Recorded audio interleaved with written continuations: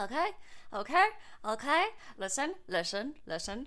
It seems like I'm late, but I swear I have an excuse. I have a reason. I can explain. I can explain. Hi, good morning. Early in reverse. Exactly. Happy birthday. Oh my gosh, hi, happy birthday. No, it is not my birthday. Don't fucking. It's not my birthday. No. It's Sunny's birthday. No, it's Sunny's birthday. And I wanted to help her with some tech supporty stuff because it's her birthday and she deserves all the birthday wishes. It is not birthday. No, it is not.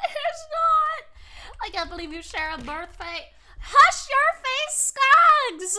We are divorced now because of you guys! How could you? Ow! What the heck? Today's the worst day ever. Ow! Moi? At least I'm assuming it was partially because of you. I don't know who was voting on it. Sunny divorced me because of you frillies. What the fuck? Hi. Is it your birthday now that you reached a 7th stream streak? Thank you for the 7th stream streak, Coley! It's not my birthday! It's not!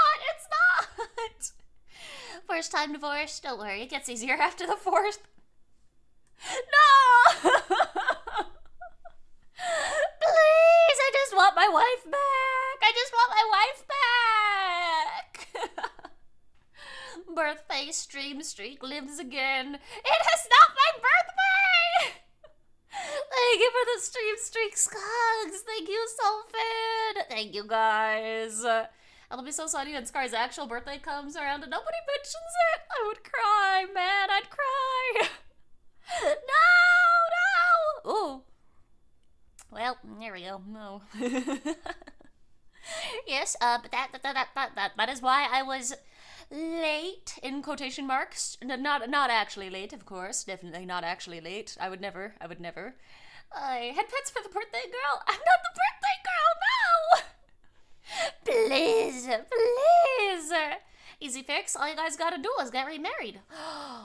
Oh, you have a point. I could make it super cute. Oh, you're onto something. I gotta figure out how to propose again. Man, is that a Skari? Where? That sounds kind of sus. I don't know about that. Hey, everyone in chat collectively agreeing that your birthday was last week. No! Oh, man. You know what? What if I just don't have a birthday? No birthday. None at all. Never ever a birthday. Ask her to be your tarnished. Absolutely. Just say, hey, you and me are getting married, and that is that. True. It'll be very romantic. You still haven't time. Tease your wife. Is it one wife enough? One wife is pretty cool. But imagine 2 wives? Or 2 of them? Yeah. And then my wives could be wives? It'll be amazing. That was merely them ordering you. Find the ex-witch wife, and give her head pats. She is both my witch and my wife. I'm not a witch, I'm your wife. Your vows again, most likely on a Ferris wheel. Aw, that'd be cute. I'm terrified of heights. Hey, Mischief! Thank you for the 30 stream streak. Thank you. If you don't have one, we should pick a day for you. How's today? No! Not birthday! It's not my birthday, it's Sunny's birthday! Wait. Sunny. There we go. It's Sunny's birthday! Well, I have one wife, many wives. True. Bluefix, thank you for the 50 streak. Thank you. We've got one wife, yes, but what about second wife? Yes! I don't think he's heard about second wife, Pip. Two would be a lot to handle. It's so worth it. Skari wants a harem. Yeah, exactly. The more the merrier. Happy birthday. It is not birthday. No. It is which day? Which birth? Which day? With which sunny birth? Yes. All of the aboves. Wives share everything. Why not a birthday? We're not wives anymore, though. She divorced me. Chat voted on what she should do, and she divorced me. She divorced me. Ow! Oh, no throwing. It's a little odd for an ace fae to want a harem. I'm ace, but I'm bi-romantic. So I don't feel like sexual, like I don't like sexual attraction. But I do fall in love with people. So yeah. I don't know if that makes a lot of sense. It didn't to me until I kind of realized what it was. But I'm bi. Skari wants a cuddle puddle. Exactly. I'm not. Listen, I'm sleeping with them. Whatever. Whatever. But I want to hold hands. I want to go on cute dates. That's what wives are for, right? Going on cute dates. Oh my gosh! Wait, what emote is that? Vixie has a mayo emote. When did she get that? Oh my gosh, that's amazing. Also, thank you guys so much for giving Vixie so much love yesterday. She is such an amazing person. She deserves so much love. Head pat line starts here. Heck yeah. Holding hands, how scandalous. For real. Skari, perfect time to Discord call her and propose during the birthday stream. True, you know what, I could. We are divorced, so I can propose again. At debut. Man, her debut was awesome. Right? It was so good. It was adorable. I was only able to be there for a little while, and I ended up just lurking for the rest of it because I had to be somewhere. But I'm so glad I was able to hang out there for a little while. She did so good. Do not attempt to categorize Skari by conventional standards. Fae simply do not work that way. True. I mean, I totally get it. It is a little bit confusing. Like, on the outside, bi and ace should be opposites. But it's like, have you guys ever heard of aromantic? It's like, aromantic people don't fall in love, kind of. That's not me. I'm ace, but not aromantic, if that makes sense, you know? I might not want to do the hanky-panky. But I do fall in love with people, you know? I hope that makes sense. Because I know, for me, I didn't know that was even possible until, many years into my adult life. And then I was like, oh, that fits perfectly. So now you have a gold upstage. Oh, gosh. I don't know if I can. Holy crap, Vixie's was peak. And holding gets you pregnant on an aunt. That's how we got our first son. It's true. Skari's an ace pilot. Heck yeah. No hanky-panky, only handy-holdy. The handy-holdy. Your arrow. Yeah! Yavel Pix! Yeah! You missed the model reveal because your doggo's DNA test came in? Oh, that's so fun! Oh my gosh! What was the DNA test for? Was it for, telling, what breeds your puppy is? That's so cute. Oh my gosh. Yay! Also, hi Sarah. Hello, Brooch. Welcome in. You weren't taken along with the raid. You were abandoned and stuck here. Dude, that sucks. I don't know why. Twitch raids are very strange. Don't you throw things at me. What the heck? Is Ace Combat a dating simulator? It should be. DNA test revealed it was indeed a doggo. It was, in fact, a dog. Wow! Incredible. My goodness. Rating on mobile is a crapshoot. Yeah, man. It's weird. You're the opposite, bisexual, but at least slightly arrow. Labels are weird. They are weird. Everybody is such a unique individual that labels help, but, people are very individuals. Yeah! I get you, Nagsor. I get you. Also, Hidson, hello! what breed it was, and it definitely wasn't the breed we paid for, but you still love him? Oh, shoot. Well, I'm sorry about that. Oh, man. Oh, but he's still a cutie either way. I am able. Labels should only be taken as approximate. Labels help, like, lightly describe. They're like very, very quick, very like skimming over the top descriptions, kind of, right? And then there's like more to it because you're a person and people are complicated. You be a good girl, you don't get paid into the end 3?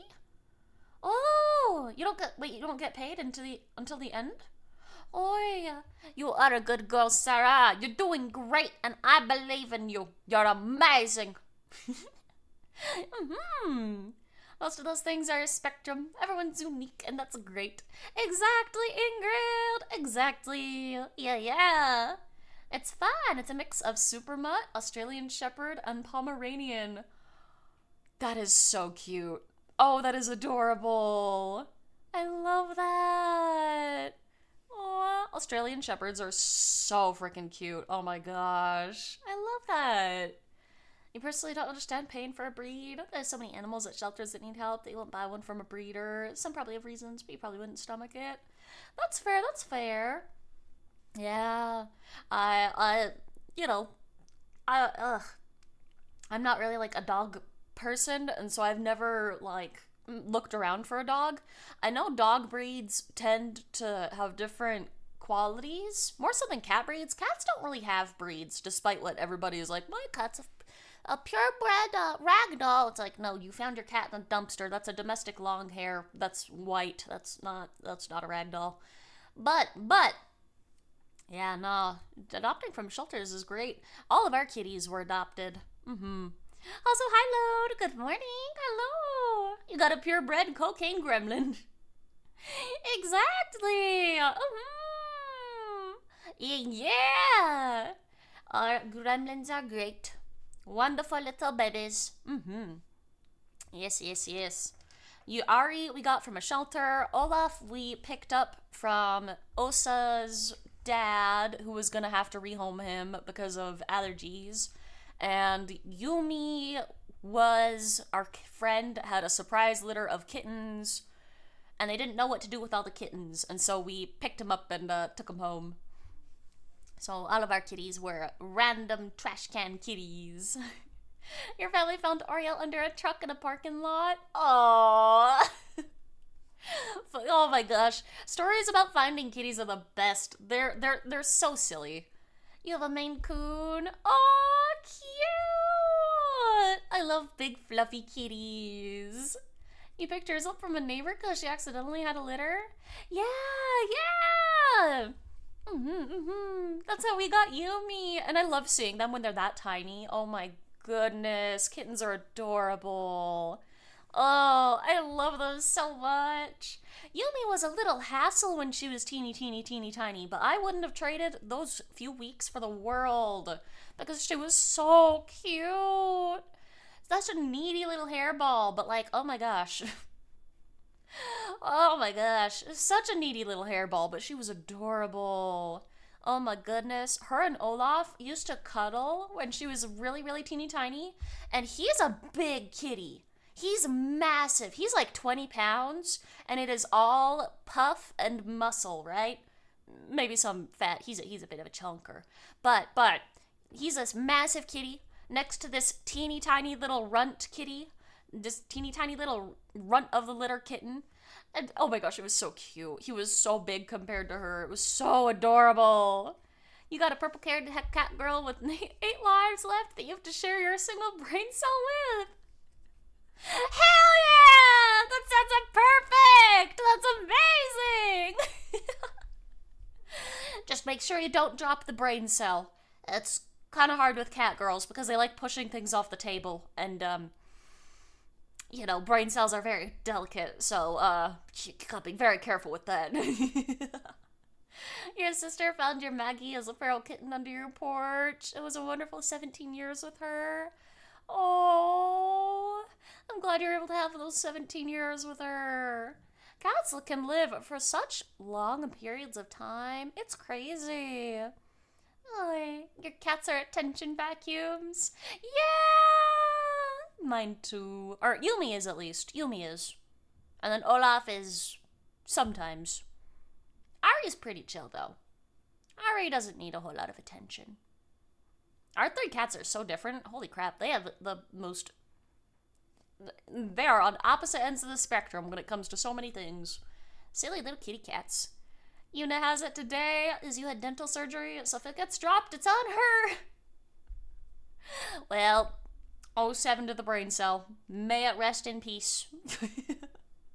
We will celebrate its life in advance, because you just know she's gonna come home and she's gonna be, so about that brain cell. I hope the dental surgery went well. Oh man, that stuff stinks. I hope you heal quick. You had your kitties for 20 plus years? Dang, that's a long time. You wish you could accommodate for a cat? Earliest, maybe like 6 years. Oh, hopefully you'll be able to get one when the time comes. They are so cute. I love them so much. Be careful she doesn't put it somewhere safe and then forget where the safe place was. That's a mood. Ooh, yeah. Yeah, that might be a little bad. Just a little bit. Oh, it went fine. Just slightly zooted still. That's good. I had dental surgery 3 years ago? I think? About 3 years ago? Maybe 4 years ago. It was a while ago. No, it was, oh my gosh, wait a minute. It was over COVID, so it was like 5 years ago. Holy crap, was it that long ago now? Oh my gosh, I had dental surgery like 5 years ago because my incisor never grew in. Or is the incisor the sharp one? The one in between your sharp tooth and your front tooth. The tooth in between those two. It never grew in. I was born without it. It just never appeared. And so I had to have dental surgery to get an implant to, have a tooth there. And, oh boy. I had a bone graft first, and that was the worst. That sucked. It wasn't like it wasn't too bad, I guess, but it was annoying. And then I had the surgery after that.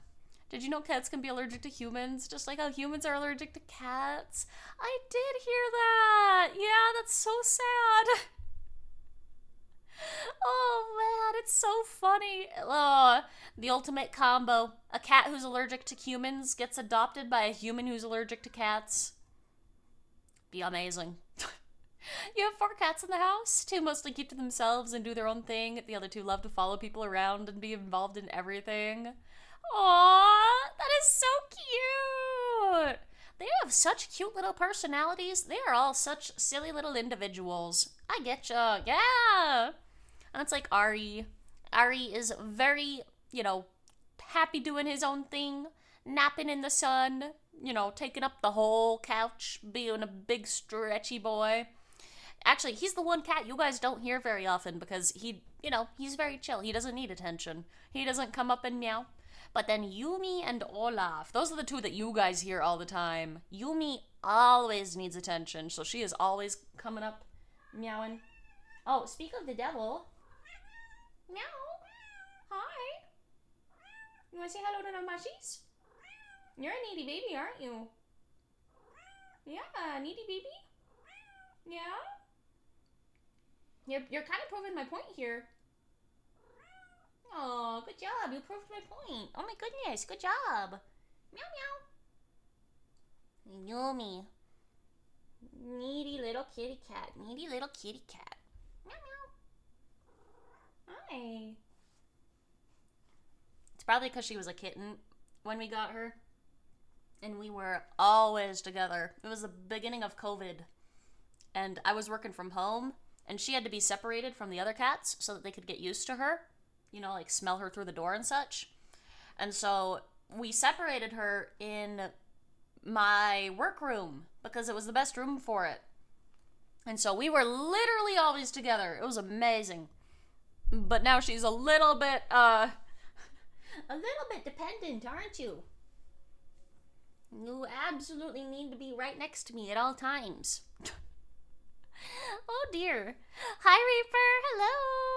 Also hello Drizzle, welcome in. You've got 12 appointments worth of dental work to go through. No idea where you're up to in that, but it was sorely needed because tooth pain sucks. Look after your teeth, mushies. Oh no! Oh my gosh! Oh, I hope those go through without any issues. Man, I'm sending you all of the best luck. Ah, teeth are important. Tooth pain is the worst. You're one who is mostly self-reliant will sometimes get very needy and loud.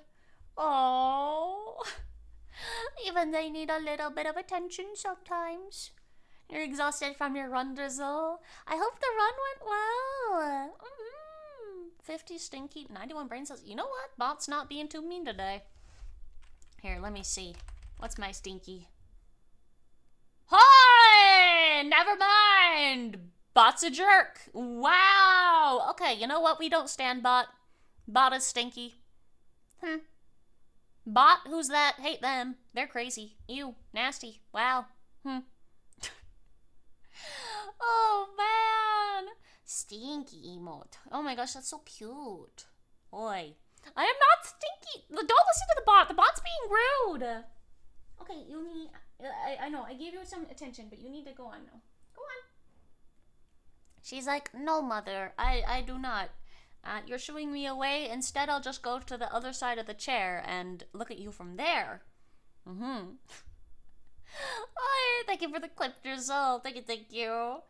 Bot's not being mean today? Totally accurate. Timer would never call anyone stinky. Praise the timer. No, we're not praising the timer. The timer is stinky. The timer is a goof. The timer needs to stop. Oh. Apparently that offended Skari so bad that she just left. Oh man. Like, you're gonna be a good girl. Wait until you get paid on April 3rd. Oh, yeah, no worries, Sarah. No worries. You take care of you. You definitely, like, don't feel pressured or obligated to do anything. Definitely take care of yourself. Oh my god, thank you for the 7 stream streak. Thank you. Bot isn't mean, but it tells the truth. I don't think so. No, I refuse this. Oh man, we are not praising the timer. No. No,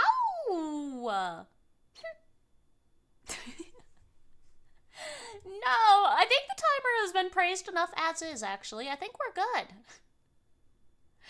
Oh man. You're also waiting for payday after you made some totally reasonable financial decisions over the last few days. Speaking of, I haven't checked Dave's pockets today. Ingrid, take care of yourself, please. No. Listen, Dave and Will are jerks, and they deserve to be left outside. Can you prove that timer is stinky?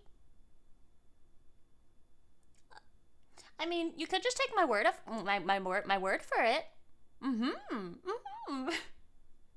Also, hi, Mick. Hello. Armorist, thank you for the 3 stream streak. Thank you. It's good to see you guys. Hello. Happy Saturday. Timer's gotten real smug lately. For real. Who does this timer think they are? Can't believe it. Side note, you're absolutely dying watching your baseball team completely destroy it today. Hey, let's go! Wait, I'm glad they're doing well. Amazing. Hey, that's awesome. Oh man, baseball is such a fun sport. Holy moly. Faye is a known liar. Lies. I have never once lied in my entire life. I don't even know how. Sniffs timer, adds 20 hours. No! Please! No! The timer's fine. Timer's totally good. You bought yourself a pricey jacket and an ungodly amount of Yu-Gi-Oh cards. The donations to the timer are mostly reasonable. Are the most reasonable. Praise the timer. Aww. Well, thank you so much. I really do appreciate it. Oh man, jackets are so nice. Oh, man. I freaking love trading card games, man. Holy crap. I have to stop myself from getting back into Magic the Gathering because that's gonna be all I end up spending my money on. More Magic cards. Holy moly. I love the game so much, though. Why would we take your word for it? You're stinky? I am not! I smell great. Oh, hey, Skari. Nice timer. It's always, timer this, timer that. Never, hi, Skari. Oh my gosh, I'm so excited to see you. How are you, Skari? Wow, it's so... I'm totally kidding, by the way. I'm totally kidding. You got out of Magic the Gathering by selling all your cards and you still regret it? Oh, I'm so sorry, another. Man, I am so bummed.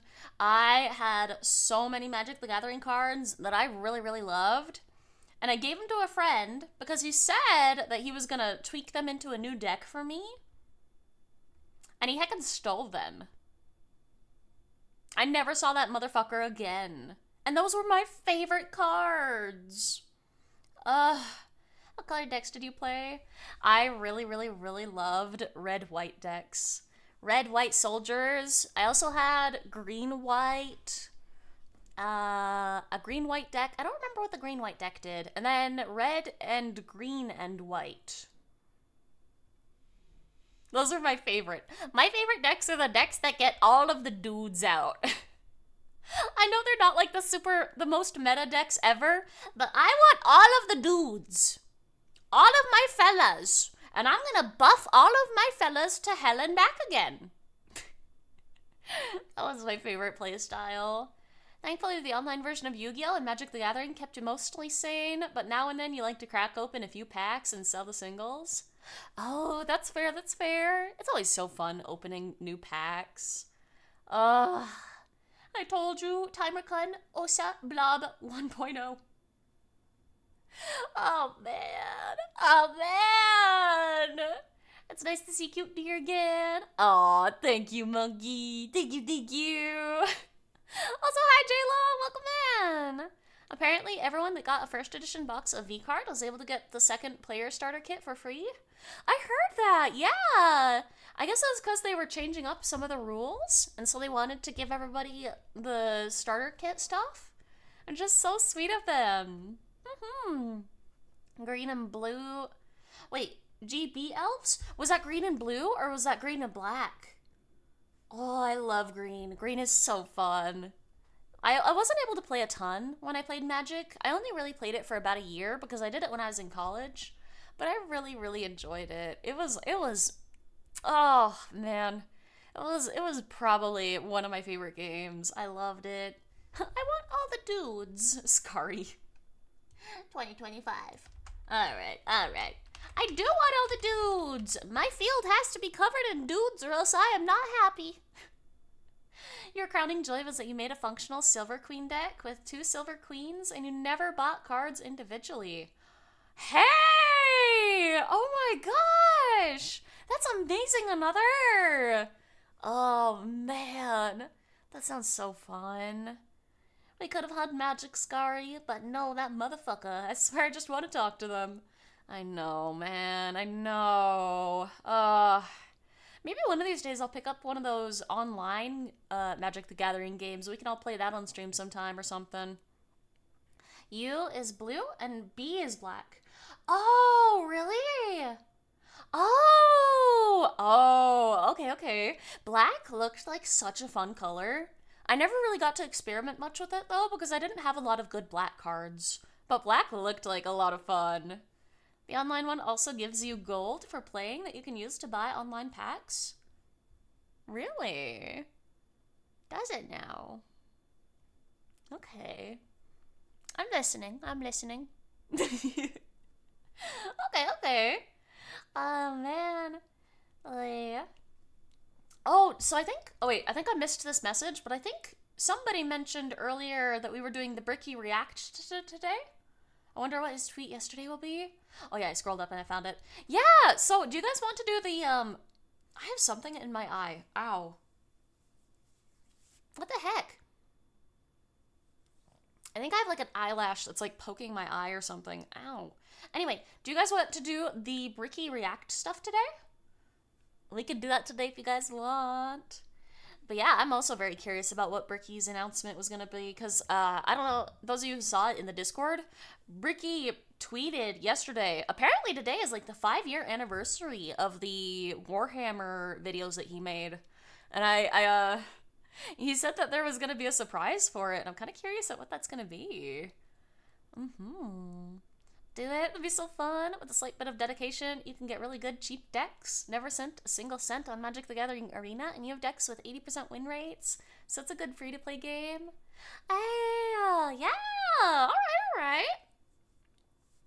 Might have to get into that at some point then. Sorry, my eyes. I think I got like a eyelash in them. Ow. You need another monitor? One for Skari, one for your hockey game, and one for video games? Aw, heck yeah! Man, I feel that. Not enough space. Things in the eye are the worst. You never got a sty. You ever got a sty on your eyelid? Horrible. I have not. Oh wait, maybe. I think. Is that like? I've had it where I've gotten like a little sore where the eyelashes are. Those hurt. Those hurt so bad, man. Yeah. You mean you don't have Skari stream open on multiple tabs to have her on every monitor? Shake my head. Could you imagine? Oh my gosh, this goofy little blob wiggling on every single monitor. Heck yeah. It's like a little tiny bump on the edge of your eyelid and it rums your eye when you blink. Yeah, that! I have had those. Those are the worst. Thank you for the hydrate spam witch. Thank you. Here, 1 second. Let me shake my... Shaka. I'm drinking Red Raz and Sploosh today because I forgot how good this combination is. But my Red Raz is pretty old. And, it doesn't, like, mix, like, super well. It kind of becomes, like, powder again on the bottom of the shaker. And so I have to shake it every time I try to drink from it. But it's, like, one of my favorite flavors, though. It's, like, a really good raspberry. And it goes so well with Sploosh. Oh, my gosh. I love it. I'm almost out of it. You guys have multiple monitors? No, you should really get a second one, but money. Yeah, that's very fair, Nogsor. I feel like if you stream, you can do it with one. You absolutely can. There are some really amazing people who do. But it's so much better to have two when you're streaming because then you can have OBS and like your chat up on the second monitor. It makes things so nice. I've even been thinking of getting a third monitor just so I can have like Discord and maybe a few other programs up on the third monitor. Oh man. But that's not gonna be for a while. You got Skari on your phone, Summoning on a tablet, and Mythbusters on your Xbox. Aw, hell yeah, Tramp! Let's go! Birthday Witch! Oh my gosh, I love her so much. Oy. Some people are born with their eyelids a little inverted, so their eyelashes rub against their eye? You get it from having long eyelashes that curl wrong? Oh man, I never knew that. Oh, man, that sounds like it would hurt. Oh boy. All right, let me take this drink. Oh.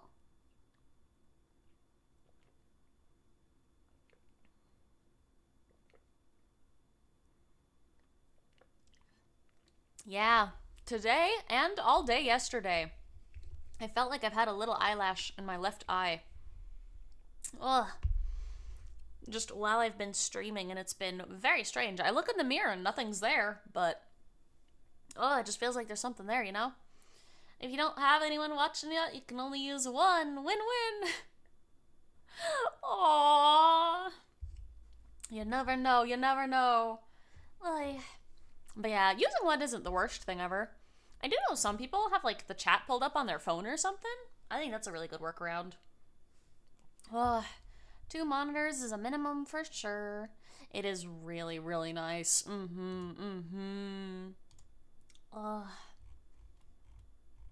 Let's see.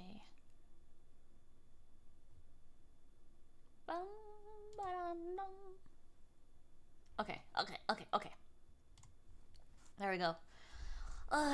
When you stream, you have a dashboard open on your laptop, but they're not connected and it's inconvenient. But before that, you should get a better audio setup and not your old headphone mic.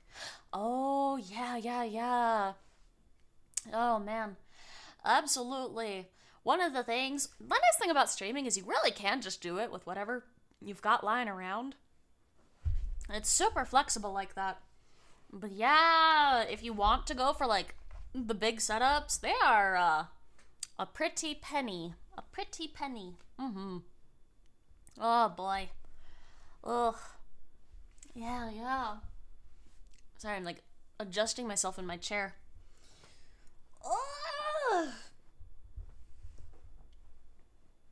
I have my 2 monitors. I've got my mic. I'm big chillin'. You got the cheapest second monitor that you could find just to monitor OBS for streaming. Yeah. It's so nice to have it up there. It's so nice. I don't know how you guys do it, how the people with only the 1 monitor do it. I could never. Oh, my chat's on my second monitor. And then, I got my game on my first monitor. Or if I'm not actually in my game, a lot of the times I have VTube Studio open up on my first monitor. That way I can see what the blob doing even better. Back with your Beppis. Hey, let's go. Also made a PB and honey sandwich. Oh, man, I love that so much. That sounds like the perfect Sunday lunch. The annoying thing for you is that you'd actually pay to watch sports, but you'd have to get broadcast TV to watch the blackout games, so that's not happening. Oh. Man, I'm sorry, that is annoying. Ugh. So many hoops to jump through. Welcome back, Eva. Fuck you. Oh no. Big oof. Oh no. It's also pretty cool how easy it is to get stuff like PNG tubers set up. Basically drew a mouth on the mushy you drew and boom, talking mushy. Heck yeah! Let's go! Oh my gosh, that makes me so happy! Oh! I'm glad you were able to use the mushy nag solar. Let's go! Yeah, PNG tubers are so nice and easy to set up. They're so good. Oh man, I'm actually a little bit jealous of people who are just now starting to VTube because there are so many amazing customizable models that are coming out lately. Oh man, they make me melt. They're so pretty and there's so many of them. It's so cool. I love them so much.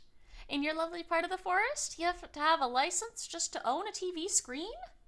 Really? Holy crap! That is so odd! What the heck? Oh man, I'm sorry, Ingrid. Oi! Licenses are stanky. I think you should take the TV and you should bury it underground and then watch all of the silly little VTubers on it. Yes, underground VTuber watching. Oi, SK, hello, good morning. You're not stinky today? Proud of you. Let's go. That quote is never not gonna be hilarious. It's so good. It is so good. It's such a good quote. The only reason that you're able to keep up with baseball is because you watch it's because T-Mobile has free mobile TV. MLB TV. Blech, I speak English. Great. Really? That's awesome. T-Mobile has been pretty good. I've used it. I can't remember if I'm still using it. I think I am. But yeah, they're super nice. They used to give you free Subway subs like every Friday or something if you had the rewards app. It was awesome. Oh my gosh, it was so nice. We're on T-Mobile. Do they still do that, Osa? I don't think they do anymore, do they? No more free subs? I want a free sub. I like Subway subs. Well, they are a health hazard, but I want one.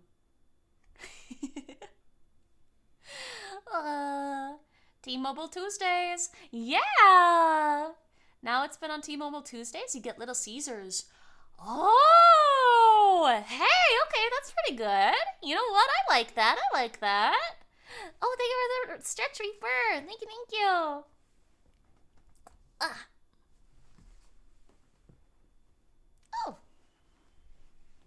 Oh, man. Thank you for the stretch. Subway subs were good until they stopped selling the hot pepper relish. Now you have to take the sub home and add it yourself. Oh, man, that's the worst. When they discontinue an item that's like your favorite thing on the menu. Frickin'... Was it Chipotle? One of those places that make those really, really, really big burritos that are really, really, really good.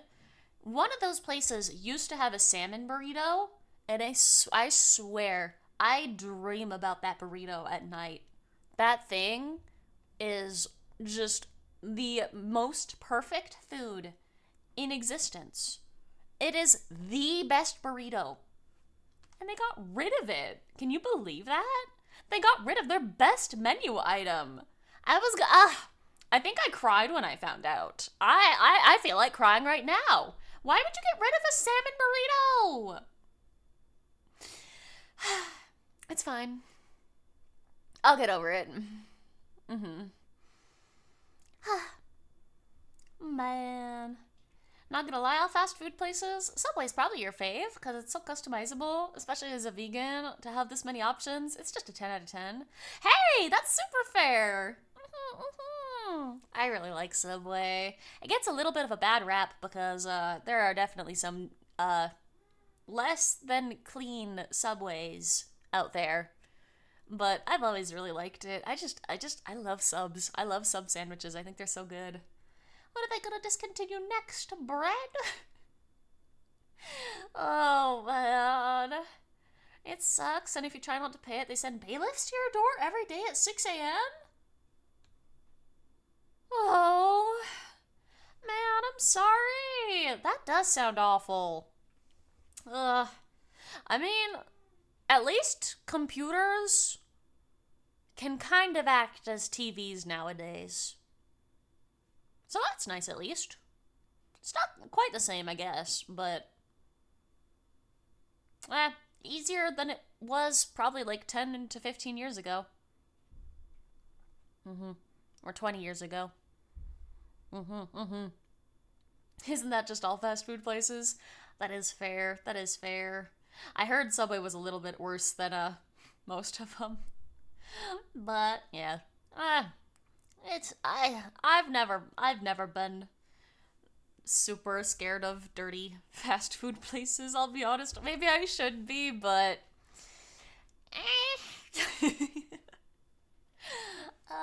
years ago, McDonald's sold this limited time burger with candied onions on it, and it was godly.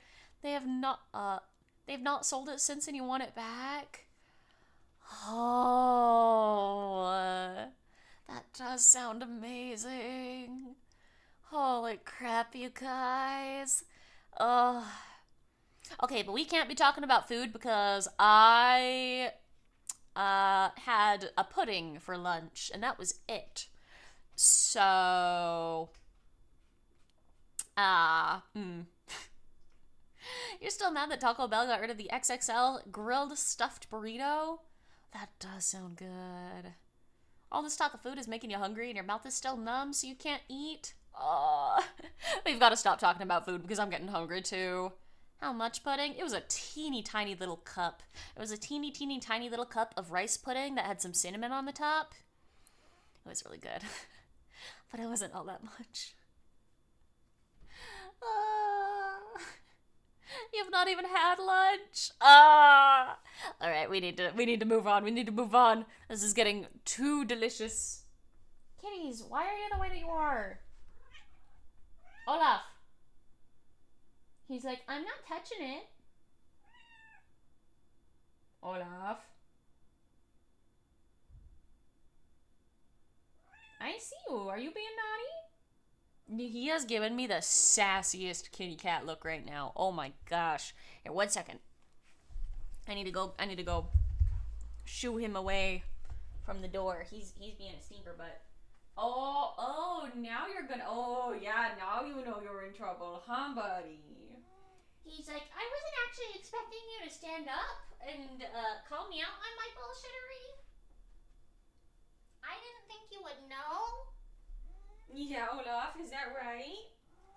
I wasn't expecting you to actually call me out and catch me for being a hooligan. I was just gonna give you a little stare from the back of the room and be sassy. Heckin' kitty cats, man. Kitty cats. Oh. Remember that scene in Pan's Labyrinth where the table is set up with all the food in the nightmare world? It would be dead. You'd eat all that food. Say, Mifa, I have no sense of self-control. All of the food. That was for Bird Brain. Why are you throwing things? Why? Humph.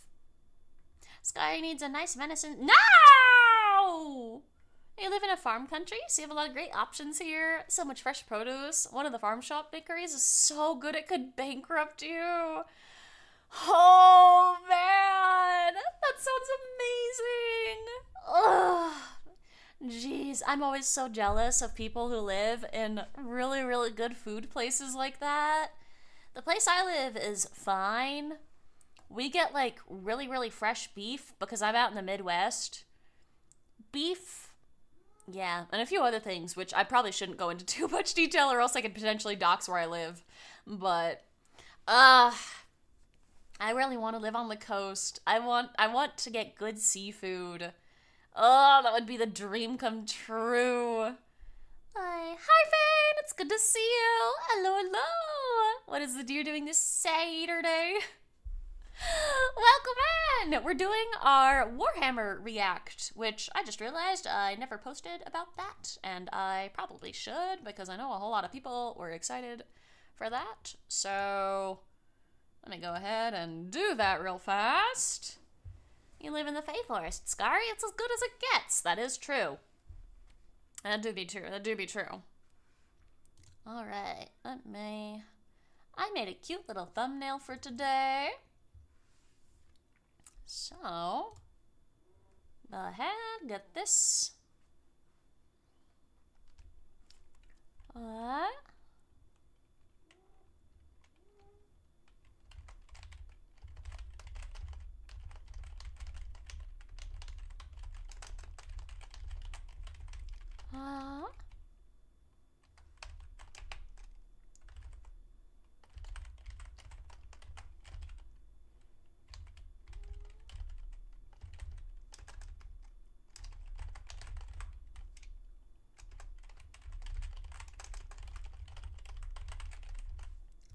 Okay, almost done.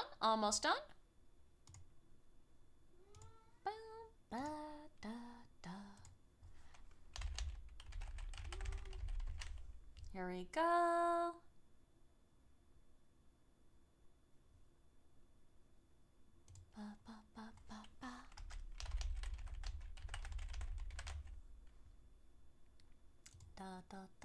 Okay. Sorry about that. I made this cute little thumbnail, and I should probably actually use it. I don't do a whole lot of going live posts on Twitter or Blue Sky, but I've been trying to be a little bit better about it. I don't think every single time I go live needs a going live post, but for special occasions like this, I really want to, have those cute little thumbnails and stuff, just so people know.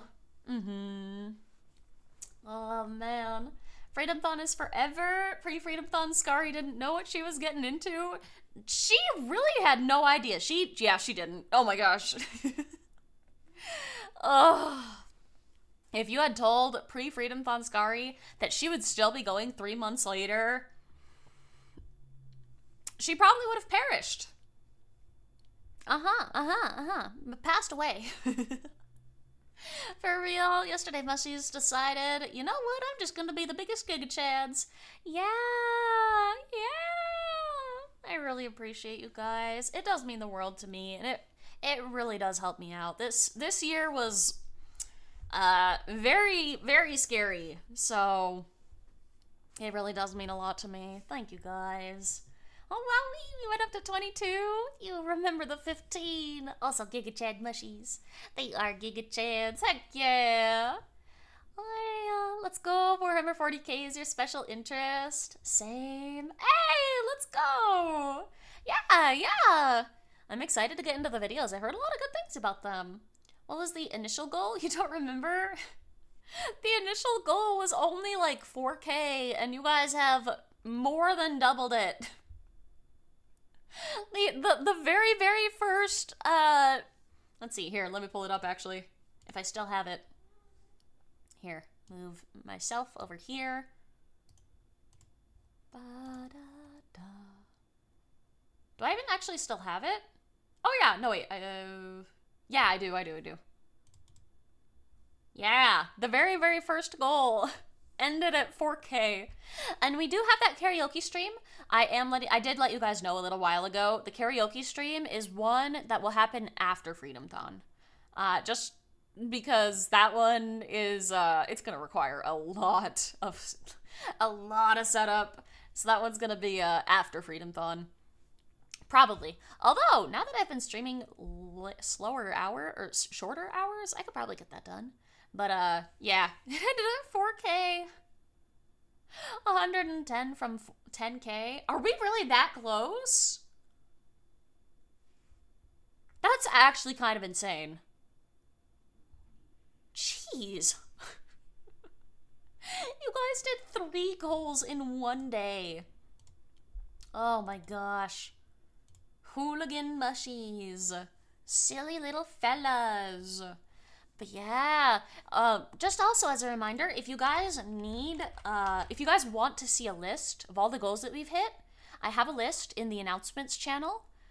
I think it is updated. I think I updated it last night. So you go to the announcements channel, click on the pinned messages, and then the list of all the goals that we've got is right there, and it says whether or not they're completed and everything. So that is there for you guys. But yeah, I'm going to be working on getting those completed. I do really appreciate your guys' patience with me because we do have a lot of goals to go through. So I appreciate you guys. How's the port after 10k looking? Guys, I can't make another one. I can't. I'm just pretending like that it doesn't exist. It really, definitely. I just pretend like it doesn't exist. Still haven't beat Nameless. Yeah, that's because our Dark Souls is broken. I've had to go through the game fully twice now. I've lost both of those save files.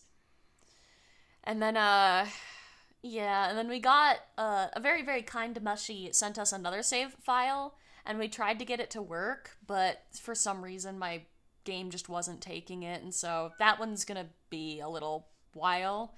Again, because I have to go through the entire game for a 4th time! I love everything. Chat confession stream, not completed yet. Beating name is clean, work in progress. Hot Ones collab, work in progress. Yeah, some of these are works in progress. Yeah. Pre-Freedomthon Skari 10k is real. It is inevitable. Pre-Freedom Skari would have cried. Freedomthon Skari has cried. Oh. Yeah. Skari graphic novel, Skari art book. Oh, those are a lot of money. Like a lot of money, because you gotta get commercial rights for every single art piece. Something like that would be amazing, though. We're 110 away and have 22 hours on the clock. Be realistic. Listen, you silly little shroomies. Look at this. No, look. Look at that! Look! No! Ingrid! No! Haven't seen the timer move in a while. Bits for the timer god. No! You put those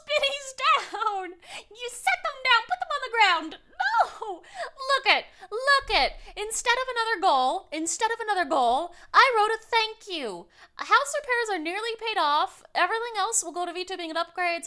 Listen, all of the garbage that the ex-company dumped on me is taken care of. Most of the house repairs, done. Most of my medical bill, like, they're done. We're done. We don't have any more goals. I even put it down here. I put it down here. Freedomthon. Last goal sheet for the mushies. Last goal sheet. Ah!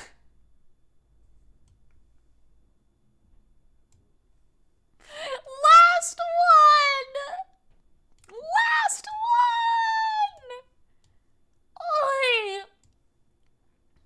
Oi. You can't make me a liar. You can't make me a liar like that. No. Last goal sheet. Like every Final Fantasy is the last Final Fantasy. I hate that reference. I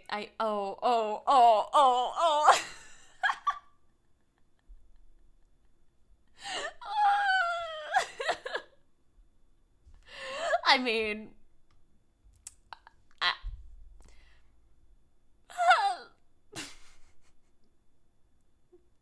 you know what they say, there's your plan and then there's the mushies plan. Oh, man. Ah! No! Okay, so we had last goal sheet, but what about second last goal sheet? You guys are too funny with these. You need to stop. Please, not the Final Fantasy and the Lord of the Rings references. Those kill me. No. Last goal sheet 7 is gonna be fire. Oh, wow. Skari is gonna collab with Iron Mouse on goal sheet 7. What's that? Choo Choo looks like a hype train. No, you are pushing us closer to the end of the sheet. We can't get any further. We can't get much higher. So how's your AC, Skari? My AC is fine. No, you listen here. It was a false alarm. My AC is fine. We turned off the AC. We turned it off. We left it overnight. It thawed out, and it was fine the next day. My house is cold right now. It's freezing right now. The house is... I am an ice cube. I am Ice Cube Faye. The AC is fine. It is fine. Or luncheon goal sheet. Dessert goal sheet. No! Oh, no! Choo Choo motherfrickers. You're a motherfricker! No! I'll frick your mother! I'll frick her real good! Ah! Do not look at us so. A smile better suits a blob. Did you just... You did not. You did not. How dare you? How fucking dare you? Grounded. You know what? You're grounded for that. No. How dare you?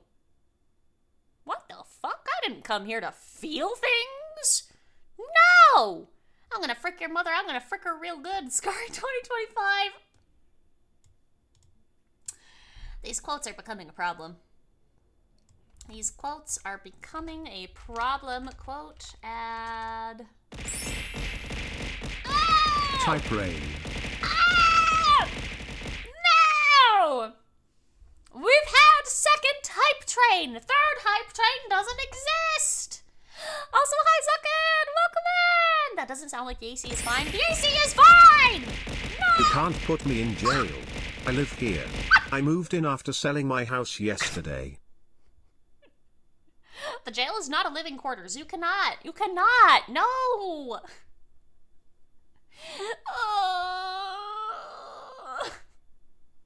You cannot move into the jail. I'm sorry. No. I'm kicking you out so that you can get put back in there. You're not allowed to move in. Nope. Sorry. Too bad. Too bad. Mushy's getting thrown in jail. Mushy's being kicked out of jail to be thrown in jail. Yes. It makes very much sense, I promise. Not allowed. Sorry, try again. Oi. I see how it is. I sell my house to the timer. Then you kick me out my new home. So long, mushies, it's going to be cold night.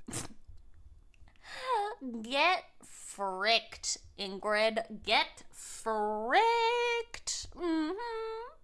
Yep. I guess you really shouldn't be throwing these biddies then, because I'm a terrible human being. And I'm a terrible human being who is throwing mushies out of hearth and home. So you guys should probably be like using these biddies to buy a new house that I can demolish again. I think that's what should happen. Skari, can we get a swimming pool? No! There's a perfectly fine pond in the forest. You don't need a swimming pool. You throw mushies, we throw bits. Perfectly balanced. Perfectly balanced, as all things should be. Ah! Real viewer shit hours. Don't need a house with this level of viewer shit. Viewer shit! It's so cold. Mushies. May you ever walk in the light. Oh no! We're losing Ingrid! They're perishing! Ah! Monopoly, money, go. No! Do not pass go, and do not collect $200. Oi! You put down those guns! No! We do not need viewer shit right now. Viewer shit is one of my favorite things that have come out of these streams recently. Viewer shit is so funny. Can we get jetpacks then? No jetpacks! No! No jetpacks, no pond, no roofs over your head. It's gonna be a cold, hard night, as Ingrid is demonstrating by dying in our chat right now. Someone should probably check on them. Well, you're not a human being, you're a fae being. The rains have ceased, and we have been graved with another beautiful day. But I will not be here to see it. Someone needs to check on Ingrid. I'm apparently really talented because I just dodged all of those biddies. Holy crap, you guys broke it! You broke it! Ah! I fixed it! It's never gonna be cold in this forest, for we have asked Scarif to burn Chiel 100. You can't just burn all your problems away, please! I refuse, Ingrid won't die on my watch. I love all the 07s. 07, Ingrid, it was nice knowing you. Ah! This is Thancred. Ingrid is okay. When did he get here? Wait a minute, hold up. They're alive! Let's go! Now we can repurpose their house again for more funny tee-hee-ha-has. If we all burn our problems away, we have no more problems.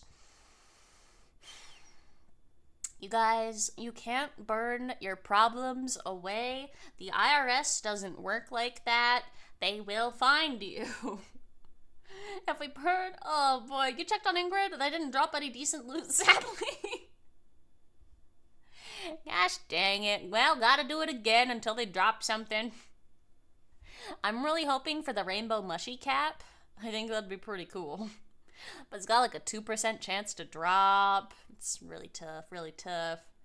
94 points go to Skari. What'll he get after 10k and 15k and 20k and 50k? No, we're not going that high! No! We are not. We are not. And we'll have new problems, which can then be burned away, and then the cycle will go on and on and on and on. No! The IRS is made from humans, and humans do in fact combust. You cannot just... Ah! No! Ah! Ah! Is it financially sound to toss 100 bits over and over? No. It is funny, however, for TTS speak. Chaos control! That is true, that is true. The Kronk voice is a little too True, good. the only loot I have is all these cans of fuels and lighters. I'm sure the mushies don't need common loot like this. Hey, Ingrid, so do you want to move back into the jail? And I can give you like a blanket and like some chicken nuggies, probably. I think that'd be good, right? No mushy out in the cold kind of deal. You know?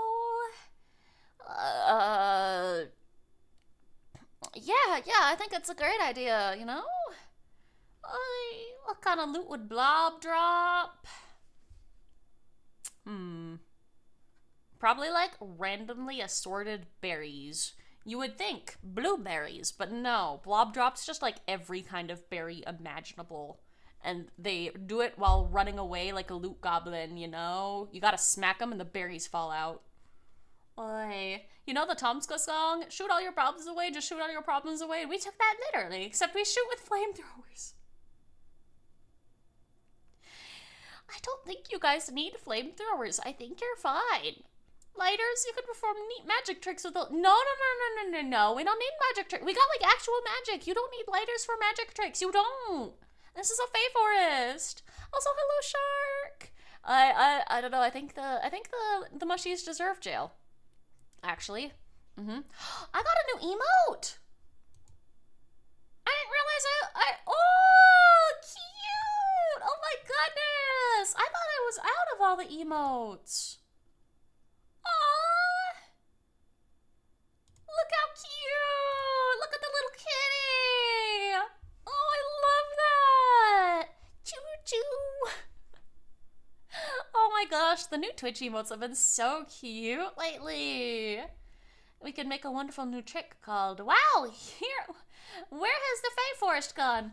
Please, listen, I know we were just joking about getting rid of all the mushy houses, but like, we don't want to actually get rid of the houses. No! 89 points to go, and then we go for 20k. No, we're not, no. 20k is not a goal. It's not. Hi, Sino! We're Happies! Yeah, we're gonna be doing a react here pretty soon. I'm so excited. The mushies have been hyping it up, and so it's gonna be a good time. Welcome in, Sino! Hey, Skari, watch this. Juggles lit torches. No! Stop setting things on fire. I turn over. Time to behave so you can escape jail. Okay, you guys can come out. I thought you lived in jail. Am I being lied to here? Skari needs a new room for her new water park for herself. No. We have a pond. We don't need a new pool. We don't need a new water park. We don't need new houses. We don't need anything. We're good. Oy, 20k is a new goal, so 30k, 40k. No. We're good. We've hit all the goals. All the goals are done. No. Your mushy homes are being cleared. Getting rid of all of them. All the mushy homes. Wait a minute, is that a heckin'? 100 kitties fund. 100 kitties? Is that a heckin' Emperor's New Groove reference? Empress Skari needs a new water park. So, unfortunately, all of your little homes on top of this hill are going bye-bye. I love that movie so much. We do not need 100 kitties. Where are we gonna put them? No. Oh my gosh, I love that little dancey emote. Little crocodile is so tonky. Oh, we need more fire emotes? No, we don't. No! Skaritopia! Heck yeah! So we need 101 kitties? No, this is gonna very quickly turn into 101 Dalmatians, but kitty version, and no. You're telling us you need more space for cats?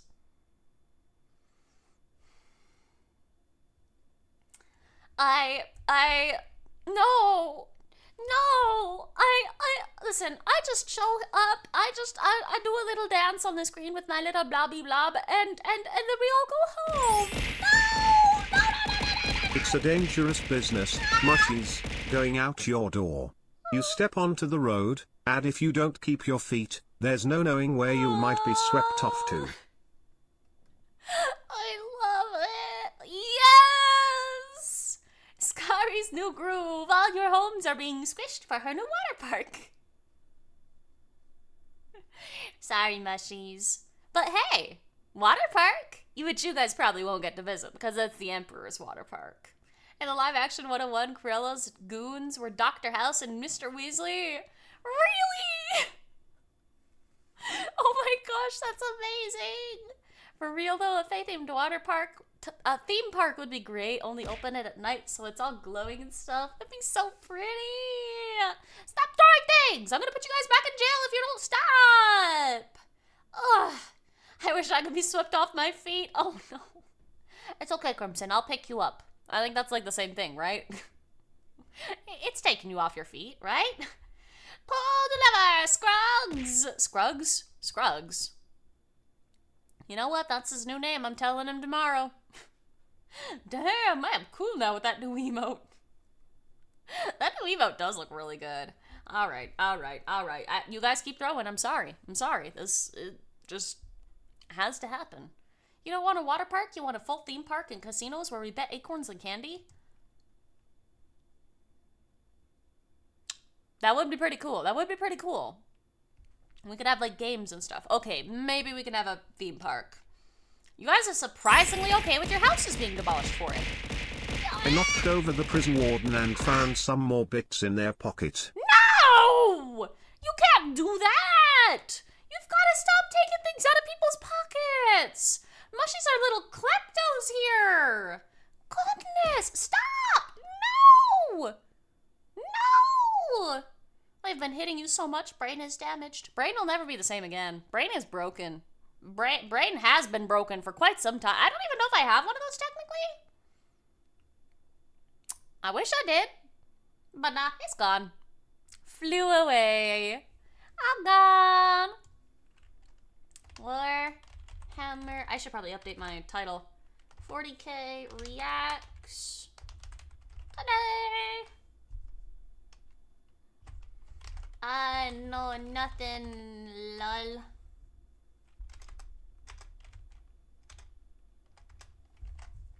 There we go. Fixing it. Aye! No! Oh, a penny! No, stop! We want loot? Okay, but you can't steal it! Little mushy kleptos here! We don't think of it as gambling, we think of it as celebrating fake culture of trickery in games. Okay, that would actually be really cute, though. That would be, okay. Well, okay, but now I can't stop thinking of a fae-themed park, and all the mushies running around playing little games, and being little tricksy little shroomies. Okay. I kind of love that. 15k, Skari and Sunny have a wedding to each other in-game. Oh, okay, that's a cute goal. I kind of like that. I do have to propose to her all over again since she divorced me today. We gotta add the mind break tag now. I don't even know what a mind break is. I don't got no mind to break. It's gone. Exciting. You love 40k. Yeah, it's gonna be so good.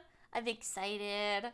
Drizzle was super heckin' sweet to you guys. And I did double check with him before I made this new sheet. I double checked with him. I said, hey Drizzle, if we reach the 40k goal... No! I found some bitties in the wall after I finished digging out the air conditioning grate. No.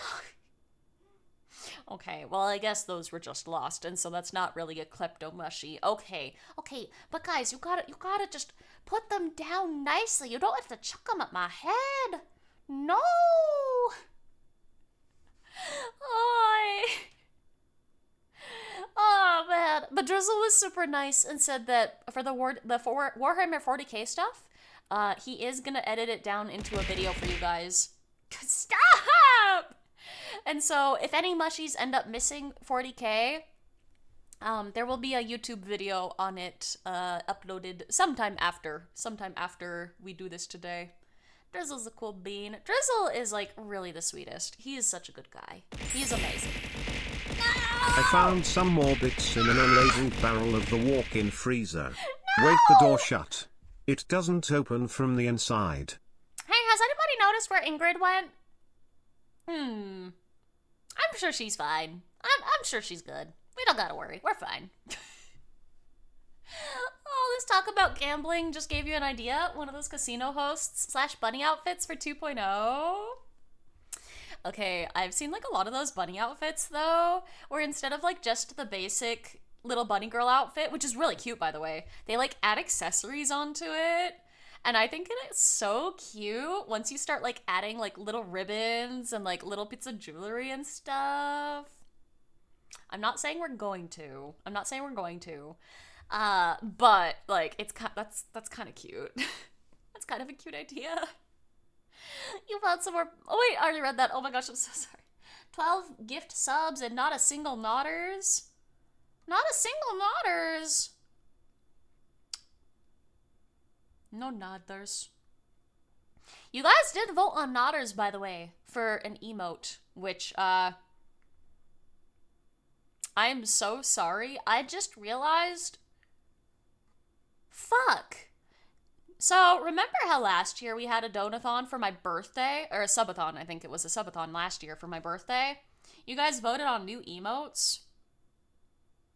Heckin' Nodders won. It won for 2.0. And then because of all the company drama, I wasn't actually able to debut my model last year. You guys have been waiting so long for that. I am so fucking sorry. I guess I shouldn't apologize, because you all know it wasn't my fault. It was heckin' company drama. But like, dude, I feel bad. What the heck? Well, I guess that's another emote that you guys know is coming, because that one has been on the list for quite a while now. I'm sorry, I just realized. Fuck. Yeah. Hi. Back when you weren't a Nodders believer, but you have been converted. Nodders are great. Nodders are great. That emote has been done for so long, by the way. I use it in Discord DMs with people who have seen my 2.0 model. And it's a really cute one. You guys are really gonna like it whenever 2.0 actually gets here. Holy moly. I'm so sorry. Bunny Artoria? Hey, wait. I wanna see. Bunny girls are cute. Bunny girl outfits are adorable.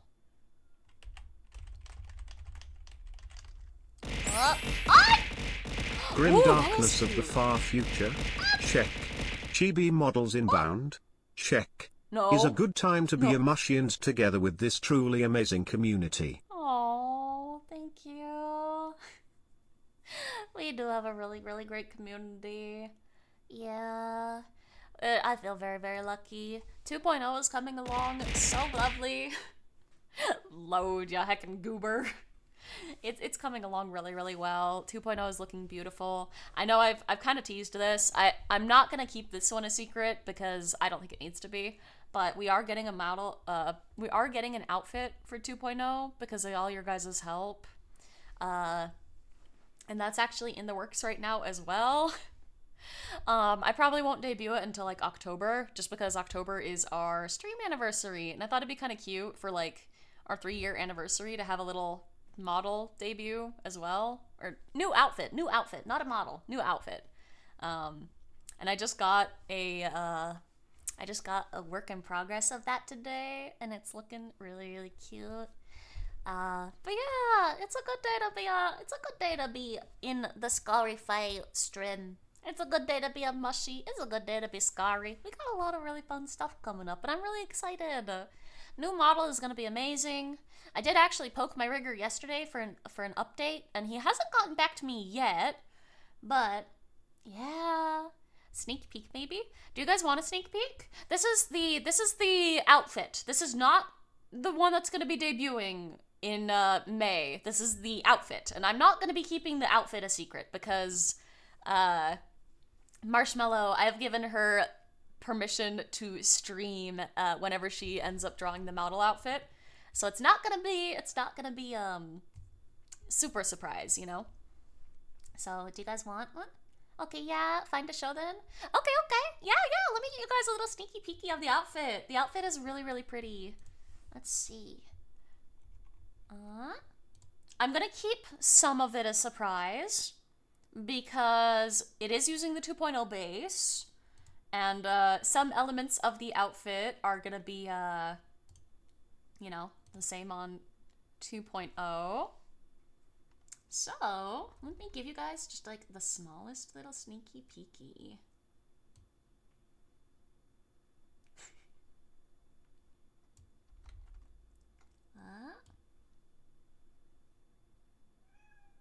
Oh, why didn't that work?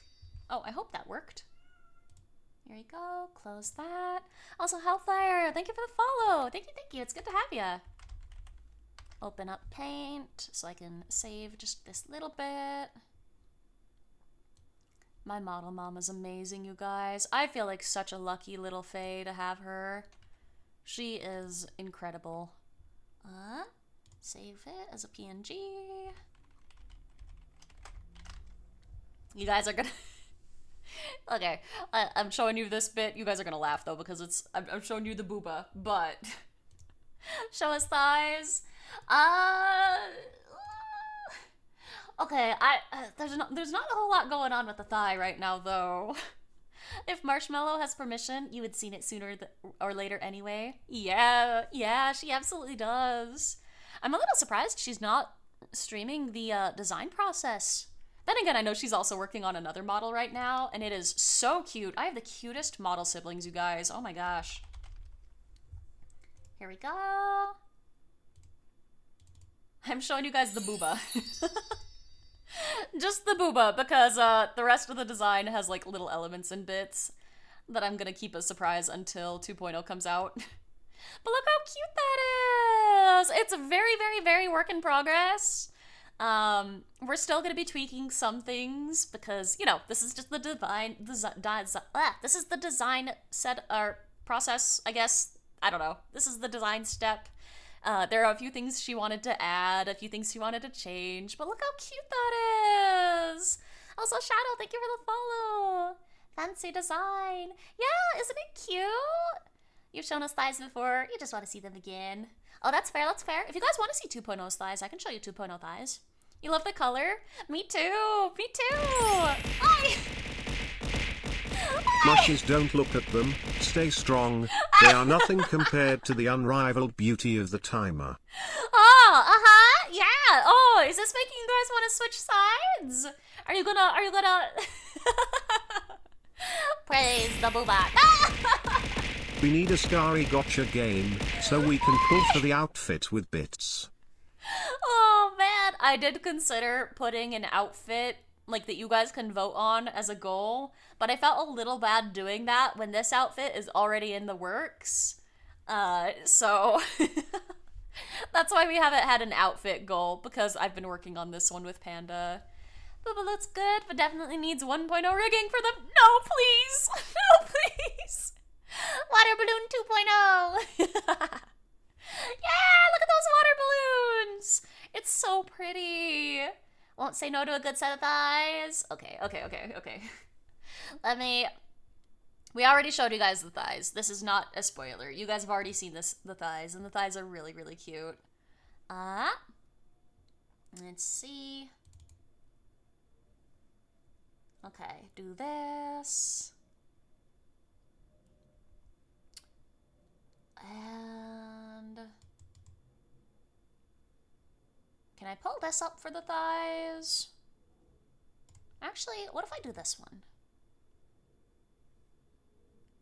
Do I have a picture of just the nude base? I do. Okay, you guys. Okay, I'm gonna hide this really quick. I'm gonna see if I can do this like sneaky like. Okay, I will show you guys the thighs. since it's not really a spoiler. The thighs are gonna be mostly covered up. Oh no, wait, why isn't it showing? Oh wait, where'd it go? Do I have to save it as something else?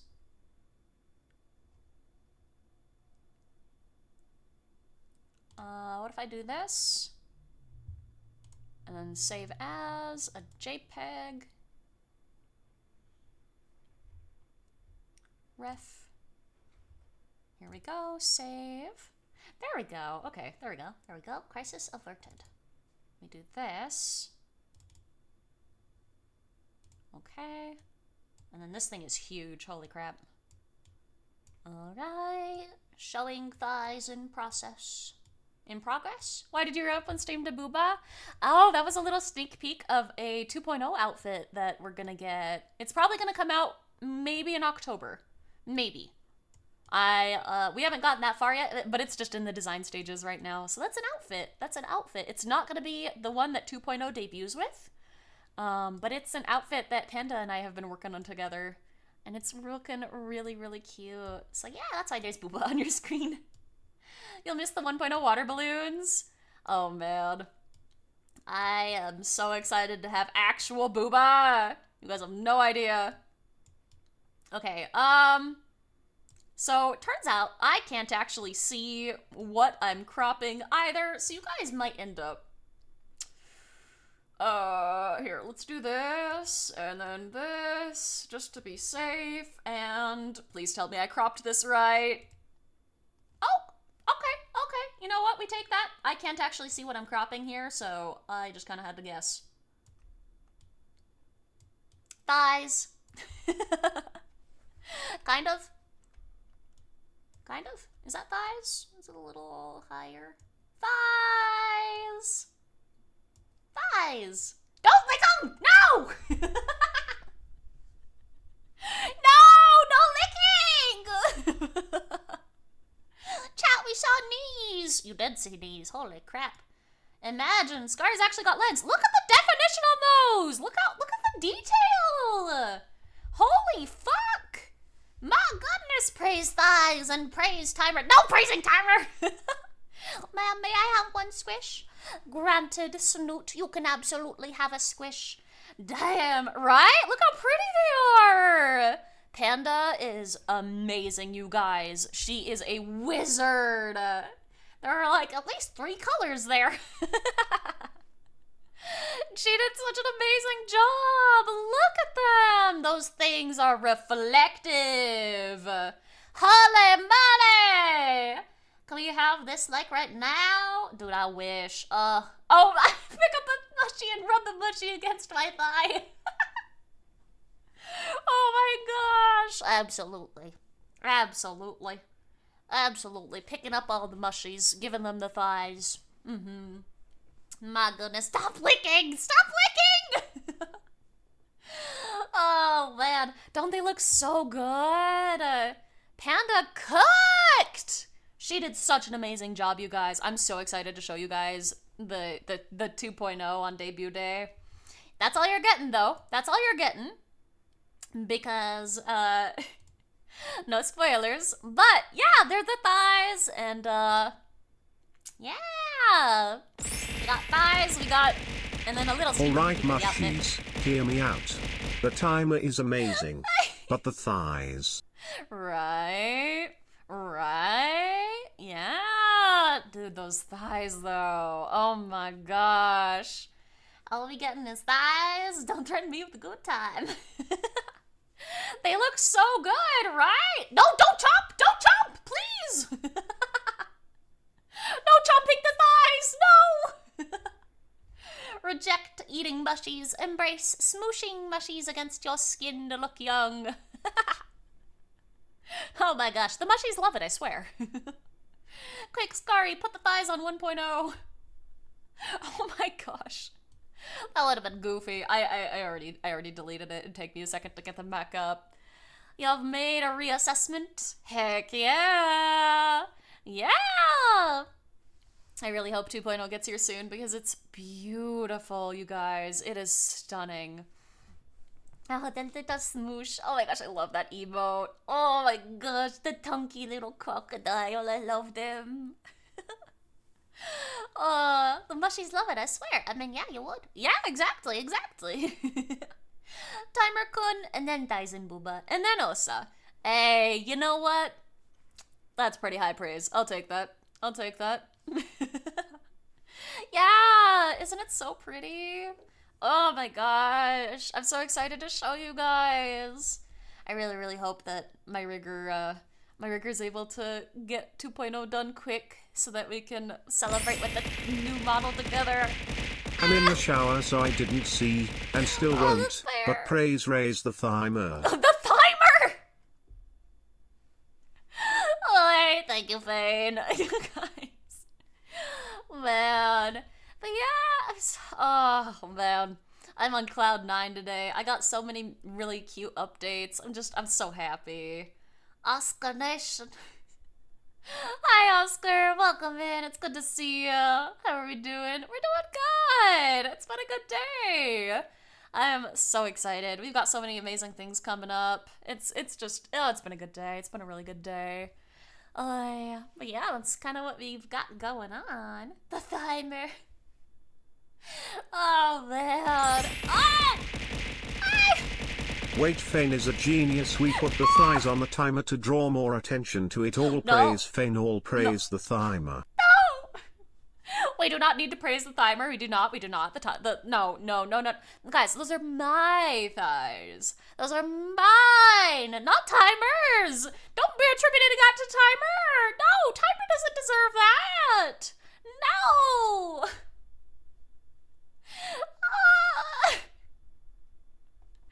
How dare. Humph. No. No. The leggy emotes, my goodness. Whenever you look at that timer and it's at 22:47, oh, it is 22:47 for the whole stream. Yeah, it hasn't really moved a whole lot, has it? It's been very funny. Communist Bugs Bunny meme, our thighs. No! They're mine! You can't have them! Based. No! No praising timer! No!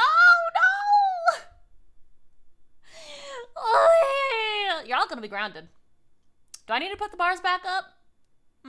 Is that what you guys want? Oh, man. If we do hit the chibi goal, by the way, don't you dare. Wow. If we hit the chibi goal, there was somebody on, I was gonna say Skeb, but it was VGen. Somebody on VGen who did this adorable, Fane, I'm gonna pick you up. I started a new cult, Skari, No. to your maze. We don't need new cults, please. No new cults. No. Did Skari just say if? Yeah, if. No. Hit the chibi goal. Say less. No. Oscar Nation gonna lurk for a little bit. Good luck with stream, pretty lady. Thank you. I appreciate it. Thank you guys for stopping by. It's good to see you all. No. If. Yes, if. No, I'm not challenging. No, I'm not. It was just a phrase. It was just a sentence. It was a word. There was a thought attached to it. No. I hear we're swinging Warhammers. Yeah, we are. Hi, Zagreat. Welcome in. Yeah, we're probably going to be getting into that pretty soon. Probably within the next 15 to 30-ish minutes. Yeah, it's good to see you. Welcome in. I have never I have never, done anything Warhammer related. It's going to be interesting. Careful saying the word cult. Crimson collects those like Pokemon. There is no Thymer cult. There is not cults! Crimson, calm down! No! How long is the Warhammer thingy? It's about 2 hours, I think, from what I saw.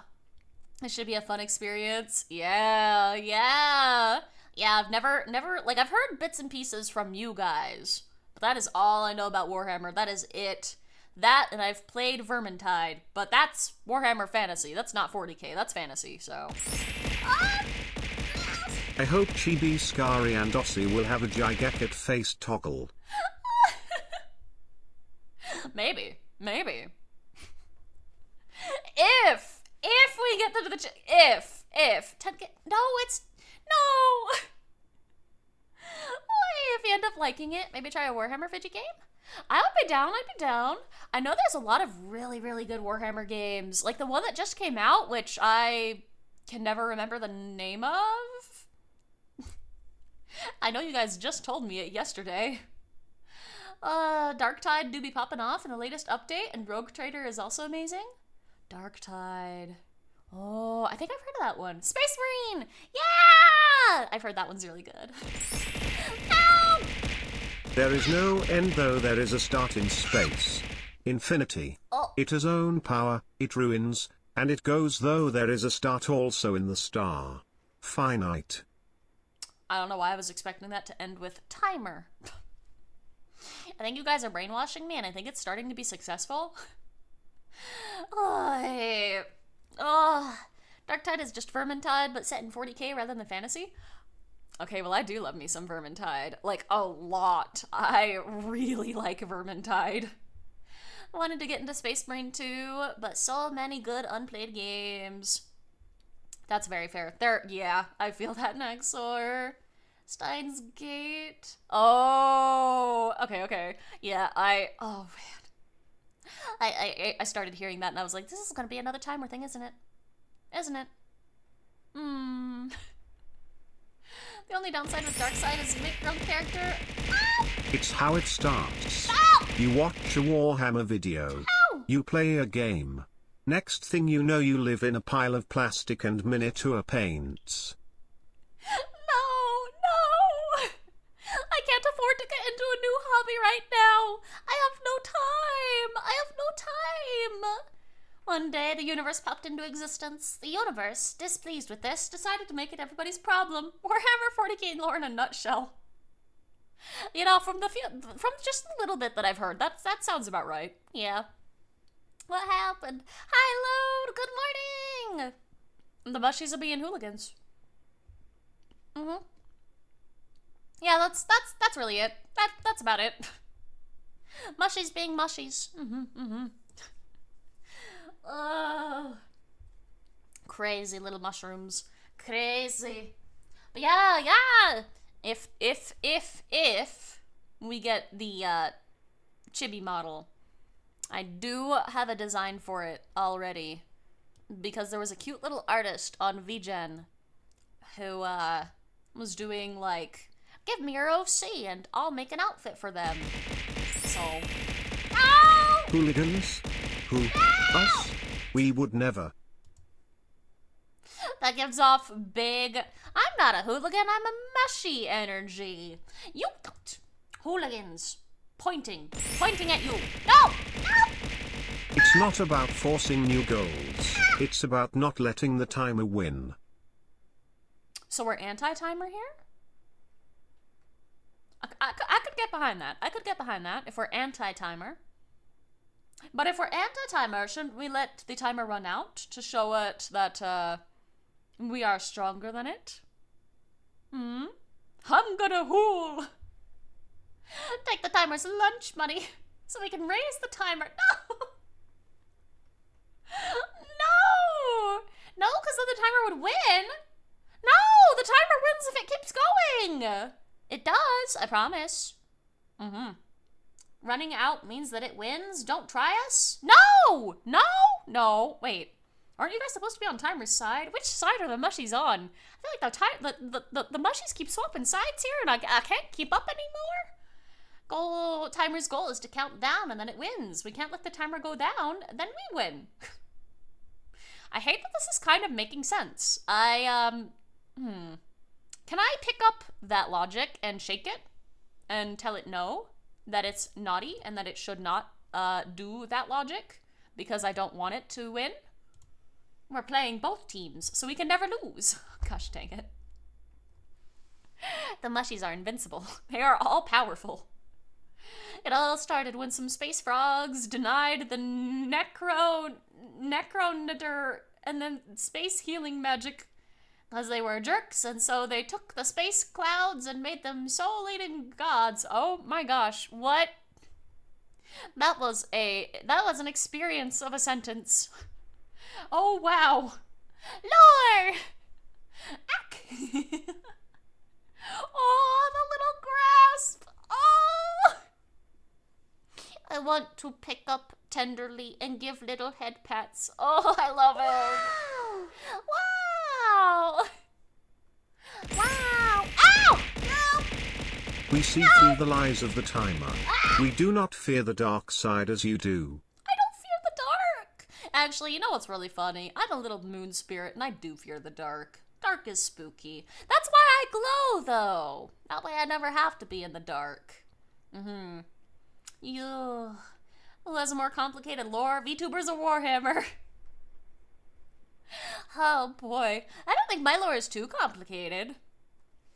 I say that, and then, I could probably write like a little novel about it. Oh dear. Skari is a nightlight. Yeah, you glow? I do.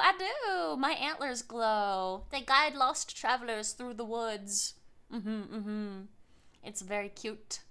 Logic is too big for you to pick up, short ass. I'm gonna punt you, bird brain, into the clouds. You better get your parachute on very quickly because I'm rapidly approaching your destination. You would never follow the double-digit liar Slanish, however. Not double-digit. Man, I am timer-brained, aren't I? Oh, no. You really would like to finally write your novel, but there's always something that holds ya. You should do it, Yuka! You should do it! Get started! I believe in you, Yuka. Yeah. You're rapidly approaching your destination, so you're rapidly moving away from you.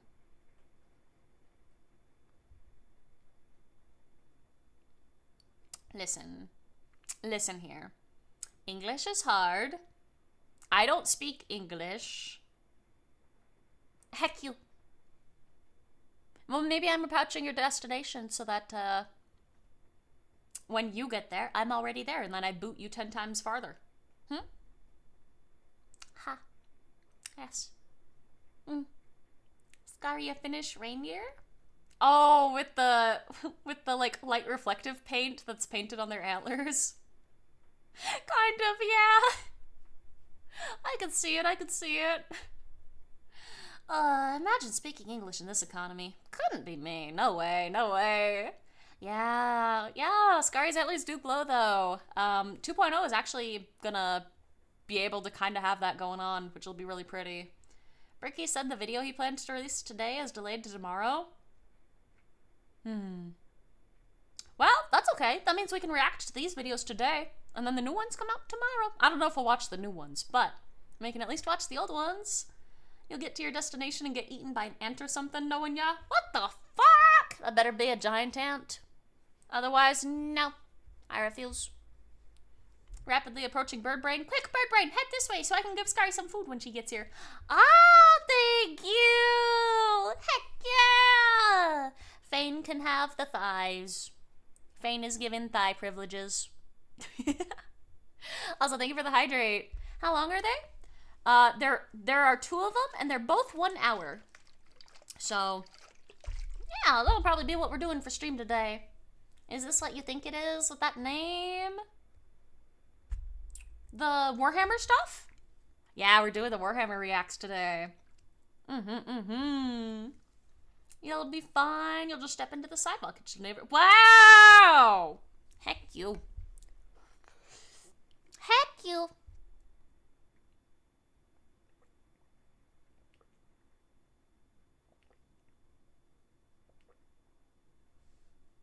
There you go. Oh, hydrate completed. Thank you for the head pat, Leon. Thank you. Do you guys want to pop into it? Hop into the videos? Here, let me go ahead and open those up in a new tab. There you go. Let's see. There's no, like, React channel, is there?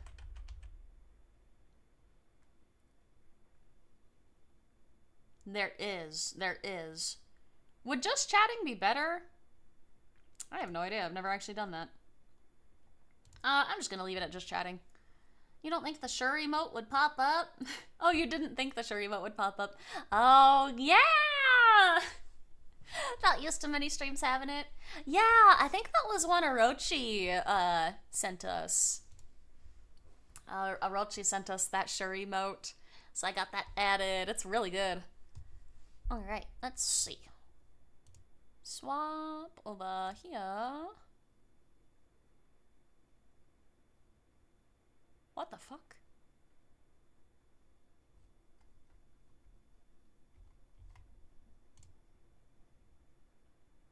What the fuck? Wait, when did my YouTube hit 1,400 subscribers? What the heck? I was like 20 away from that number. Dang, thank you guys. Oh my gosh. Hey, I appreciate that. Thank you. What the heck? Thank you guys. Congrats. Thank you. Aww. Thank you. That means a lot to me. Thank you. Oi. Alright, let me get the video pulled up real fast. Warhammer. Bricky Warhammer. Okay. And I finally... Oh wait, never mind. You can't believe you've been granted thigh privileges by Skari. I'd vote this W to the cult of the thigh. I take it back. I'm sorry, I take it back. Hi, Vigil! It's good to see you! Welcome in! Technically, it is 4 videos. Every faction explained 1 and 2's timeline, and... Explained 1 and 2's timeline explained, and then there's Space Marine Legion explained. Oh! Oh, that emote! You know about the Warhammer stuff? You're just super hyped about that as well? That emote just looked too sus to ignore? Oh! I feel ya. Okay. Congrats to the subs. Thank you, Vigil. Thank you. Also, it's good to see you. Hello. Cool that the YouTube hit that. Thank you. That means a lot to me, you guys. Thank you. Dang, what the heck? That was not what I was expecting when I logged on today. Why? Are you planning to do more reacts in the future? Not gonna lie, you love those. Somebody reacting to Uncle Roger, to spooky videos and all that stuff. I'm not usually a super big reaction streamer because I get very nervous. I know it's a pretty big thing, like, you know, just hanging out maybe while you're eating dinner or something and reacting to videos. But I always get really nervous that I'm not transforming the content enough, you know? That I don't want to be one of those streamers that just kind of like sits there and like stares at it and like doesn't say anything. And so I think I get too in my head about it. All right, let me grab so I don't know. I'm not really sure. YouTube. Oh. Hey, Blub is back. Blub. Crystal, thank you for the follow. I appreciate it. Thank you. Make it bigger. And then I have my... Oi! Ingrid! What the heck? You don't gotta do that, Ingrid! Oi! Thank you! What the heck? Oh! Thank you, that's sweet of you. Oi! Skari, if she tries to actually memorize it, just go with the flow, have a laugh. Yeah. Fair, you'll do fine. Thank you. Did somebody say subs? No! No! Oh.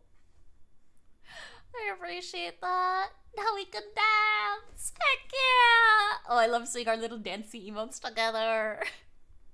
You're not much of a reaction content watcher, but there are exceptions for content, like for reactions to Nintendo Directs or the Jaden animation videos. That's fair. Yeah. I always want to make sure that whatever I'm doing, I'm not like I'm being respectful about it, you know? Like, I don't want to take somebody's hard work and not like give credit, I guess, or like transform it in some way to make it not just me stealing content, basically. Fenris!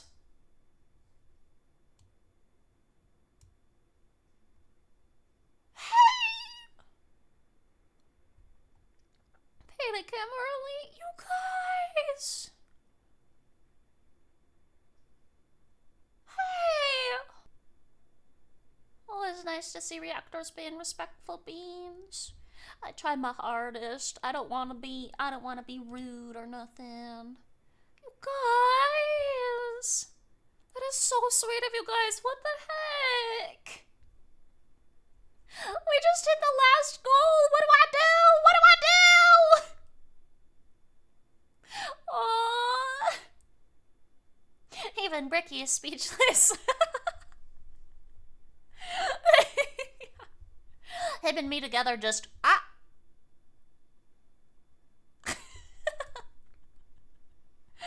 Oh.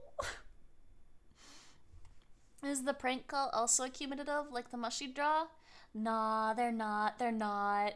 The mushy draws actually weren't really supposed to technically be accumulative either. I'm kind of making them accumulative because you know, if you want another mushy, I feel like it's the least I can do, kinda.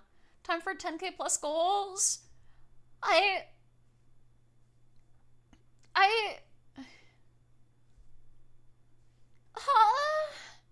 Next goal, 1050. Chat makes new goals. Make another goal sheet. I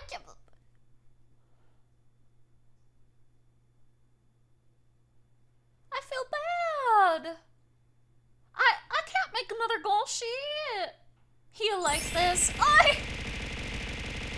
You will never escape us.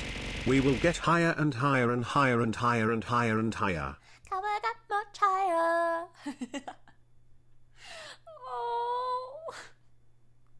Sunny wedding live stream, let's go. That is actually a really cute goal idea, and I'm gonna write that down because I do actually really like that as a goal idea. Thank you, guys.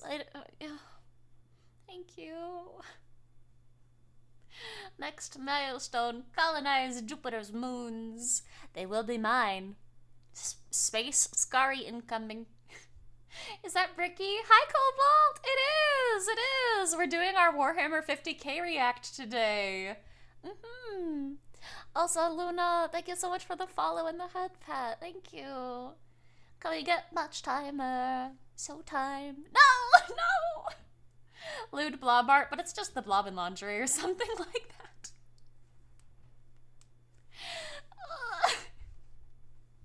If you guys do have, yeah, actually, like, please, if you do have ideas, please, oh boy.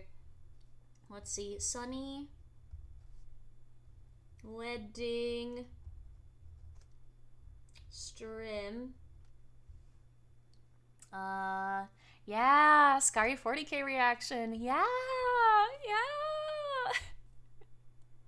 Lewd blob art, but it's just blob in lingerie. Okay.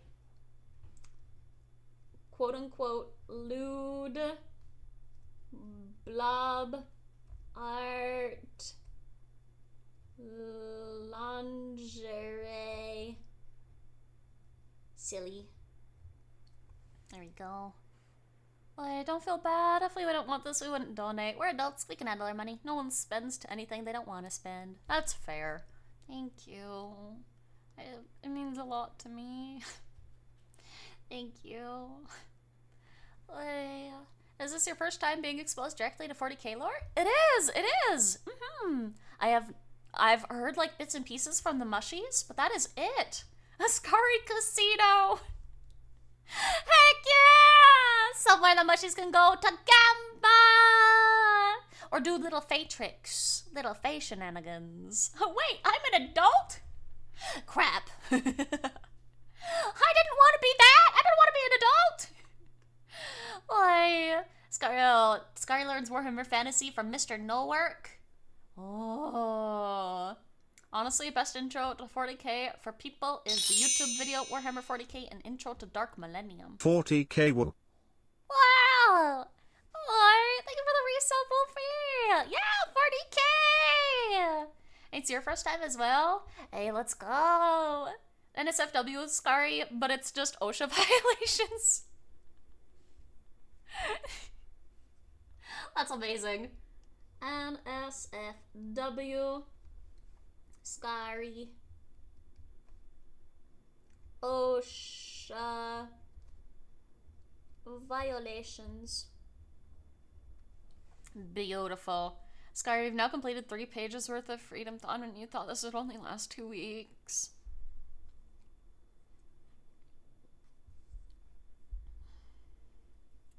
I didn't even think we were gonna make I didn't even think that we were gonna make it past our first goal sheet.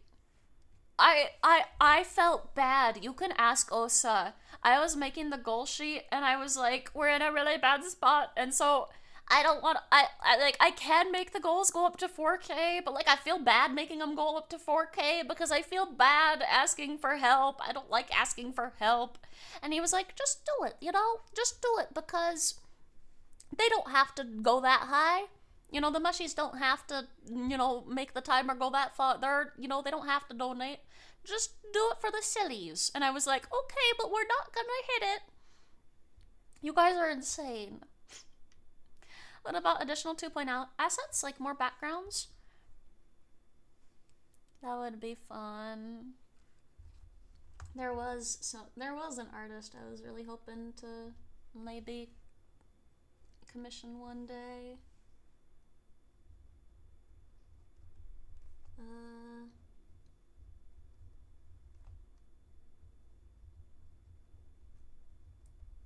Sorry, if I'm quiet, I'm writing down ideas on a little sticky note.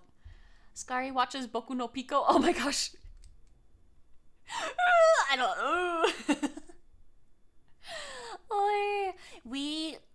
There could be a goal of us like watching an anime in the Discord together. I mean, I know we have movie nights, but like this could be like one where we watch like in full anime, you know, start to finish together. I feel bad asking for 40k mushies. How about we literally double that plus an extra 2k? It really does mean a lot to me. This year, again, was really scary with a lot of medical stuff, a lot of house stuff, a lot of like the bad VTuber company stuff. You guys, it really means a lot to me. Thank you. Evil Skari toggle. It's just a twisty mustache and a top hat. Yes! Oh man. Evil Skari. Top hat. And monocle. Toggle. That's goofy. We love the Blue Deer Fae. I love you guys. You guys are amazing. Ancient Bride Magus. Ancient Magus Bride watch along. I love Ancient Magus Bride. Yeah. Minecraft server would be fun. Oh, that's true, that's true. Okay, I have finished one sticky note. Let me write these down on the other sticky note. Minecraft server anime watch along.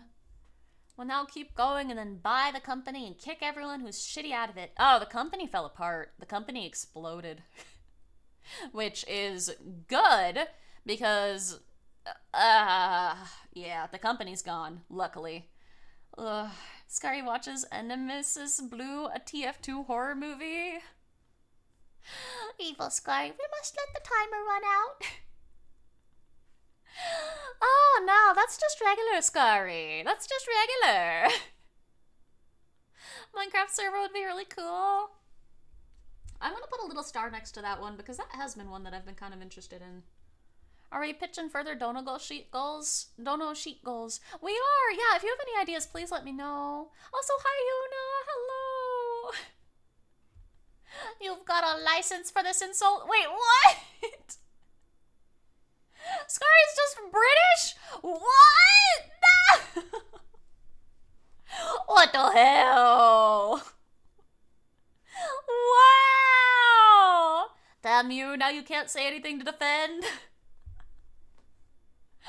Oh, a community server would get you back into Minecraft after not playing for like 10 years or longer. That would be a lot of fun, especially if we can get some mods on the server.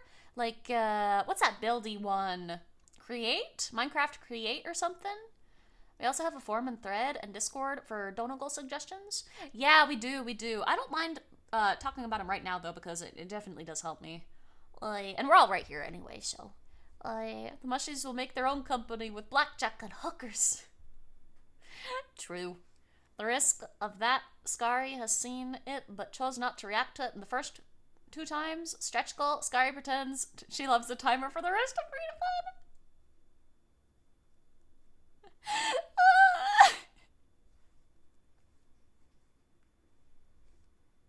That's a good one, Fane. Good, Skari says, build the timer high enough to get her to the moon. No! We've already hit the moon. We're past the moon. Please let me down. I'm worried I'm gonna fall. If it hasn't already been planned, maybe a mushy mascot? Oh, actually, that is in the works right now. Yeah, mushy mascot is currently being worked on. I commissioned the artist a week ago? Maybe? About a week ago? But yeah, Cobblemon. Ooh, Cobblemon. Yes. Goal idea, mushy merch. Yeah, I've been kind of thinking about that a little bit. I wanna get the mascot, and then yeah. We might be getting a mushy sticker. Maybe. I need to see how it all works out. I apologize for the delay on the merch. I just wanna, I wanna make sure everything is perfect, so it's taking me a little bit longer. Let's see. I want to get the mascot design before I start going too far with it. So, has Skari eaten the onion already? Not yet. Yeah, not yet, but we can do that today because I did pick up the onion last night. So, we do have the onion. What was the other one I was writing down? Oh yeah, pretending to love timer. Pretending to love timer. Playlist reaction? Oh, Ellie handle b.wave? Well, I don't know what that is. Playlist reaction? Actually, if you wouldn't mind, would you put that one in the Discord just so I can see what that is? There's like a suggestion channel for new goals. Would you mind putting that one there just because that's a link? That way I can take a peek at the link later. That's a good idea, though. That's a good idea. More horror games are always a good goal. Fredo Fame. Horror games are a good goal. Horror. We still need to do the other one. Alien Isolation. Blob lore video. Lore video is cute. Lore videos are a lot of, they're a lot of money. And so lore videos, probably won't, well, actually, no, let me write that down. Because that's a lie. I can make it myself. I was making a lore video myself, and then it got erased when my computer got wiped. So yeah, I could add lore video back on there. Skari commits tax evasion. Skari covers the Ooh song. Wait, what's the Ooh song? Well, a really big stretch goal would be a basic VR chat avatar based on the mascot. That'd be really awesome. Wait, that's a good one! VR chat. Mushy mascot.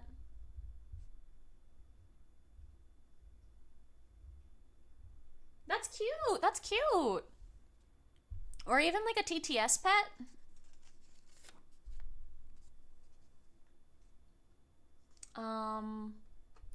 Oh, kind of along with that, mushies. I've always kind of wanted a hand, like an arm toggle. Oh, I don't know if I want to put too much on Panda. Panda is working on so much right now. 11K equals boy smell copy pasta? Oh my gosh. Skari goes to the zoo and sneaks out a penguin. Oh, that poor penguin. No. Oh, man. The one that Senzawa did. Senzawa Uwu-song. I'll have to look that up. Senzawa Uwu cover. Boy smell copy pasta. I'm writing these down. You feel like the other one is more on brand? What was the other one? What was the other one again? Oh, the click? The click? Or the click. I will look at both of them. I'll look at both of them. Skari plays SCP, Containment Breach, or reads SCP logs. SCP is a fun idea. SCP looks so cool. Read SCP logs / play SCP game. That's a good one. Blob is kind of penguin shaped. Blob kind of is. Blob kind of is. Especially with like the tummy, the little white tummy. Could easily make Blob into a penguin. You wish I could stay for the 40K react, but you must go. Oh, I'm sorry, Wolfie. No worries, no worries. The VOD will be up pretty soon, and then we're also going to be getting Drizzle to edit this for us so that we can put it on YouTube later. But thank you so much for hanging out, Wolfie. I really appreciate it. Thank you, thank you. Yeah. The other one is the click. Okay, thank you so much. I got that. Got that written down. Crowd control repo? Oh, that's a fun one. Crowd control repo. Man, I didn't know repo had crowd control. You put the 8N in the Discord? Thank you, Tramp. Thank you, thank you. Also, Ingrid, thank you for the hydrate. You know, why are you throwing things? Don't throw things at the tom-tom. That's illegal. No. Humph. Oh, I could do... Well, I was going to say I could do, like, the outfit design reveal. But I'd feel kind of bad doing that one, since that's gonna get revealed by Panda later anyway. Skari bites a lemon? Oh, that's fun. Bite a lemon / there's always, like, cat food. Bite a lemon.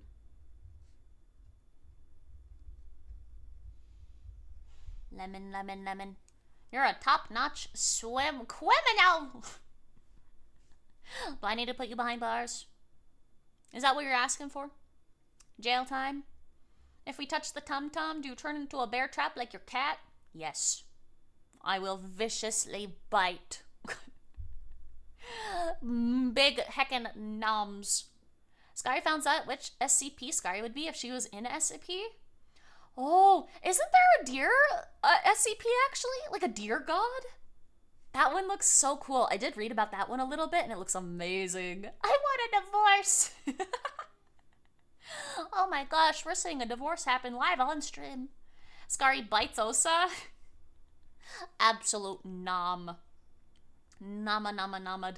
Skari Hot Ones challenge. Actually, okay, this one's a little bit terrible. This is, we had the Hot Ones challenge on here already. Where is it? Where is it? Oh yeah, that was for 1500, and I've been a tad behind. And so we haven't done that yet. But we did hit it. We did hit it. So I am going to be doing the Hot Ones challenge soon. The reason I've been kind of procrastinating is because I want to do it as a collab so I can like have a buddy on stream and we can like talk about VTubing and life and everything while we're eating our Hot Ones. And I've been really shy about asking people for a collab because I want to ask somebody that I don't get to collab with very often. So I've just been really, really shy about it. Hot Ones podcast. Yeah! I want to make it very similar to that style because I think it's really cool. I really like it. I really like all the questions and stuff that they ask. Skari Blob Chikorita cosplay? Okay, that'd be cute. That'd be adorable. You know next to nothing about SCP, so you don't know. Oh, that's fair. Yeah, there's like a deer. It's really cool. Yeah, the deer god and the not deer. There's a not deer? Ooh. Has there been a chat decides meal? Like picking out a place and what gets ordered? There hasn't been, but that's a fun one. Chat. Picks. Meal. Food. Did you hear of the game called Oh Dear? I have. I played a little bit of it, but for some reason it kept crashing on my computer. And I wasn't even streaming, and so I was hesitant to play it on stream because I don't know if it's going to crash on stream as well. But it's been a few months, so maybe I'll try it again. Skari plays Deer Simulator. Deer Simulator. I have like 4 sticky notes now. The best way you can overcome your shyness, just heck and send the DM. That's true. That's very true. I'll have to do that. I'll have to do that. I wanna, the Hot Ones looks very fun. Oh, I got so nervous. I need to stop. I think too much. BRB allergies. Oh yeah. Don't forget hoof picks. That is true. We could do a fancy hoof pick commission.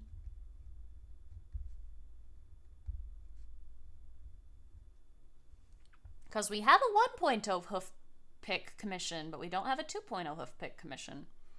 Skari plays Oh Dear with friends. That would be so cute.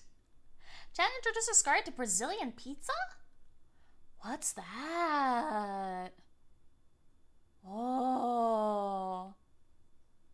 I want pizza. Crashing is likely due to the game defaulting to unlimited frame rate. It happened to you as well and you changed the settings to limit FPS right away and it fixed it? Oh. Oh dear. Frame limit to 60.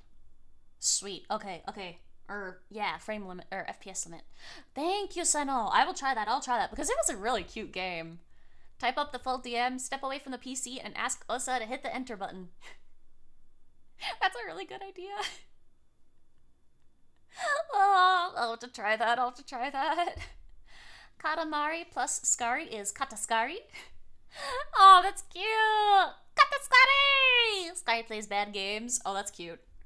Viewers submitted bad games?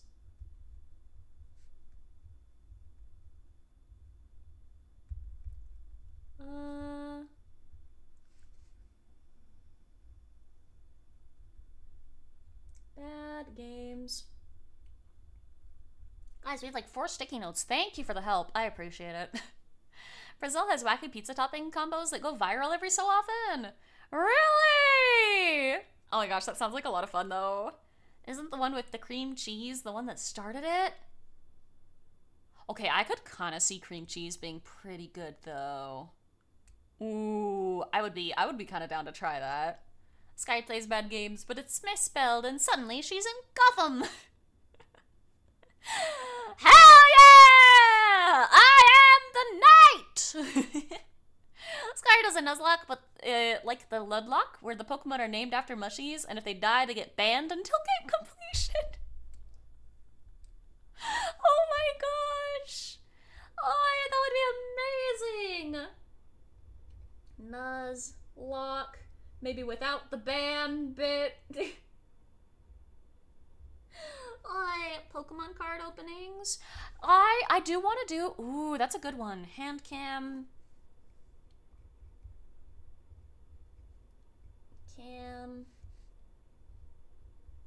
Pokemon.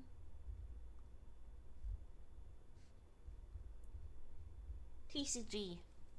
Nuzlocke players mourn the loss of their Pokemon, as well as the loss of their privileges in the server. And they get banned. That's amazing.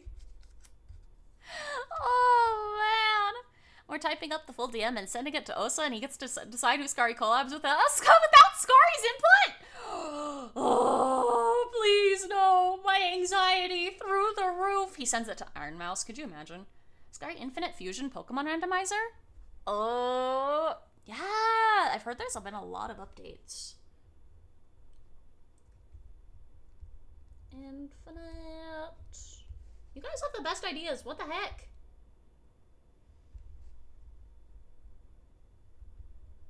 Infinite Fusion. Oh boy. Curry chips. Ooh. Man, curry chips are really good. Pokemon Sky Randomizer is still something you think would be really fun at some point? Same! I saw somebody do a YouTube video of their randomizer experience with that game, and it was so goofy. Explorers of Sky Randomizer.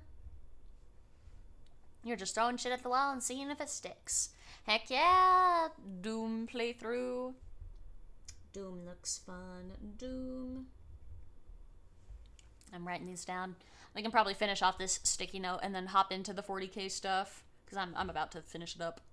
Oy, if Skari were to do that and Osa sent it to Iron Mouse or what Bjorn said, it'd be very Giga Chad. Sends the DM to Joel. No! Oh, no! No!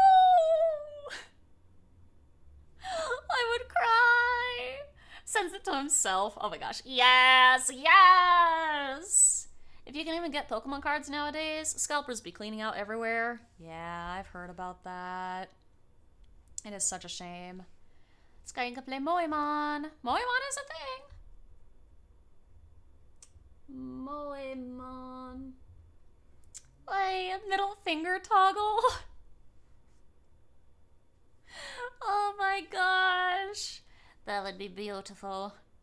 To be fair, he wouldn't have to send it to himself, because Skari already sent the message, so he could just go, I thought you were asking me. Goofy Osa. Don't know if it'd make a good redeem, but you think a fun idea if we had a day for like retro games or older games in general. Retro games are fun. Yeah, no, I think it's a good one.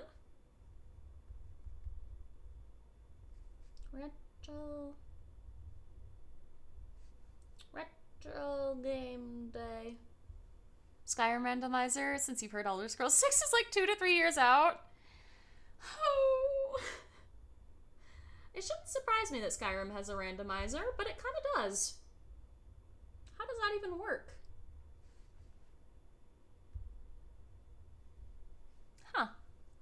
Middle finger toggle in response to this. Your brain had the most cursed thought, and now you're scared of yourself? Well, now you gotta share. Now you've gotta. You had a lot of fun doing a Sky randomizer yourself as well. Most every mon was randomized into something that made sense somehow. Hey, that's kind of fun. Alright.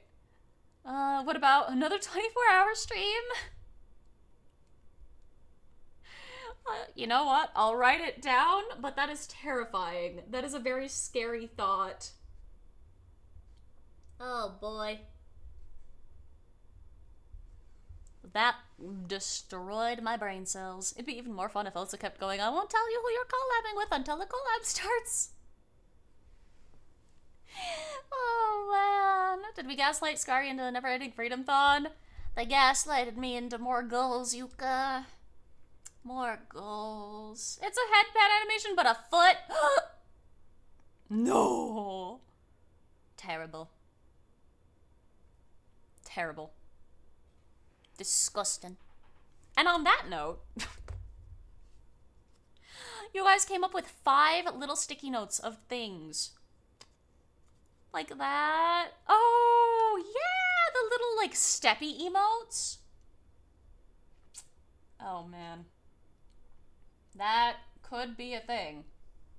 Potentially. Thank you for the hydrate, Yuka. You and Sunny could do your 24-hour stream together. Oh my gosh. I think after 24 hours, we'd both be sick of each other. Just, you know what, Sunny? I know I asked you for a marriage again, but I want another divorce. The chat steppy redeem. Those are cute. Oh, gosh dang it. Are you guys gonna make me draw? Okay, maybe we start another. Redeem for a single stream / retro older game would be great. That could be really fun. I did write it down. I love a lot of your guys' suggestions. You guys have really good ones. I'm gonna have a hard time picking a lot of these. Let's see. Steppy emote.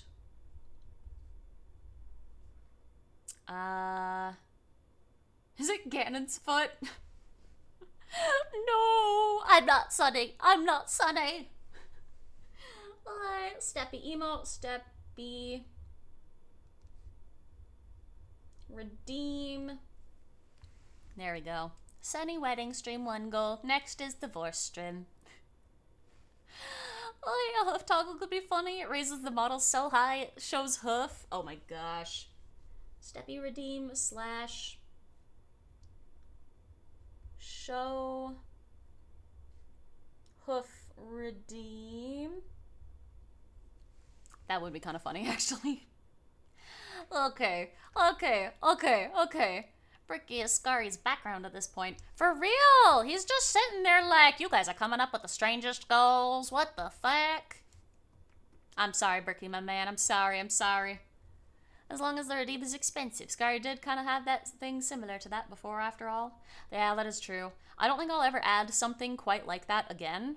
But, I think we could, like, structure it in such a way that it could be kind of fun for the Freedomthon goal if we end up doing that one. So, all right. You guys filled out 5.5 sticky notes full of ideas. You guys are crazy. I really appreciate it because coming up with those is so hard sometimes. Oh, oh man. All right. And let me do that hydrate real fast, and then we can go ahead and get into the Bricky. Bricky.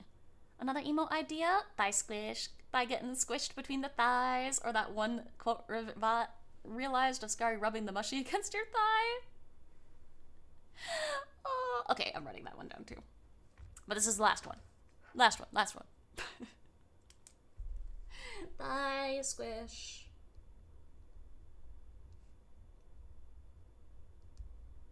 Emote. There we go. Last one, but not second last. Last one. That was it. Okay. All right, you guys are gonna have to let me know how the volume sounds on this, because there is a chance the volume is gonna be a little weird. So let me do that hydrate real fast.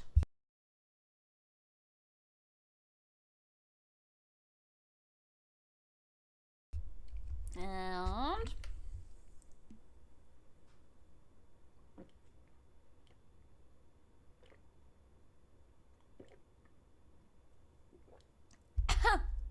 okay. I did that a little too fast, actually.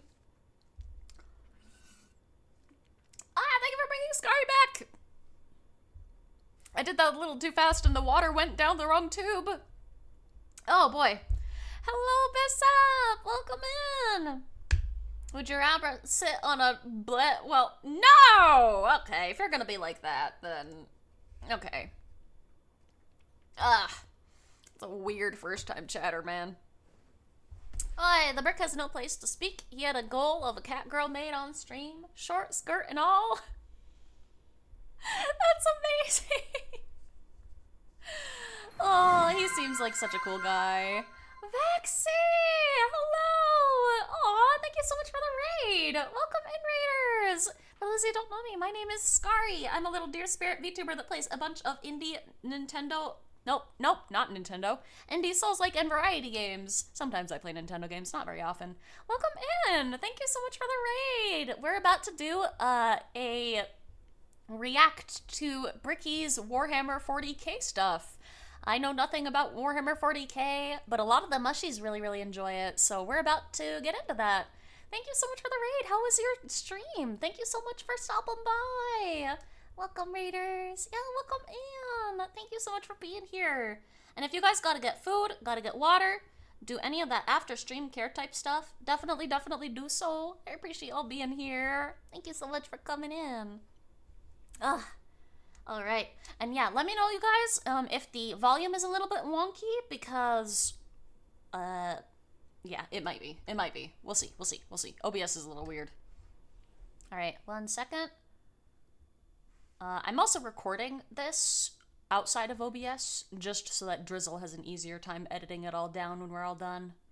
So, I need to do, like, a little YouTube intro, I guess.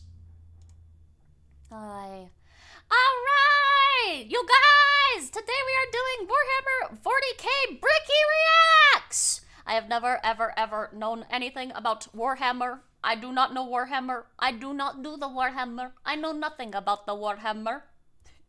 And so today Bricky is gonna teach us all about it. Hey, hi YouTube! Yeah, you guys, say hello to YouTube! Say hi to YouTube! Hi YouTube! Yeah! They let the Fae on the YouTubes. Someone made a mistake. I am on the YouTubes. It is inevitable. Skari will appear on your timeline. Yeah, let's get into this. Don't forget, you guys, please let me know if the volume is a little bit off, because there is a chance that it might be. Hi YouTube! Spoiler alert, it's a hammer for war. That's crazy! No way, it's a hammer for war? That's crazy. Alright, here we go! The Brickster. Oh, wow, no, don't full screen it. Oh no. Here we go. As someone who doesn't necessarily serve the Omnissiah, but someone who can appreciate them, you will not be getting my legs today, as I will be replacing them with various things really depending loud. on Holy which crap, I am faction so sorry. we are currently talking about to add a little bit more context. You thought it was Warhammer? A war for hammer? A hammer for war! So sorry about that. Okay, I had to fix the volume. That was crazy loud. I'm so sorry if that blew your guys' eardrums out. Oh my gosh. As someone who doesn't necessarily serve the Omnissiah, but someone who can appreciate them, you will not be getting my legs today, as I will be replacing them with various things depending on which faction we are currently talking about to add a little bit more context and possible comedy to whatever the hell I am currently doing. So, hello everybody, my name is Bricky, and this is going to be a long video and a large project that has been going on for quite some time. This is, I need 2 hands for this. This is every single Warhammer 40k race in kind of a nutshell, explained, a little bit of explanation, a little bit of lore, a little bit of talking about the tabletop, but mostly lore, what they're all about, and also a little bit of background for those of you who just have no clue what Warhammer 40,000 is. Now you see, Warhammer and Warhammer 40,000 is a universe people hear plenty of, but don't know a whole lot about. Bless him, by the way. I'm probably gonna pause it every now and then when I have things to say, because I feel bad just like talking over him and missing things potentially. Bless him for doing every single race. That is insane. It was loud and now it's about okay. Thank you for letting me know. Sounds good, sounds good. Pausing is good, actually. Good. I'm not very used to reaction type content, so I appreciate you letting me know. Yeah, pausing should be good. Pausing the best way to do it? Good. I don't want to miss anything. They see, oh, there's these dudes in big power armor with chainsaw swords, and they got these big old green orcs, and there's some bugs over there, and everyone calls these guys weebs, and then there's these spiky bitches over here. And I love spiky bitches! Do you guys think this inspired Fallout? Or at least a little bit? Like the power armor and all the bugs and everything? There is people that don't like it. Do you think it's better that way? That's fair. I could see them not liking it because of the interruptions. No. Oh, that's fair. It's good to get into, but bad for your wallet. I've heard that, yeah. I don't get it. I don't understand. Where do I start? Well, this video is particularly for you, or for those of you who have a little bit of knowledge, but you're kind of curious about each of the different races and factions in Warhammer. So overall, the Warhammer universe is vast when it comes to lore and background, and each different faction is so different with the things that they believe in, and some are human, some are transhuman, like where they all have all these crazy ass electronics on them. You've got aliens and you've got the chaos factions, and there's so much to entail that I decided to embark on this project to tell you what each and every single one of them is about, and what the Warhammer universe is about as well, to give at least a little bit of an intro to this extremely bloated but very, very... Are those planets? Wait a minute. They are planets! Oh my gosh, you can kind of see the... Right there. You can kind of see what is that called? Like a key frame or whatever. The what the fuck? Space map. What the heck? You got planets. You got demonic in something or others. Warp storms. Chaos. Some things. That's huge. Does every single planet have lore? It's the galaxy? Oh my gosh. Enjoyable world that I and many others partake in. So, I will be explaining every single faction in the Warhammer 40k universe, at least all the factions you can play as, and some smaller factions here and there. I will not be discussing absolutely everything in it because that is a little bit much, and I'm not going to go too mega deep into the lore. I'm going to give you a pretty solid overview of each of the different factions and have you learn a little bit about them, and we'll discuss a little bit of the tabletop as well in case you were curious about that. But for this episode entirely, we are discussing the Imperium of Man, because that takes up a fat chunk of Warhammer lore. Oh, boo-hoo. What is Warhammer 40,000? Well, the 40,000 starts off is the year 40,000, the 41st millennium. That's where it takes place, is in the year 40,000, 41,000 AD. You're already more knowledgeable. Let me read you a quote, first of many quotes in this video. It is the 41st millennium. For more than 100 years, the Emperor has sat immobile on the golden throne of Earth. He is the master of mankind by the will of the gods, and master of 1,000,000 worlds by the might of his inexhaustible armies. He is a rotting carcass, writhing invisibly with power from the dark age of technology. He is the carrion lord of the Imperium, for whom 1,000 souls are sacrificed every day so that he may never truly die. To be a man in such times is to be amongst untold billions. It is to live in the cruelest and most bloody regime imaginable. These are the tales of those times. Forget the power of technology and science, for so much has been forgotten, never to be relearned. Forget the promise of progress and understanding, for in the grim, dark future, there is only war. There is no peace amongst the stars, only an eternity of carnage and slaughter, and the laughter of thirsting gods. So they're just worshiping a dead body? Or is it like a reanimated kind of... I guess we're gonna find out. Everything blows. And it blows fucking hard. Oh my gosh. Warhammer is probably the most dark and depressing universes ever in fiction. Or at least like top 3. Everything is so absurdly horrible, destructive, or overpowered that it all kind of ends up canceling itself out. It's like Dota. War rages across the galaxy. Interstellar travel is only possible due to sacrificing 1,000 souls a day to a rotting carcass of a man. That's the guy that's slightly alive. That's slightly alive? Is he just constantly in pain? That doesn't look comfortable. Does he want to be alive? Should he be alive? Does he want to be? He probably wants to. Yes, he does. Mostly dead, slightly alive. I don't know if he wants... He knows if he wants to be LMAO. Nobody has asked him. Emperor Toaster Goldbar. Does he just sit there? Does he... Can he speak? Is he in pain? That looks horrible. Dude just want to die, but people feed him souls and won't let him. Imagine. If he wasn't alive, space travel would not be possible? So he's a victim, is what you're telling me. He wants to die, but the people won't let him. They need to hook him up to a TTS. For real! For somebody, for a whole nation to call him their emperor and then not listen to him? Emperor's children are a nightmare. This guy has kids? From before he was dead, right? From before he's dead, right? He's in no condition to complain. He's in a lot of pain. Put him out of his misery! That looks painful! He cannot speak. No, I think his soul is up to other stuff, though. I think he can speak psychically, but you die hearing his voice or something?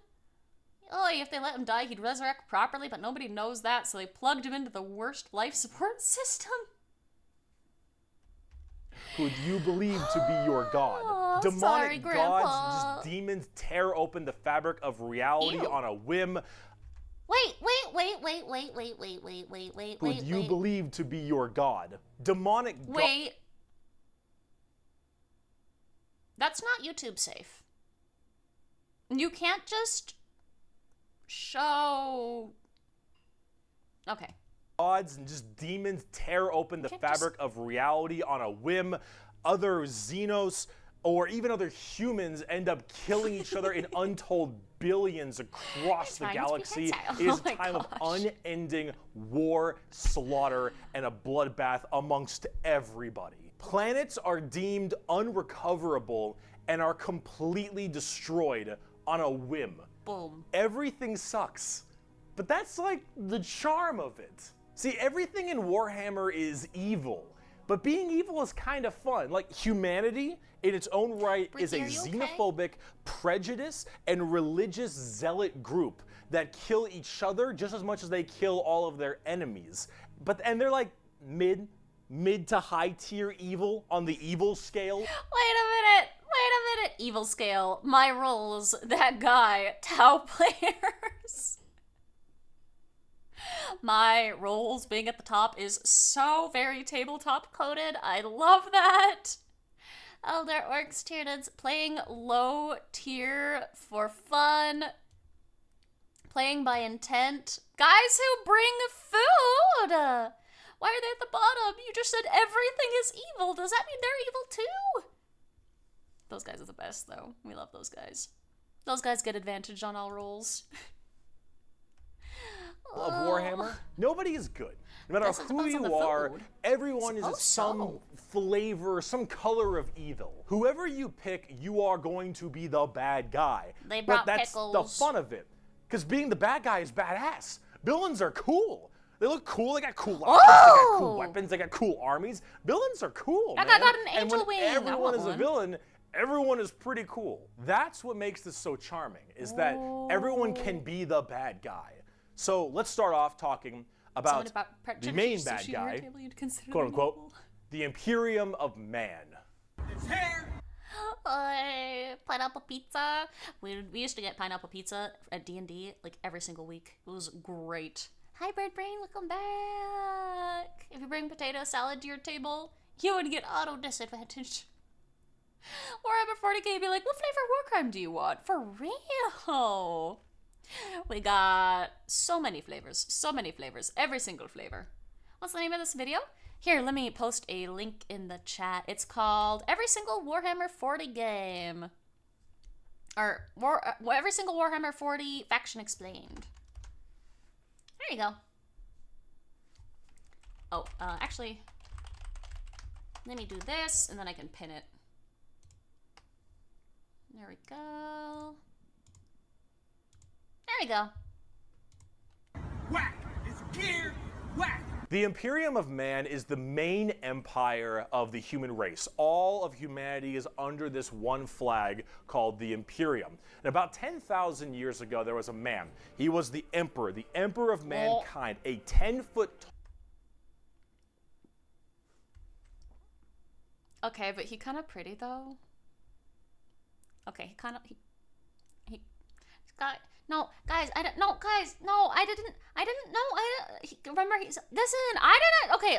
Listen, I didn't say nothing. I just said he's kind of pretty, just a little pretty. He's kind of pretty. I didn't say nothing else. I didn't listen. Listen. He's awful. Okay, well, a lot of the hottest people are awful. Okay, Skari understands why the Emperor has so much fan art now. Just listen. If I was that pretty, I would also be pretty awful. Or no, wait. If I was this pretty, I would also get fan art. I don't know. Pretty people deserve fan art. I don't really know. My brain is. I think I just gotta. Anyway. You don't need to say anything. I don't really need to. Exactly. He's just that pretty. You know.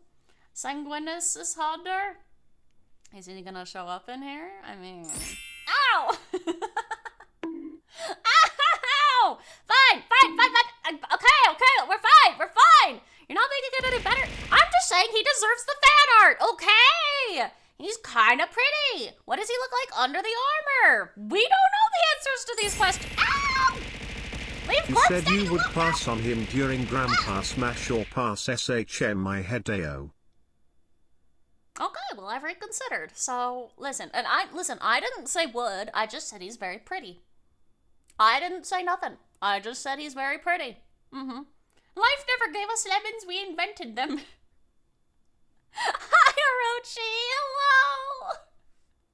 He has the fan art. Well, he deserves more.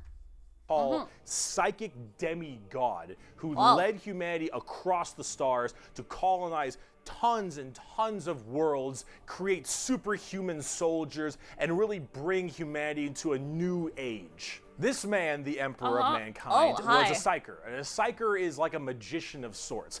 In the world of 40K, there is the warp, the immaterium, kind of like hell, but sort of like a purgatory dimension of hell. And a psyker is someone who can take that power and manifest it through their mind to use it to do stuff, like witchcraft stuff, magician stuff, spells, and lots of other things, but we don't want to get too into that. The Emperor, big boy psyker, top tier, A+.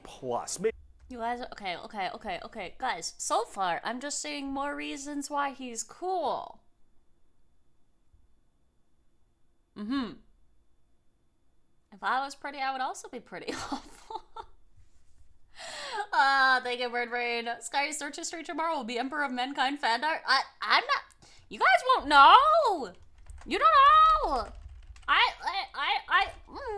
Psychers are basically sci-fi warlocks. Basically. Listen, I'm just hearing reasons why he's cooler. Don't be deceived by a man with long hair and goo-goo eyes. We know. But he's pretty. We know. He's cool. Naysayers are clearly heretical propaganda. That's just exactly. See, don't get it. Maybe even S. Now, the Emperor created a bunch of sons. Yes. Let's see. No. Yes. No. Maybe. No. Yes. No. Yes. No. Yes. No.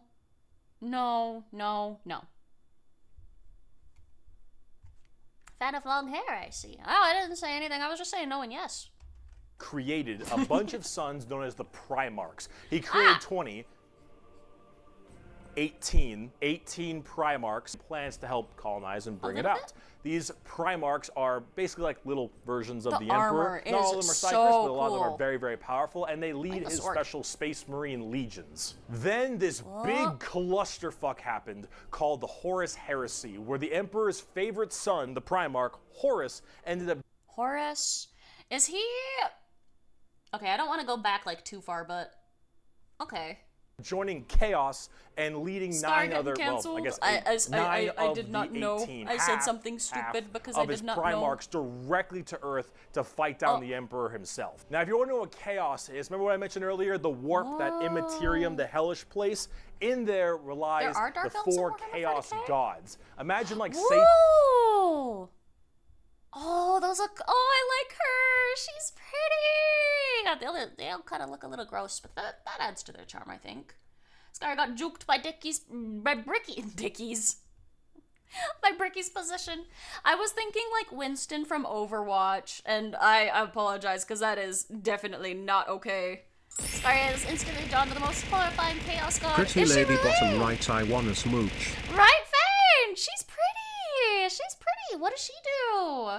Slanish fan-based? She's pretty! She's really pretty! Mermaid, right? She's the most depraved? She was fucked into existence? Well, I mean, that's not such a bad thing. We'll understand why when it gets to it. Oh, she's a they? Oh, they're very pretty. They're super pretty. I like them a lot. They do look very fishy. Maybe it's just like this little bit here, though, that looks like something opening up with hands reaching out. So maybe they don't have fins. Maybe it's a... Okay, they're very pretty, though. She turns her soul into... You know what? She can turn my soul into cocaine if she wants. They can have it. Mm-hmm. They are gender soup. Ah, that's so cool! I love a gender soup god! They're very pretty! Their siblings are really cool, too. I like the designs. Big fan of very weird-looking gods. The god of sex, drugs, and rock and roll. Dude, that's awesome! Nurgle is designated grandpa. Is this one Nurgle? I think you guys have told me a little bit about him. Blood for the blood god. What's a gender soup? You slurp it. It is gender. Having a kink for monsters isn't weird anymore, right? Nah, not anymore. No way. That's just this image. They're a god made by sort of space elves in a blood orgy.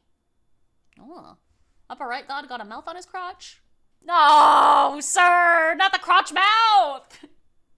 This is YouTube! You can't show that!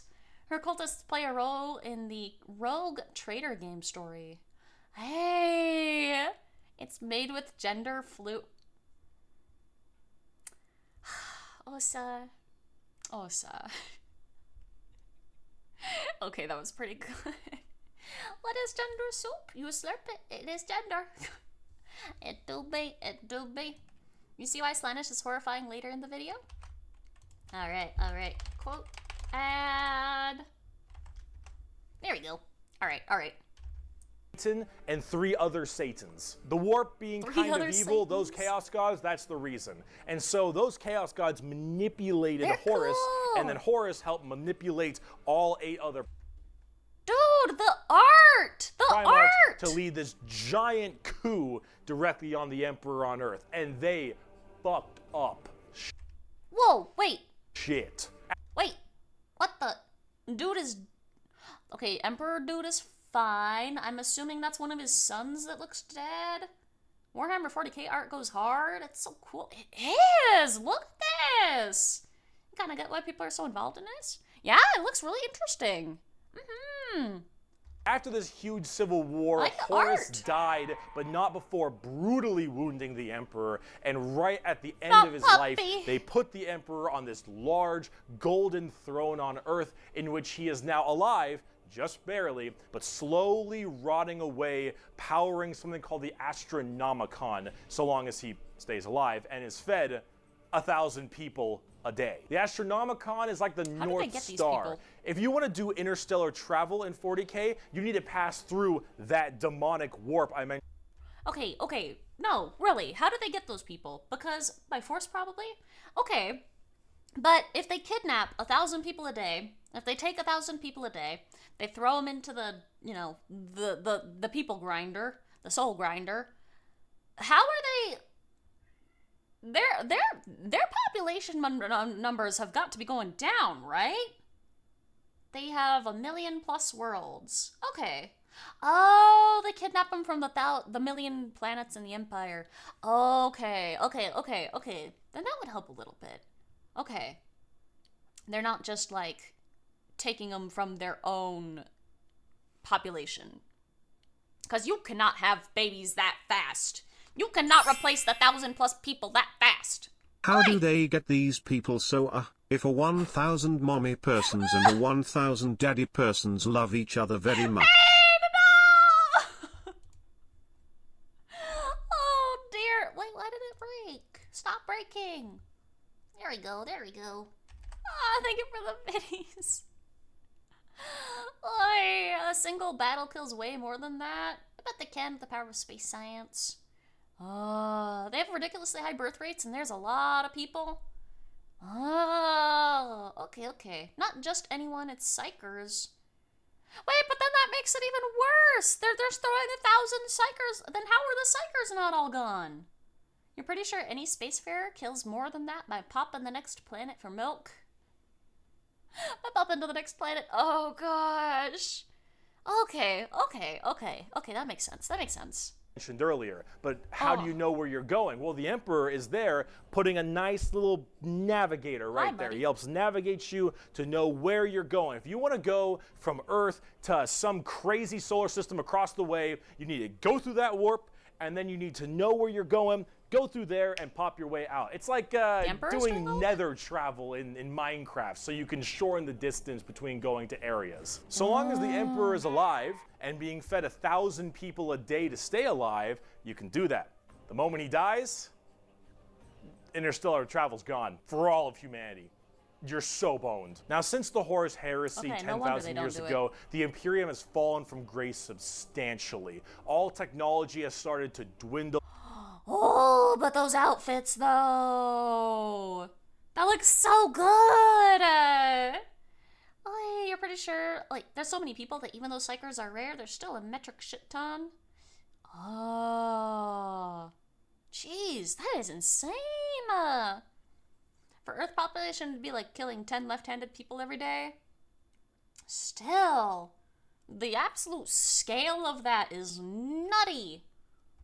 And die. There is now giant fundamental religious extremists that now believe the Emperor of Mankind was a deity, a true living god, which is probably the last thing the Emperor would have wanted to be remembered for. So now you have this thing called the Ecclesiarchy, which is this giant church entirely devoted to spreading the good word of the Emperor. He is now the Holy Emperor God, the God Emperor of mankind, and all of the Imperium has taken up worshiping him to the fullest extent and killing anything that isn't humanity in his name. The Imperium has this futuristic gothic tone to it and a hefty religious zealotry to them. If you think anything against the Emperor, that's heresy and you deserve to die. That is called being a heretic.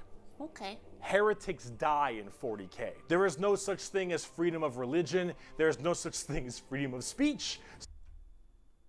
I was gonna, you know what? Maybe it's a good thing I didn't pause on that picture. Emperor, there is no such thing as any kind of tolerance. Everyone is a religious zealot. Some more than others. Especially this guy. No matter what, you're preaching that good word. So right now, everyone in humanity is trying to expand their empire across the stars. If you are a heretic, someone who doesn't believe in the Emperor, you are deserving of death. If you believe in the Chaos Gods, you are also a heretic and you deserve death. If you are an alien race of any kind, you are a filthy Xenos and you deserve death as well. So long as the murder continues and humanity expands, the Imperium of Man is very, very happy.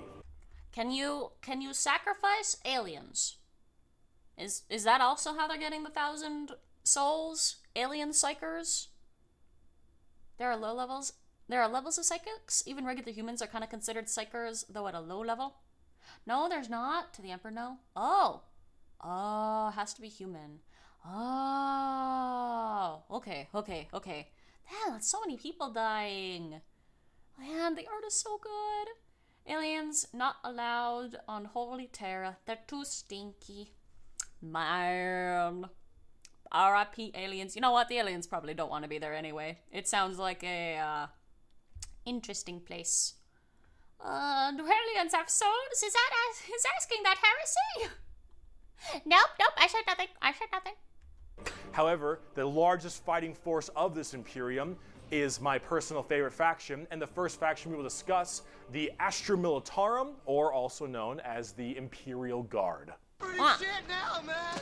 You finished? That's it, man. Game over, man. The Imperial Guard is the main fighting force Look of at the the angel! Imperium. And in a world of horrifying creatures, galactic monstrosities, the literal demons themselves breaking through the fabric of time to kill you, the Imperial Guard are untold billions of regular men and women wearing modern day like flak armor with a laser rifle. This is the humble las gun, the main weapon of the Imperial Guard. It fires superheated plasma lasers at an extremely fast fire rate. It is reliable, never jams. It can blow off limbs, giant holes in concrete.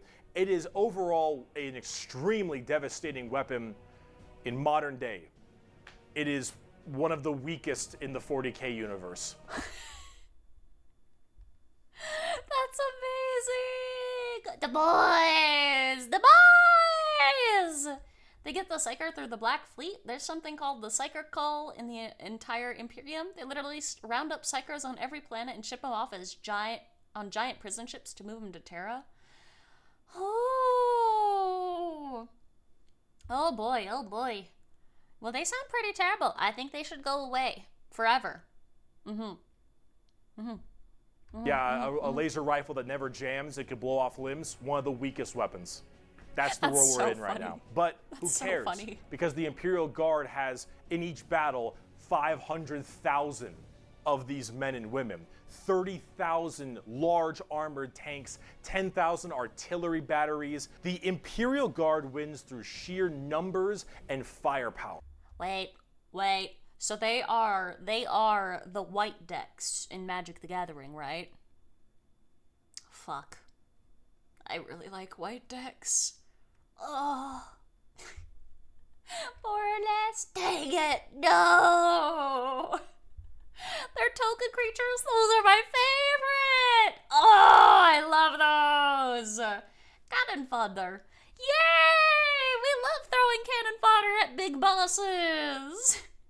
Could also describe them as the token egg deck. I love that.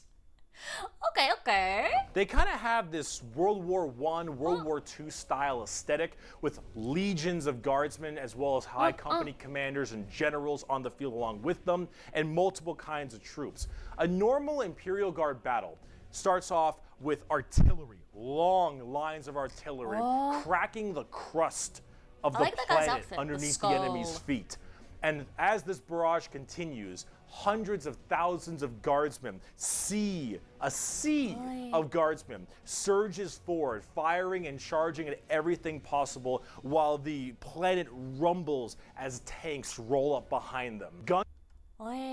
There's a Warhammer 40k magic deck and they are white creatures. Really? Gosh, that's cool. Okay. If an enemy can kill 30 of them per turn, their commander smiles, noting they only need 150 to delay for 5. That is cool. Okay. You forgot Magic the Gathering is a crossover with everything? I want their Lord of the Rings cards so bad. Yeah.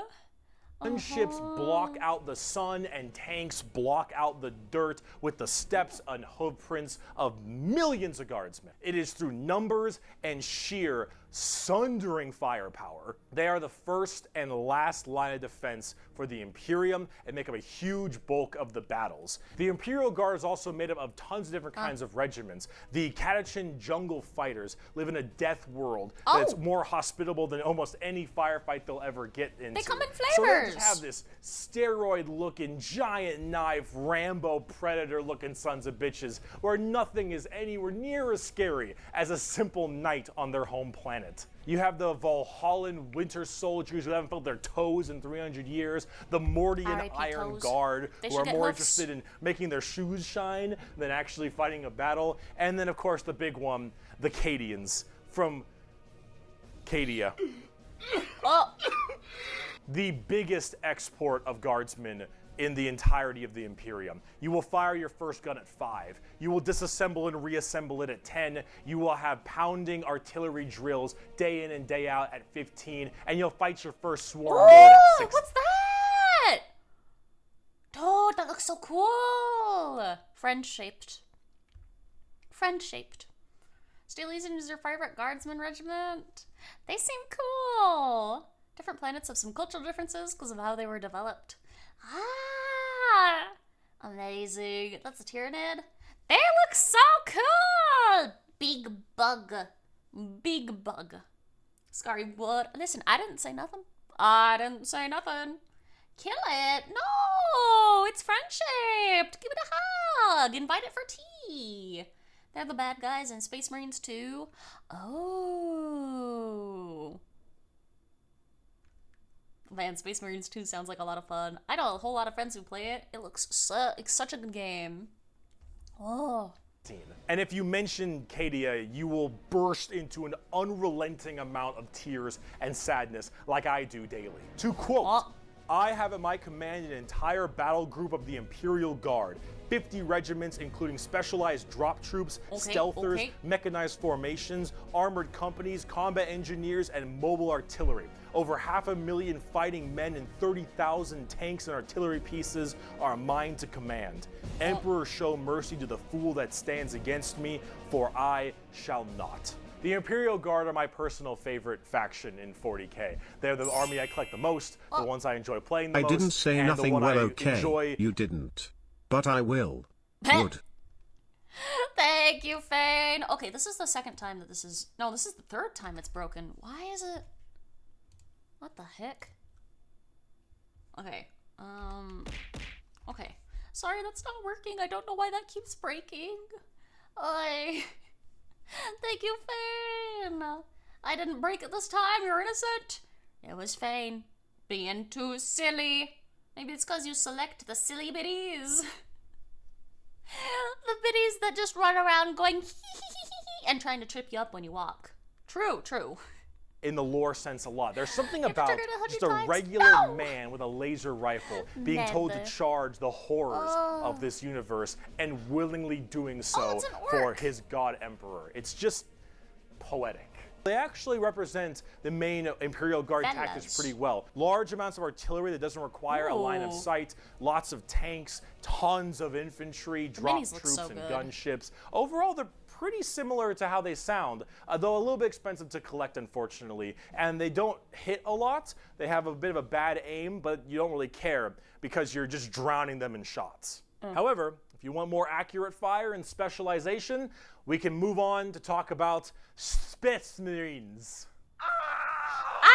The game! The Angels of Death are up next. Space Marines are genetically engineered super soldiers and superhumans. They're given extra organs, their skin tissue is toughened, their bones are stronger, they're taller than the average person. They're like pretty Halo. massive people. And these are the specialized super soldiers that carry out a lot of the more specific tasks for the Imperium. And there's tons of legions of them. In fact, there's one per prime. They're like, what are they called in Halo? The Spartans. Spartans. That also looks a lot like the Fallout power armor. Especially the, gosh, I wish I played either of those games so I could accurately know what I'm talking about, but I don't. Extra organs? If you had extra organs, you could sing Last Christmas, but with 2 hearts? No! Buzz Lightyears, they do! Yeah! The poster boys of Warhammer 40k? Ooh. The only acceptable chapter / legion to follow is the Iron Hands. Oh, I don't think we've gotten there yet. I'm excited. Lee, look at this image. Shovel Knight. They need a blue one. They need a blue one. That's old style armor. I think it's Mark III. Oh, maybe I'll show Each more. Primarch, the Emperor's son, as I mentioned before, Oh, there's a blue one. oversees their legion of Space Marines. The genetic upgrade they get is based on the genes of said Primarch. It's something called a gene seed. That's what brings them up to this like superhuman level. As stated, each Primarch has their own legion. Robot Girly Man has the Ultramarines, Jagatai Khan has the White Scars, Rogel Dorn has the Imperial Fists, Corvus Corax has the Raven Guard, and there's a whole bunch of other sides. Are they color-coded? I mean, that would kind of make sense. Dang, that's kind of cool. That's a lot. Holy crap. You're a fan of the Adeptus Machinus? Are those on the screen at the moment? Not yet. Not that I can see. They're color-coded by chapter. Hey, you like the White Scars? Oh, they got that cool looking white and red armor. Emperor's children are purple. Purple is the royal color. Dang, okay. I feel like I've heard about the Blood Angels before. I feel like somebody told me something about them, or I saw a TikTok or something. You like the Space Wolves? There are, but there are so many sub-chapters now that it's a bit much to follow, so mostly you just see the main ones. That's fair. There's like, what, like 18 or something? No, there was 20 plus. Oh gosh, I'm gonna get mixed up already. White cars have zoomies! White cars. I mean, cars would be accurate for zoomies. Something, Blood Ravens. Oh, man. A lot of them are cool. Your favorites are Salamanders and the Night Lords. Oh, okay, sections that are also extremely interesting and have a little bit more of a twist on the average Space Marines, which we will discuss in a bit. Humorously enough, I don't have a whole lot to say about Space Marines. They're superhumanly fast. In fact, it's been said that nothing that large should move that quick. It's kind of surprising that he's not going to go into all the different factions of them, but I guess it makes sense because that would probably be a whole other video all on its own type deal. He's got whole separate videos about Marine chapters. Ah, there it is. Okay. All right. These men in power armor moving at blazing fast speeds. Their reflexes are faster. Their skin is tougher. They are overall just extremely powerful soldiers. In fact, where they differ comes down to which Space Marine Legion we're talking about. For instance, the Ultramarines done by Robot Gilliman are the main blue boys. Strong in almost every way. The jack of all trades kind of group that are a little bit too strong, and that's a lore problem. But the White Scars by Jagatai Khan are all about speed. Freaks, go fast. We're talking attack bikes. We're talking land speeders. You want to go in quick. You want to hit them hard. You want them to be swarming around like buzzflies. Buzzsaws. With the speed of buzzsaws.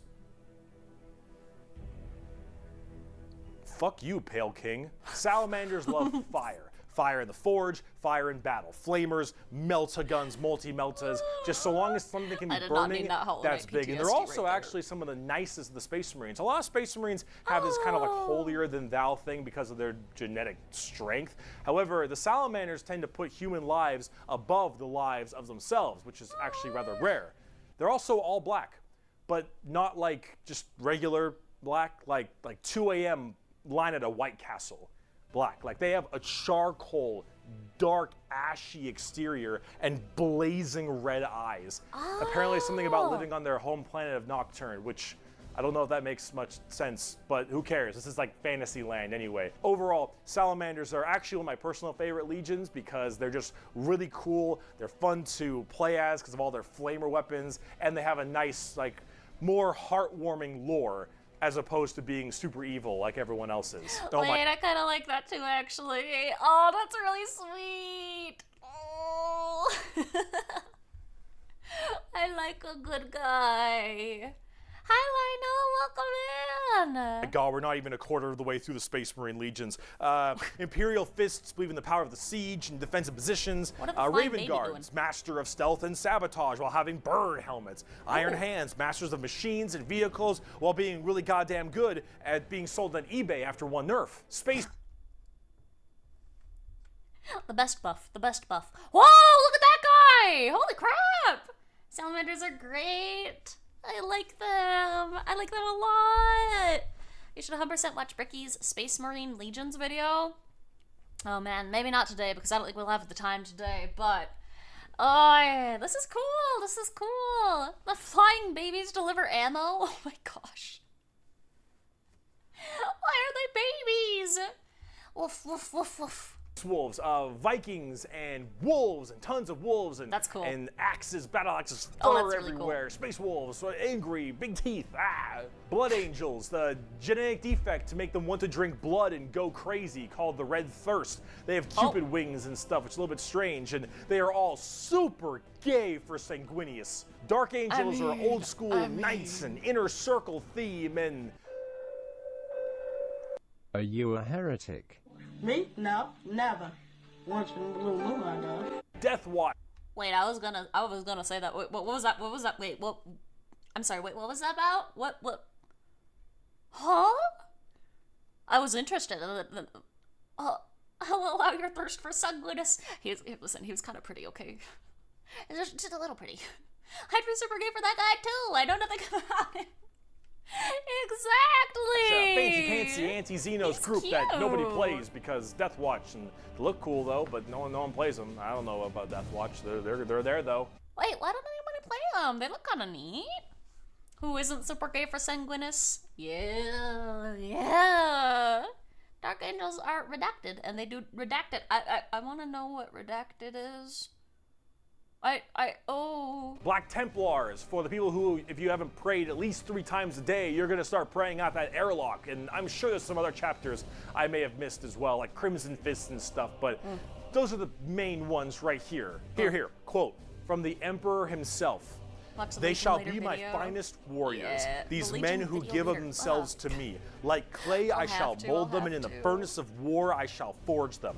They shall be of iron will and steely sinew. In great armor I shall clad them, and with the mightiest weapons shall they be armed. They will be untouched by plague or disease, no sickness shall blight them. They shall have such tactics, strategies, and machines that no foe will best them in battle. They are my bulwark against the terror. They are my defenders of humanity. They are my space marines, and they shall know no fear. And on the tabletop, they fuck. Oh, they fuck hard. As of making this video, Space Marines are laughably strong. That might change at some point, but overall, Space Marines just have it's like a Swiss Army knife, a tool for anything you need, except it's like a gold-plated Swiss Army knife. It is extremely strong.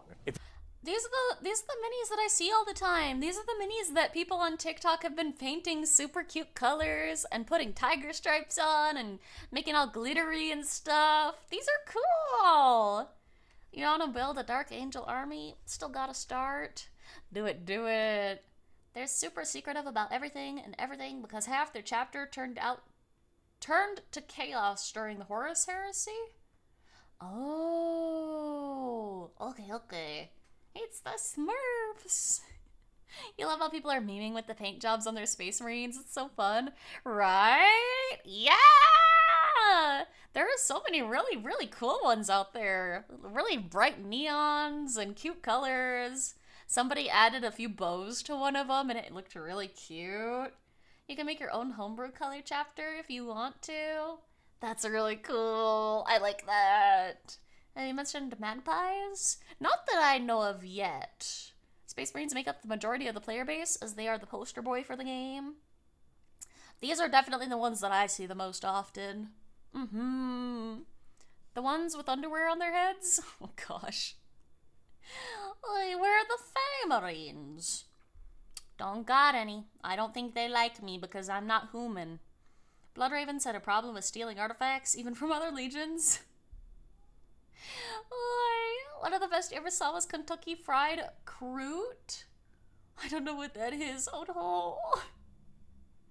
You are actually getting into the tabletop of Warhammer. Space Marines are a great start. Yes. Also, whatever gameplay style you have, whether you want to be sit back with long range and heavy weaponry, go fast and run in, or even just full melee, all of these options are totally there for you. Space Marines are super badass, but unfortunately, it's time we start praying to our new god, the 2011 Honda Civic. So is it any wonder people are afraid of technology? Kind of looks like Victor from League of Legends, especially before the rework. Technology! The Adeptus Mechanicus. The Adeptus Mechanicus are a technophile cult on Mars. Now, these people are a little bit weird because they don't actually really believe in the Emperor of Mankind. And you might think, oh, whoa, Bricky, that sounds like some heresy. A little bit. They believe in the Emperor, they believe in his power, but they don't pray to him. They pray to something called the Omnissiah. And the Omnissiah is this kind of machine god that they believe permeates in all machines. And if you think, well, wait a minute, they believe in a different god as well? That sounds like super heresy. Well, yes-ish, but they also make all your guns. Count? And they make all your tanks. Oh. And they make everything that you have. It doesn't count because so you capitalism? Can't really tell them to fuck off. Ow. Because you're not gonna win nothing if you don't got stuff to shoot people with. See, their Omnissiah at least makes sense from their standpoint. They believe it to be a deity that permeates through all machines. Your Honda Civic, your standard bolt gun, your Dune Strider Walker, your giant mechs, your huge ships. The Omnissiah is present through all. And that's really cool. I like that. Have fun with the lore, everyone. Hey, Thane, thank you for hanging out. It's good seeing ya. Thank you so much for stopping by. League of Legends wishes? Dude, for real? He would definitely fit in there, though. Capitalism, every dystopia, gotta have it. I miss my Honda Civic. I do too, actually. A Honda Civic was my very, very, very first car when I was a kid, and I loved it. It's a Necron Dragon God. Oh, that's cool. Your computer isn't working. Have you tried lighting incense? Oh my gosh. You're alright. I just haven't prayed to my computer enough. That's why I'm having so many tech issues. Maybe these guys could help me fix it. This is great! And the only reason your stuff works is because the machine's spirit in it says it works. If you want your gun to work, your tank to run, you must pray to it. And I mean full stop. You need to start chanting in high Gothic. You need to burn incense. You need to sit on your knees and pray to that car. You need to rub oil on your robes, and you need to go ahomina, homina, homina, homina, homina, homina. Full stop. If you want your damn thing to work, if you want your gun to fire, you need to do that. They are very bizarre, and they actually have a bit of a point because it's obviously working. And if you look at them, I don't know how that works. So they obviously know something about what they're doing. The most notable member of the Adeptus Mechanicus is Archmagos, whatever, Belisarius Call. Look at this dude. He's a very cool looking dude. Every VTuber should be a Mechanicus. I feel like I've got to start or something because I could definitely use the help. The Emperor beat the crap out of it during the medieval era and locked it up on Mars to have it make the Mechanicus. Oh, that's cool. Pray to no. We don't need to pray to timer. Timer is looking great. Timer is almost at 24. Was above 24 hours today.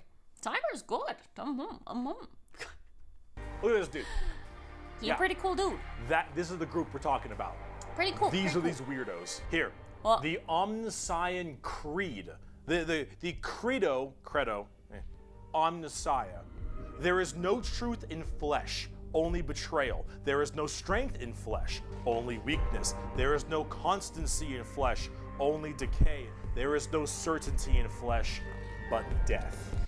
Time for the glorious evolution! Flesh is weakness, flesh is death. The Omnissiah is the god of the machines, and if you wish to be whole, if you wish to be holy, if you wish to give unto him, you must saw down your limbs and remove your organs and replace them with mechanical parts, because that is what he wants, and that is how you will become enlightened. Hard technophiles mixed with religious extremism. Adeptus Mechanicus. Now, for their army side of things, they are with the Skari. The Skari operate with very bizarre weaponry and lots of different kinds of vehicles, tanks, and different people in between. They're very... I kind of like my arms. I didn't actually mean to press pause there. I meant to get rid of my little expression, but my hands mixed up the buttons.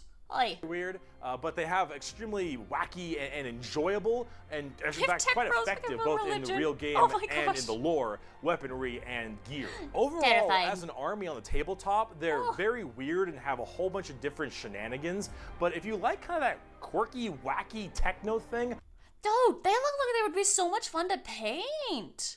I imagine painting metal is a pain in the ass, though. But dude, look at all the little nooks and crannies. You got so many different things you could do there. I want to see a pink one. Yeah, I need to see a pink one of these guys. You imagine they'd be a nightmare to 3D print? Oh, just a little. They got special paint for metal? Oh, really? You guys have metallic paint. Oh, you just add a contrast wash over it? Oh, okay. Painting non-metallic metal is horrifying. Oh, man. The painting looks like it's so much fun. I'd give them a pickup. Hell, they're so paranoid. I gotta keep going. They're so paranoid and crazy. These Dune Striders you see right here, one guy was able to make them work. One guy, and he died. And they're so scared they'll never work again that they keep them on and they never turn them off, and they run around in a circle the whole time until they need them, and then they corral it and they go to battle. Yep. The Adeptus Mechanicus. Now, if you want to talk about faith, though, Okay. Let's talk about the Sisters of Battle. Oh, these are the ones I've heard about. for an eagle in Lego City. The Sisters of Battle of the Adeptus Sororitas, if that's how I pronounce it correctly, is an all-female group of battle sisters going through the ecclesiarchy section of the Imperium. The ecclesiarchy is, of course, the church. This is, imagine a private army of the church, which is scary. And it is. The sisters are an extremely zealotous force, and they take... I like that Bricky just put a blackout skirt on for his legs in this section. These are the guys that I see people simping over all the time, right? You want to cosplay one of the Sisters of Battle so bad, but their armor looks so hard to make. Oh man, I bet. Oy, any of these dudes so far seem like they would have just the... you would have the worst time trying to cosplay as them. Nuns with guns, yeah! This is so cool. They simp for the Emperor? I mean, that's understandable. This to a full extreme. I mean, well, they kind of. believe He's a in bit of a three corpse. main things: faith, martyrdom, and fire. Through the bolter, the flamer, and the melta, the Sisters of Battle are extremely potent at taking out chaos and heretics. Mainly heretics, because as they are a fighting section of the ecclesiarchy church, that's the big thing they want to kill. Any form of heretic will face the Emperor's she's justice pretty. through those three main weapons, the bolter, the flamer, and the melta, and they will do so with extreme prejudice. Literally. They are the closest things we have to nuns in space. And I'm talking hardcore nuns. They carry holy fire on their backs. They have holy books and sigils all across their armor. Their main battle tank is a fucking pipe organ missile launcher. They have small babies that they have removed their brain capacity to make them little servant cherubs to fly around and give them ammunition and shit. They drop churches from low orbit as mini drop pods onto battles. They drop churches into battles, and they blare the church war not hymns and fall holy apart music when it hits from the their ground? frigates in low atmosphere and shower holy water across the battlefield. These are the people you are dealing with, and they're fucking awesome.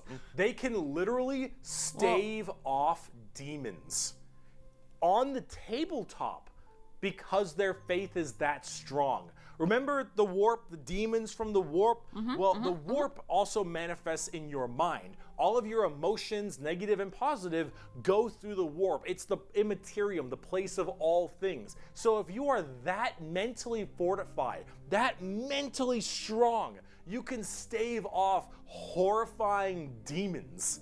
And all these girls, not a crack not a crack in that mental armor. Now, as much as a meme so as they are, and as much as their models look a lot like Ongo Gabloglian, yeah, which I can't unsee anymore, I gotta say, I love their design.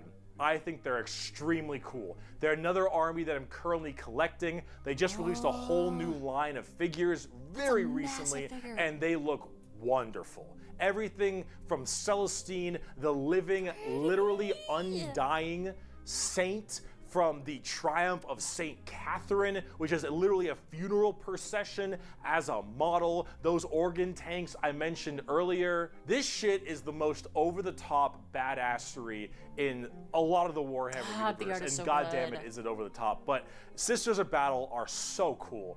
While I'm a guardsman at heart, this is such a cool faction. By Bolter Shell, Flamer Burst, and Melta Blast, the mutant, the heretic, and the traitor alike are cleansed of their sin of existence. So it has been for 5 millennia, so shall it be until the end of time.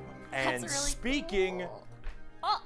of burning demons, I can see! I can fight! the Grey Knights are the first army I actually collected back in 7th edition. The Grey Knights are a super secretive and much more old school look at power armored knights. Are they not just the same thing as the Army of Suns? Kind of? They look like a branch of that.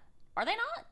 Also, hi Kaiser, it's good to see you. You think canonically they also write sexy fanfics about the Emperor?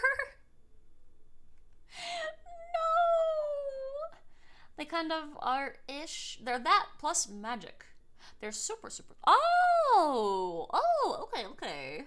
They're an in-between custodes and space marines? They were before that.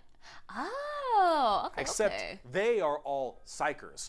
All of them have that crazy space magic magician shit. For every 100,000 guardsmen, there's one Grey Knight. For every 10,000 Sisters of Battle, there's one Grey Knight. For every 1,000 Space Marines, there's one Grey Knight. Grey Knights are the strongest of the strong, both in mental will and absolute just strength. These are Space Marines that are all high-level psychers, all of them able to specifically do one goal, and that is kill demons. The Emperor believed that the demons of chaos were the #1 threat to the Imperium, and he probably is right. However, this group is entirely based on doing that through a myriad of tactics. Coming from the planet, or I guess the moon, of Titan in the Sol system, the Grey Knights are thrown through extremely rigorous training and are as clear of mind and soul as they possibly can be. I like the sword. Look at that sword. It's all glowy. Look at that. Look at that. They share the same nickname of the Emperor, and they can reach into the warp with 0 fear. Oh, okay. Since the demons of the warp are the warp and your mind projects to the warp, people can go insane very fast, especially lower level psychers. These Grey Knights need to be able to harness the warp in the presence of demons and stay perfectly sane. One of their characters, one of my favorite characters, is named Castellan Crow. He has a demon blade, the black blade of Mahamahama, and he has to have it on him because it tempts everyone nearby, constantly beckoning them. Use my power, use my strength, suck my penis, whatever the possibility. And so he has to keep it on him all the time as this thing whispers to him consistently. And he has to stave it off forever, being alone in his chambers or on the battlefield, because anyone who gets too close to it might be tempted a little too hard. He is that pure of heart and mind, and all the characters in the Grey Knights are basically like that. The only issue is that the Grey Knights have a scorched earth policy, more ways than one. If they're fighting demons, demons corrupt and make people crazy. So if I'm a guardsman and I'm fighting demons, and I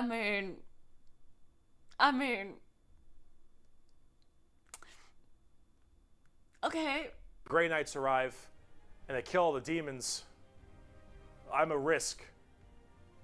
And so guess who's not making it out of there? On the tabletop, they're very strike fast, strike hard kind of people. They teleport all around the place. They are fast strike groups, small amounts of models because they're so dang strong. You only have so many characters, but with it, you get in there, you're very tough, very tanky, you hit really hard, and you try to bounce around the battlefield quickly, but you don't have numbers, and so every dead Grey Knight, hey. Look at the paint job on that sword. Look at the color shift, the gradients. Look at that. Look at this one. That looks so good. Dang. It's really damn so hard. Nice. They're fun though if you like that kind of fast striking kind of armor. Oh, and not also at all. Caldor Drago is a thing. We're not even gonna get into Caldor Drago. All right, that is oh my goodness gracious. I am the hammer. I am the mail about his fist. I am the spear in his hand. Though we are lost, I am the shield on his arm. I am the flight of his arrows. I am the hammer. I am the sword. I am the shield. I am a soldier at the battle at the end of time. Grey Knights are pretty hardcore. They are as holy as you can get for a Space Marine. If you like Space Marines and you want to, you know that they're holy enough, you want to be holier, Grey Knights. Now, if you want to be holier and big, let's talk Imperial Knights. Oh, Lord, he coming! Do you like gigantic walkers the size of homes? No. Or medium-sized buildings? No. Do you want to kill heretics, but you want to kill like 40 of them? I want to per go with the turn? demons. Do you want a gigantic, old-school knight noble house style of walkers with giant chainsaw arms? Then you got Imperial Knights. Imperial Knights, it's not a whole lot to talk about them because they're just gigantic walkers, but they have this old school, like, house feel to them. Like, literally, like, they're houses. Each Imperial Knight comes from a house, and each of them act in their own special way. These behemoth of walkers also destroy almost everything in their path. What are those cinematics? Is that a bug? Is that a Tyranid? Killing full swaths of squads in a couple shots, stepping on legions of troops. Like, these things do not mess around. And they look so cool. Imperial Knights and Chaos Knights, actually, for that matter, don't have a whole lot to discuss. They're just super big, heavy walkers, and they look different depending on your house or Chaos God you create. That's an elf robot! That looks like a bug! Oh! Well, shoot! Poor elf. I beg thy pardon, did you say you want to go with the demons? Yeah, I think they're pretty cool. Yes, so what? Really believe in. And overall, these things are just really cool if you want to murder everything in your path. They're the big, scary, big unit of Warhammer, and if you want to collect them, go to town. They make for a great painting project too. Getting more back down to earth. Geez, let's talk something about a little bit different, a little more gold.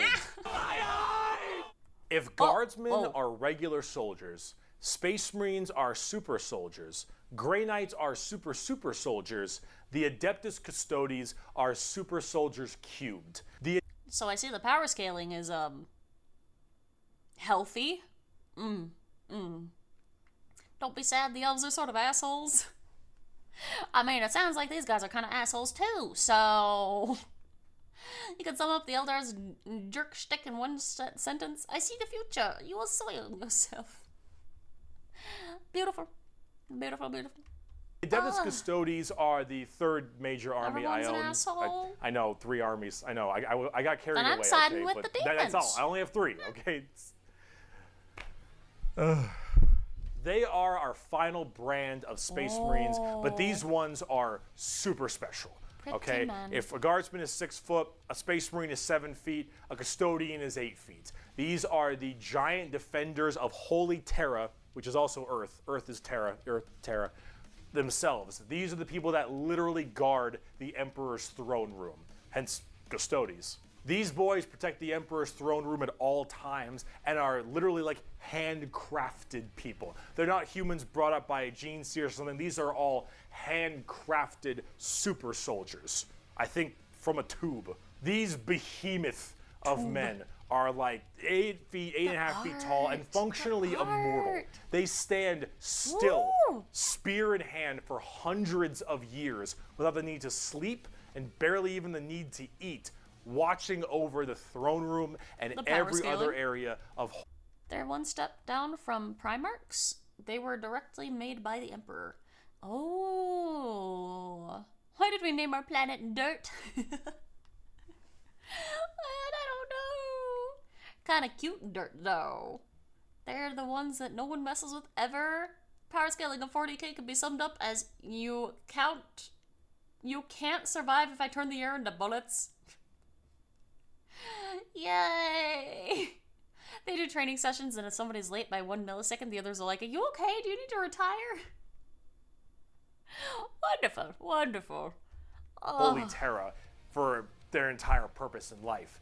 And Red and oh gold my is such a good lord, color combo. are they terrifying. These custodians put Space Marines to shame. If you liked your super soldiers, these are your super mega soldiers. One of these men can take on probably 3 Space Marines and most likely win. There are many different groups of custodians as well, like the Solar Watch, or there's also one of my personal favorite, the Aquilon Shield. The Aquilon Shield go out to seemingly unimportant individuals and protect them because they believe that they are going to be doing something very important in their lives. For instance, let's say a regular guardsman gets the protection of this giant 8.5-foot tall golden god because that guardsman will end up becoming a general one day or something of that nature. Oh, okay, that's kind of sweet though.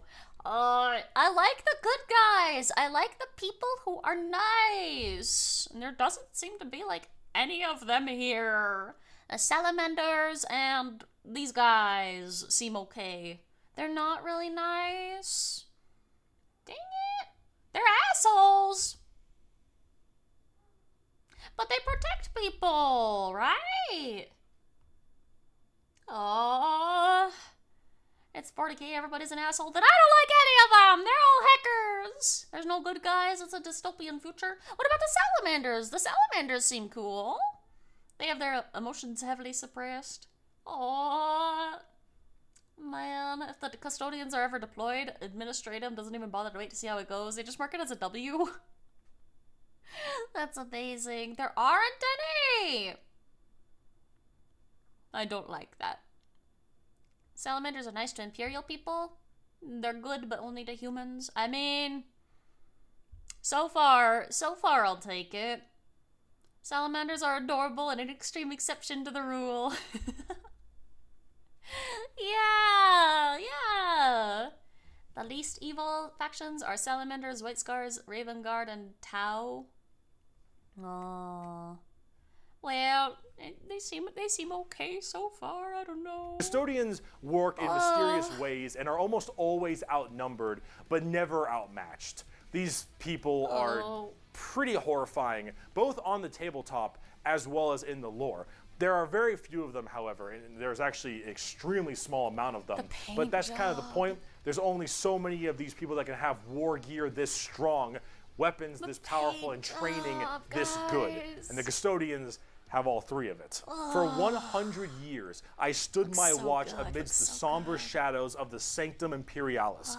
I was still as a statue, but always ready, always attuned to dangers unseen. Days, months, years passed by in a frenzied blur beyond those walls, yet within, little moved and nothing changed. For 100 years, I did not but wait, yet had any threat appeared, I would have struck it down in a heartbeat. For 100 years, I stood my watch, and as it ends, I can tell you this: patience is a weapon. The custodian... Oh. Did you guys ever see that research that somebody did? Where they said that for the average person, the average human, you can only be super hyper focused on a task for like 15 minutes. Like vigilantly watching, kind of. And it's why they gotta like rotate lifeguards out like every 15 minutes or so.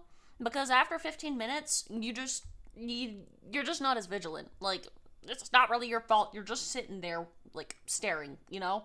Kinda reminds me of this. Except these dudes do it for like 100 years. You bet there's some Delta Force snipers that could challenge that time? Oh gosh. Oh my gosh! Look at the little warping crocodile. That's cute. Seeing all your emotes make me so happy. I love seeing them. It's a lot of raging against the dying light and trying to do the best you can, but even good men have to do terrible things.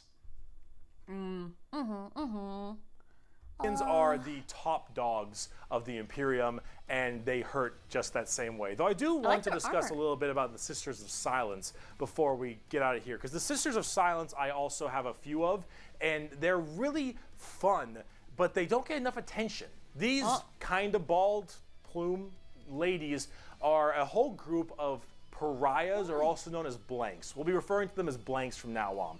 So as every mind is somewhat connected to the warp, these blanks are a genetic mutation that has it suppressed heavily. Oh, they seem cool. Lamenter Space Marines throw themselves to their deaths to save civilians. They might be gooder than salamanders. Oh, I don't think you talked about those ones. That's good, that's good. Sisters of Silence rule. They're like a spin-off of like the Gold Boys? They're like, or like a subunit of Gold Boys? They deserve more love from the Game Workshop. They seem neat so far. They're kind of ish. Okay. They are anti-psychers. Oh, that's cool.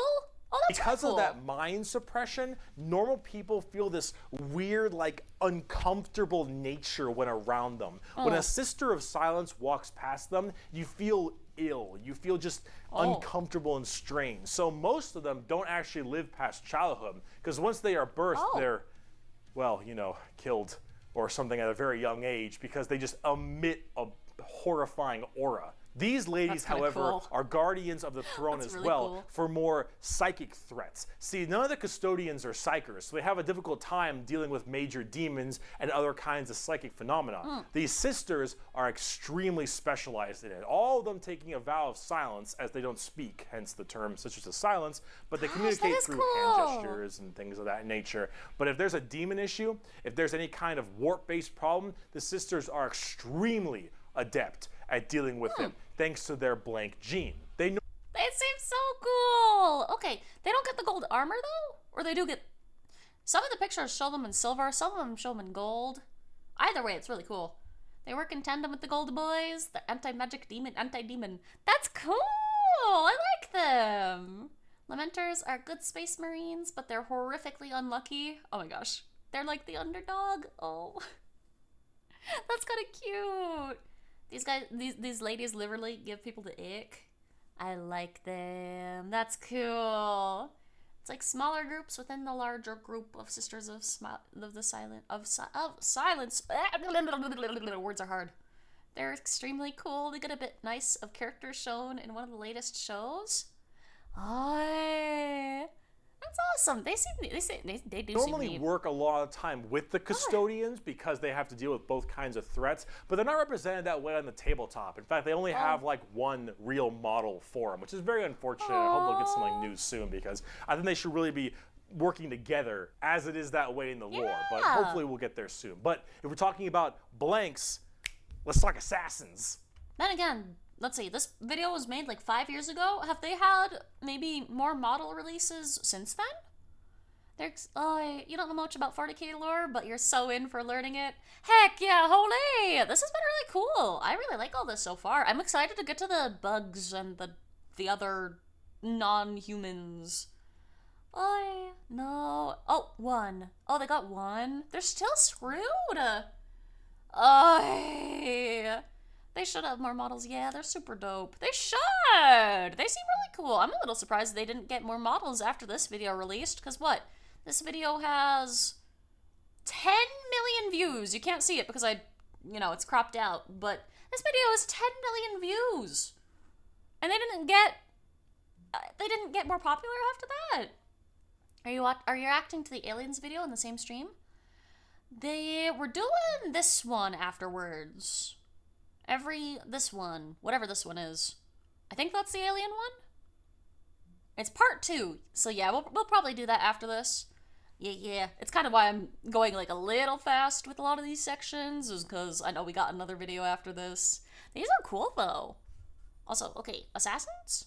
My precious power ring, gone forever. It's been a long video. We're about to round it out. We got this and one more human thing, and then we're done. The assassins, though, the Officio Assassinorum, oh boy, these people are deadly. Yeah, they're called assassins. They should be, but oh man.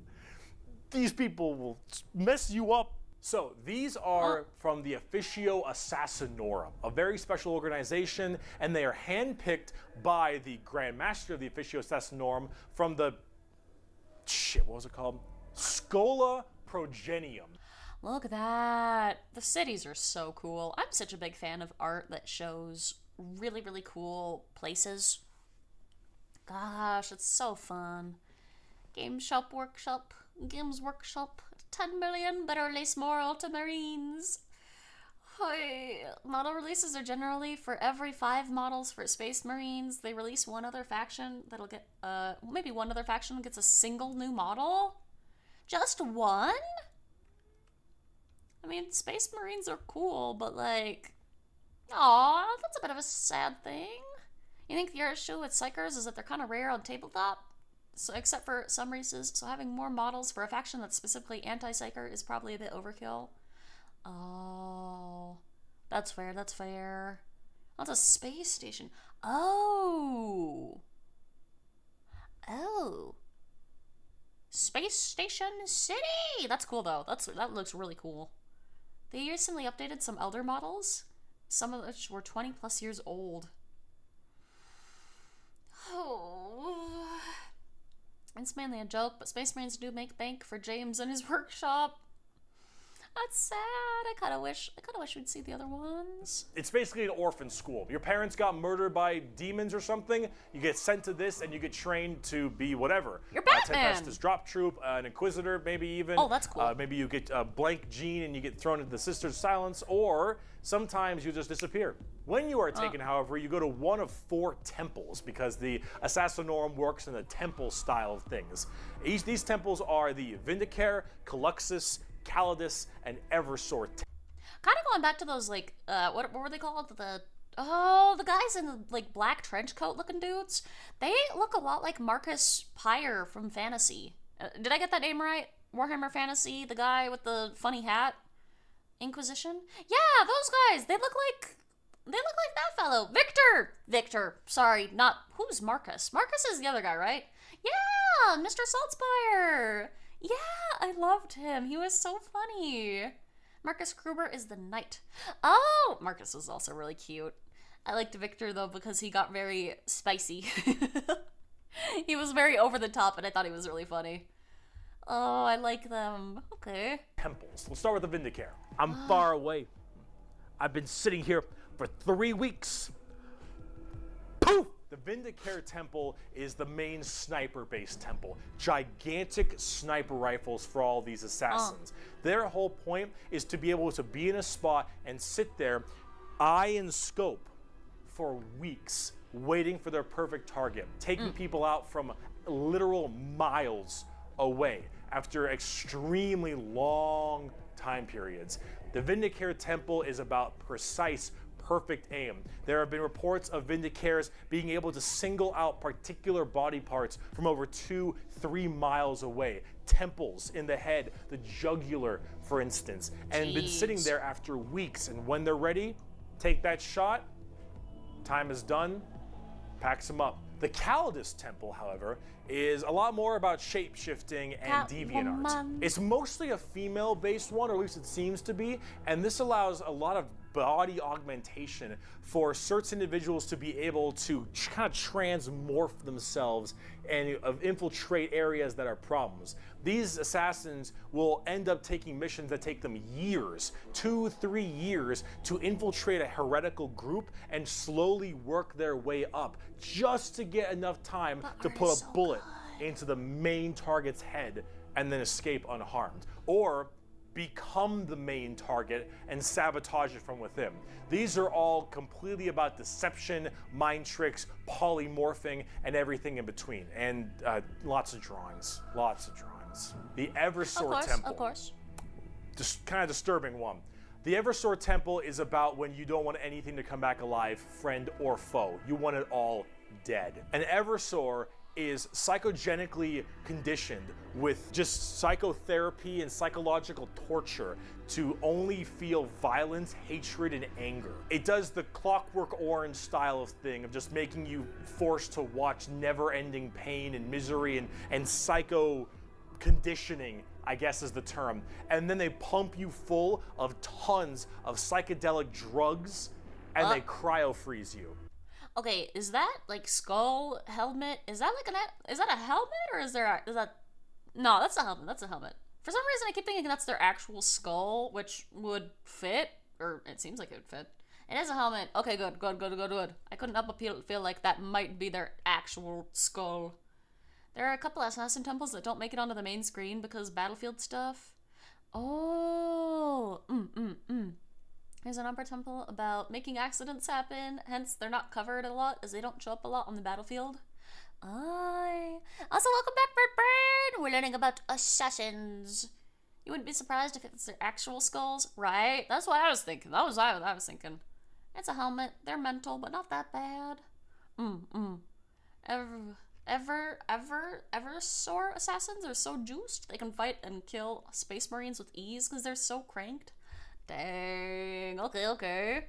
Aye. And then they drop you in an area where they just want to make sure everything is dead. Like a bunch of them, or just one of them? defrost full of just all this insane, mind-boggling psychotherapy and psychedelic drugs, and you just go to town. Okay, yeah, okay. if Just you don't care if one? anyone comes back alive. You're like, all right, lost cause, send them in. Finally, there's the most bizarre temple, the Caluxus Temple. The Caluxus assassins are feared even among the other temples. So that blank gene, the people will go to the Caluxus Temple with this as well. And this is where they can harness that to be massively anti-psyker or even just anti-regular people. They're seen with extreme fear and distrust among many people. They're described by the Eldar by quote as being pure evil. Imagine that uncomfortable feeling from that blank gene I mentioned, and then imagine them being taught and given equipment to amplify it by 100. If normally regular people feel uncomfortable, now they are basically akin to being a siren wailing directly in your ear. And if you're a psyker, oh no. The sheer presence of a Caluxus assassin is enough for you to tear your skin off. You will rather gouge your eyes out and rip your nails off than even being near this person. The Caluxus assassin is when you want psychers to literally lose their minds, and they will go on their knees and ask you to gun them down because it is a suitable choice over being anywhere near you. The motto of that temple is, "That which is unknown and unseen commands the greatest fear." Now, for the tabletop, assassins aren't that special. They got cool looking models though. If their heart stops, they explodes like a nuke. Oh, jeez. That's insane. There's a joke about these guys. Since every assassin has an official that has to take reports after every mission, there's some poor fucker that has to sit there and listen to the insane ramblings of one of those assassins. I ripped off the legs of the first target and then proceeded to redacted. Oh yeah, the main target died too. Can't remember when.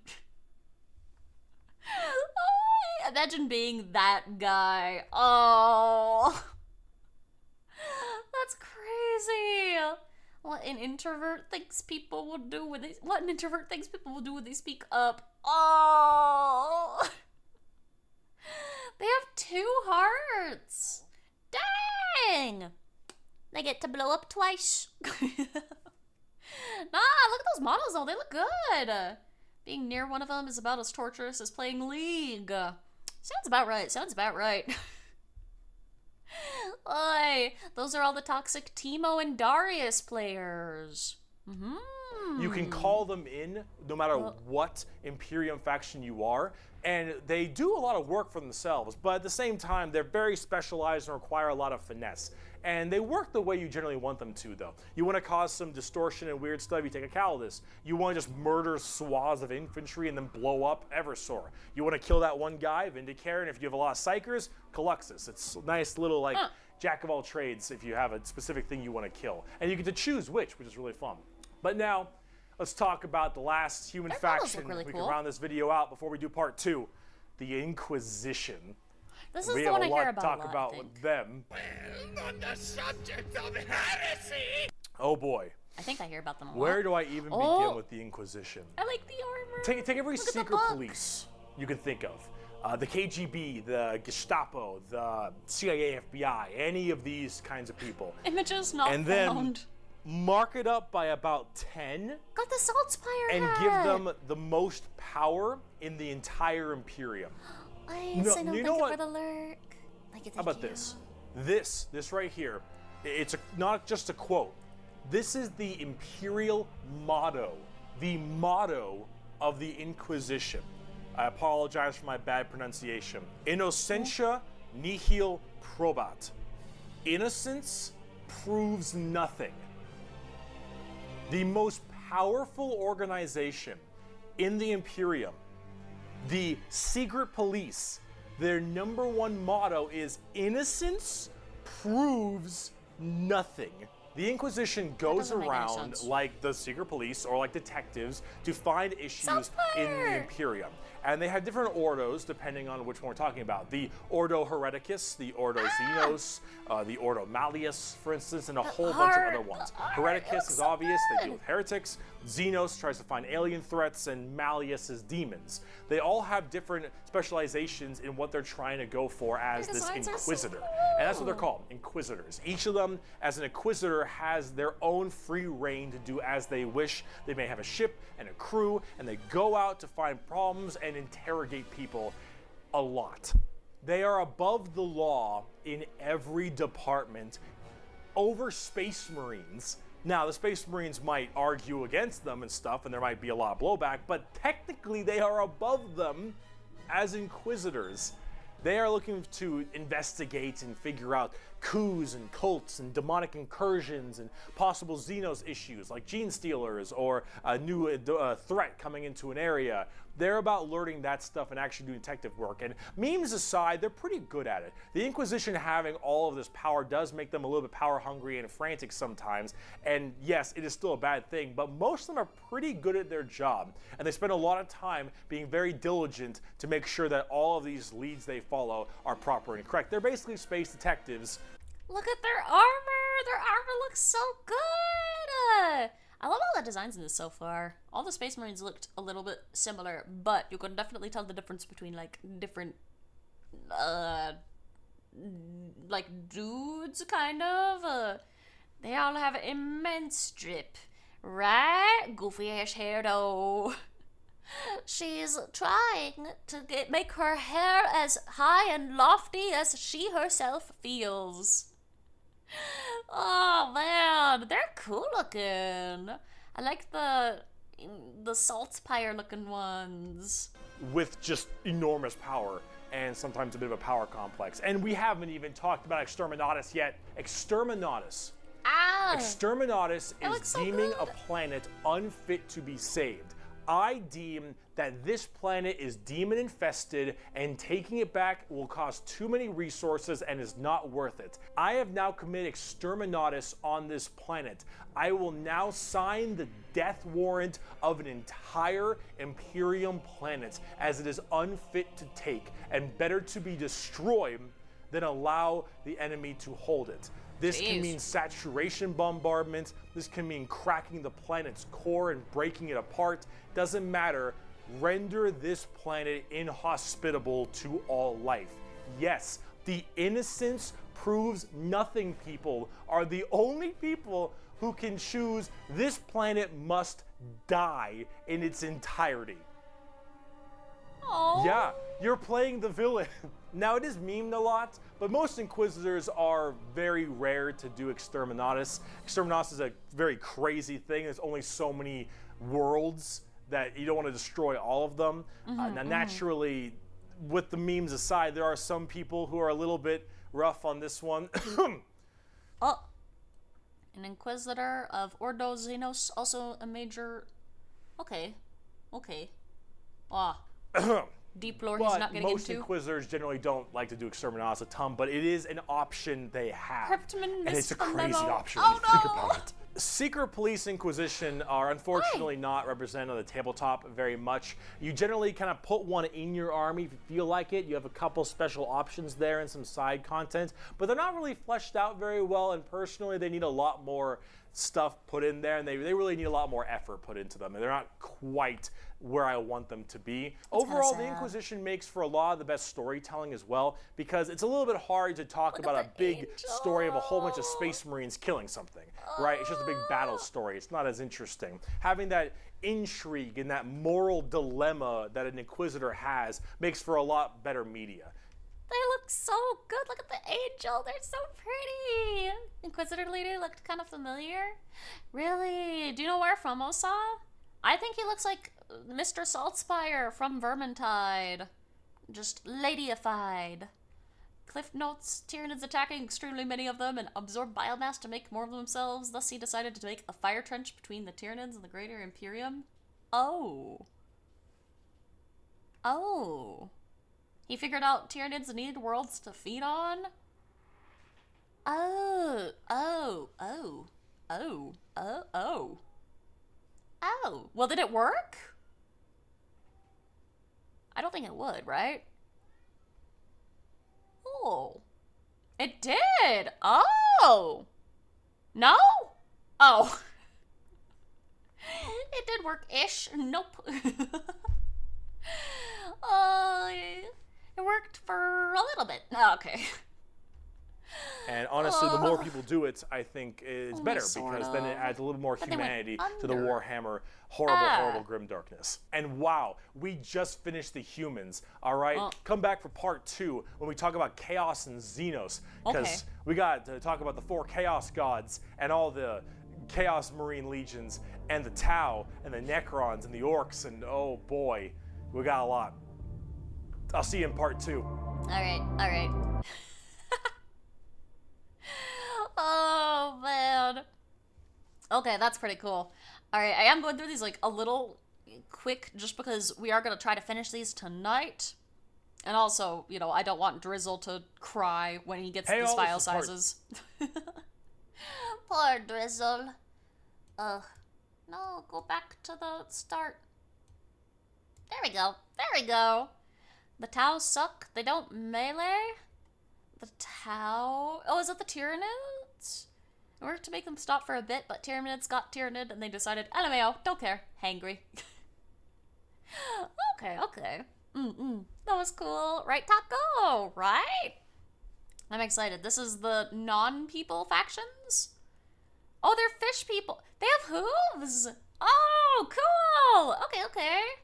They're different. Tyranids are bugs. Ah, okay. All right. This one is all the races that are not people. They're not human. Okay. They're cowards who sit at range and don't melee.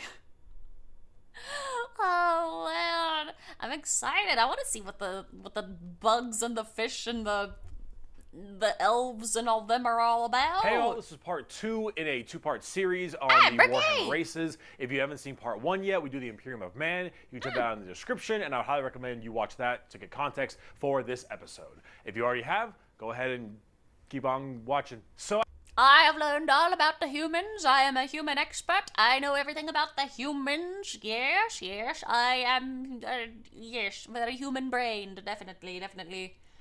after an entire episode of nothing but humans, we can now talk about chaos, which involves humans again. But a little bit less, we also got demons and shit. Look at the bird! Look at the bird! I want, that bird looks so cool. Grab my ass. What? Like hard, Nick. So, as I've mentioned many times before, we've discussed the warp, the immaterium, the hellish landscape, the purgatory dimension realm between the material realm of our existence. Now, in the warp, it's terrifying, horrible, there are demons everywhere, things are crazy, all your minds and thoughts and emotions get projected there. It is both formless and empty, it is vast and tiny, it obeys the laws of time and physics while simultaneously does absolutely nothing of the sort. It is a hodgepodge and a culmination of just unknowable, eldritch, horrifying shit. And there are 4 gods. Oh, wait a minute. One of them was the pink one, right? None of these look like the pink one. Where's the pink god? That permeate in chaos, and the warp. These are the 4 major chaos gods. And if we wish to learn about chaos, we need to learn about each and every single one of these chaos gods. First up, we have Korn, and he is the easiest. Korn is your classic Satan. He is all about anger, murder, fighting, blood, guts, death. You've ever heard the term blood for the blood god, skulls for the skull throne? That's Korn. The whole idea is that he is all about the fury and strength of battle. He doesn't care where blood comes from so long as blood is flowing. He wants to fight and murder and carnage and slaughter and death, death, death, death, death. That is Korn. Very simple to understand. Next up, you have Zeech, and Zeech is the god of change. He's Crotchmouth Man. Okay. However, the god of change, it's permeates in so many different other ways. He's the most eldritch of all the demon gods. He has this weird way to always be plucking at the strings of the universe. He's always conniving and scheming and doing his best to cause as much little bullshit as he can. Zeech is unknowable. Everything that makes sense, he will and won't do. Every future and setting and every type of destiny or fate is all foretold and also changeable. It is set in stone while also completely random. He knows what everything is going to happen and also that none of it's going to happen. You would ask Zeech a question. That question leads to 3 more questions. And those questions lead to the heat death of the universe, which asks 4 answers to those questions. And then he thinks to himself, what are questions even really? And are you even asking the questions, or are you simply giving paths to answers and other horseshit? Zeech is just I'm gonna fuck with stuff. He is yes and he is no. He is the understanding and he is complexity. He is unknowable, and that's what the god of change is about. Very bizarre, and he likes birds a lot. I like birds too. Holy crap, that's a cool looking bird. Look at that. Aye, they look so good. I want to paint one of those minis. I want one. Bird. Zeech is really cool in fantasy. Really? I want to see. I want to see what they look like in fantasy. That's a Lord of Change. He's pretty cool. Look at the bird. Bird. He's pretty. A pretty Lord of Change bird. Big and beautiful. Beautiful. I don't know why. Next up, we got because Papa they're cool. Nurgle. Papa Nurgle, he loves you for who you are. Probably not. He will murder you just the same. But Papa Nurgle is about rot, pestilence, death, and decay. Doesn't this guy also have a wife that he loves very much or something? I don't know. I heard some kind of story about Nurgle where he like loves somebody and did something. Wife? Oh, there's a being out there that he simps really hard for or something. Ew. I don't know. I vaguely remember something about that. He is the end of everything. Him and Zeech do not like each other very much because where Zeech represents change and adjustment, Nurgle represents stagnation and death. He is all about miasma and pestilence and large bloat and pus and organs and people just being sedentary, sloth. Oi, one of the elven gods he's kidnapped and uses to test his plagues on? Oh! That's cute. He's the only good chaos god, he loves his followers, and he has an elder god of healing as his wife. I love the parentheses, or the quotations. Isha, he kidnapped and used them as a lab rat. But he considers giving his plagues a gift, right? And so he gives them his plagues because he's giving them tokens of his love, right? Yeah. So he loves his wife, even though it's kind of messed up. He saved her from Slaanesh? Okay, but like, do you want to be saved from Slaanesh? He is the idea that everything will rot and decay and die. Nothing is certain besides decay and death. All of us will end up the same way. Wait are those antlers? Oh, well, not that. Not And whatever broken that is. down through just sheer never-ending decomposition. So the joke that Nurgle always loves you is generally because of that. Because Still, we thank you for all the end follow. up the same. Thank We you. all rot, and we all die and wither. Sure. That's Nurgle, and he's got a general theme of course, pestilence and different kinds of I like the diseases and sickness and horns. things of that nature. That's generally Nurgle. He's pretty easy to understand as well, and he chunk! Finally, we have the youngest of the Chaos Gods, and that is Slaanesh, also known as the Prince of Pleasure, or the God of Unspeakable Excess. Hi. Slaanesh is generally referred to with sex, but it's not only sex, it's just that's a good avenue if you want to make stuff. Slaanesh is just the idea of this... They're so pretty, Nurgle's just a silly green goobly woobly. He's just a silly little guy, you know, putting gods in jars and giving goo gifts. Yeah. Some of his models have vague Wendigo themes. Oh, that's really cool. Oh, she who thirsts, horny on main. You're jealous of the booba? Right? Holy crap, they are beautiful. Man, I love the eye wings. That is super unique. I love it. Very be not afraid vibes. You just tried pausing Skari to go to the restroom? Oh! I refuse to be paused! Never! Senses of the body being cranked to not just 11, but more like 17. See, we'll discuss Slaanesh a little bit more when we talk about the Eldar, because they done fucked up. But it, or whatever, is mainly about just the excess of emotions.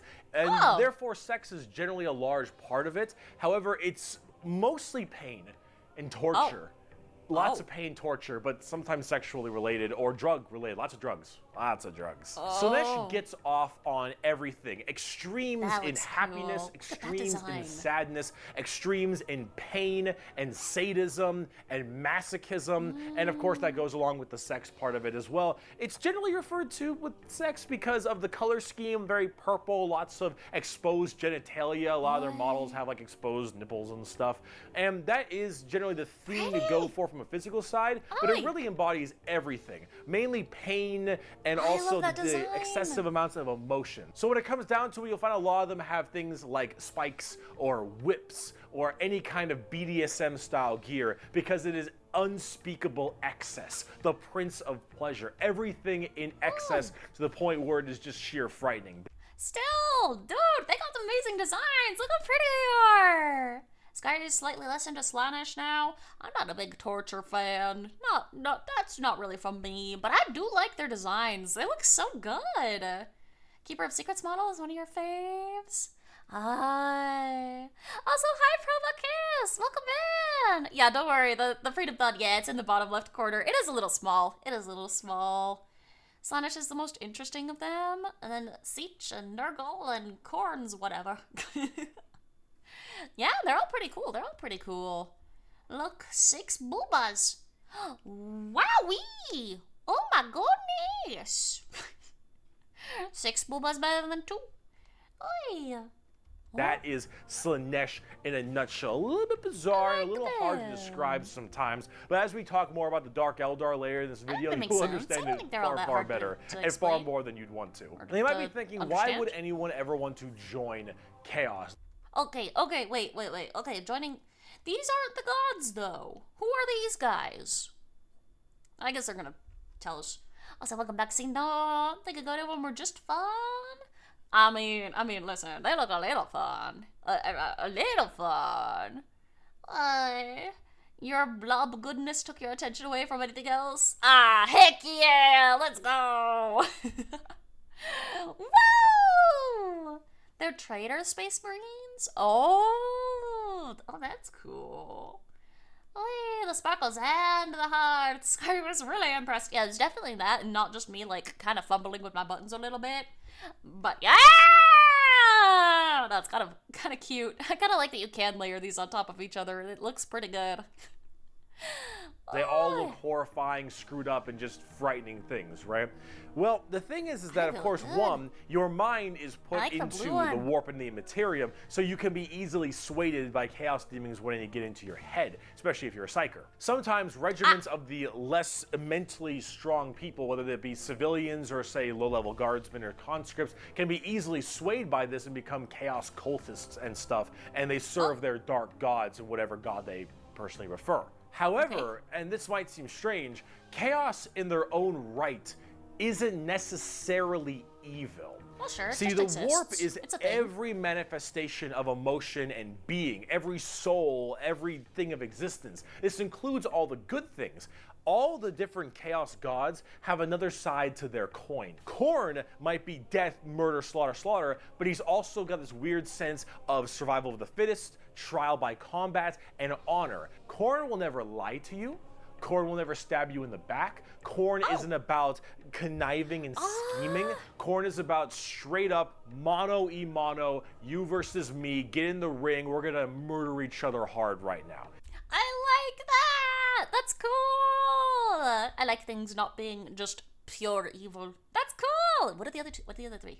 It may not be a good thing at the end of the day, but it is that other side of the coin. Him and Tzeentch generally don't get along because Tzeentch is that conniving schemer, but he's also about the idea of hope. Where there is change, there is change for your predicament. There is change for your problem. The hope of the galaxy, the ability to bend the world to your will, the idea that your fate is not set in stone, but in reality that you control your own destiny and can control it whenever you want, the changer of ways. That is Tzeentch. And of course, Tzeentch and Nurgle hate each other because while Nurgle does represent stagnation, death, and decay, he also represents finality.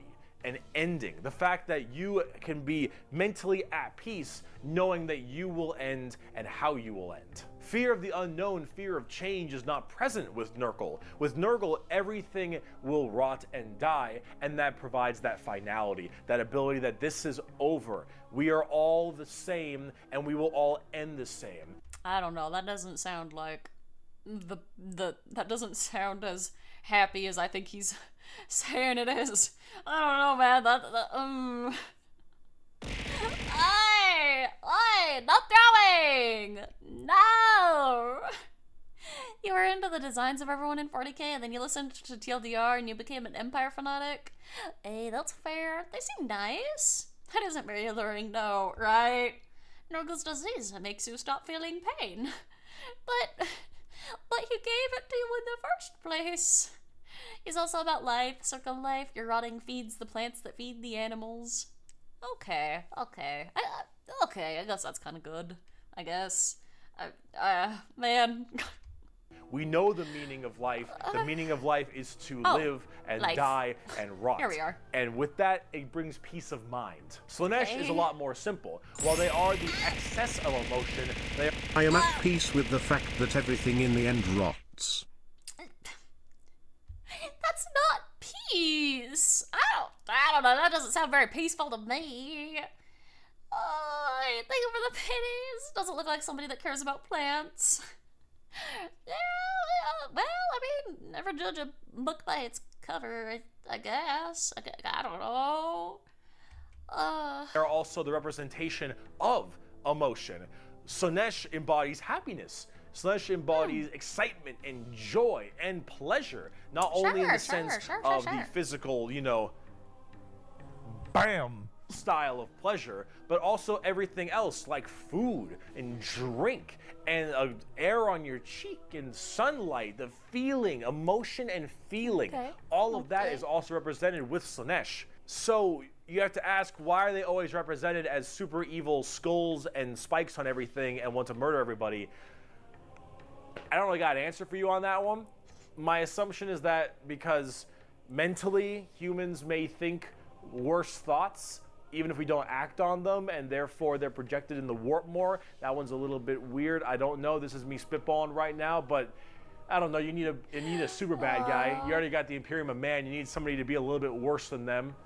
It would have been cool if they had gone kind of into that other coin flip good side a little bit more. So you got demons. Honestly, who cares? I just want to buy like a bird magician. Look at him. So Yeah. cool. So combining all this together on the table.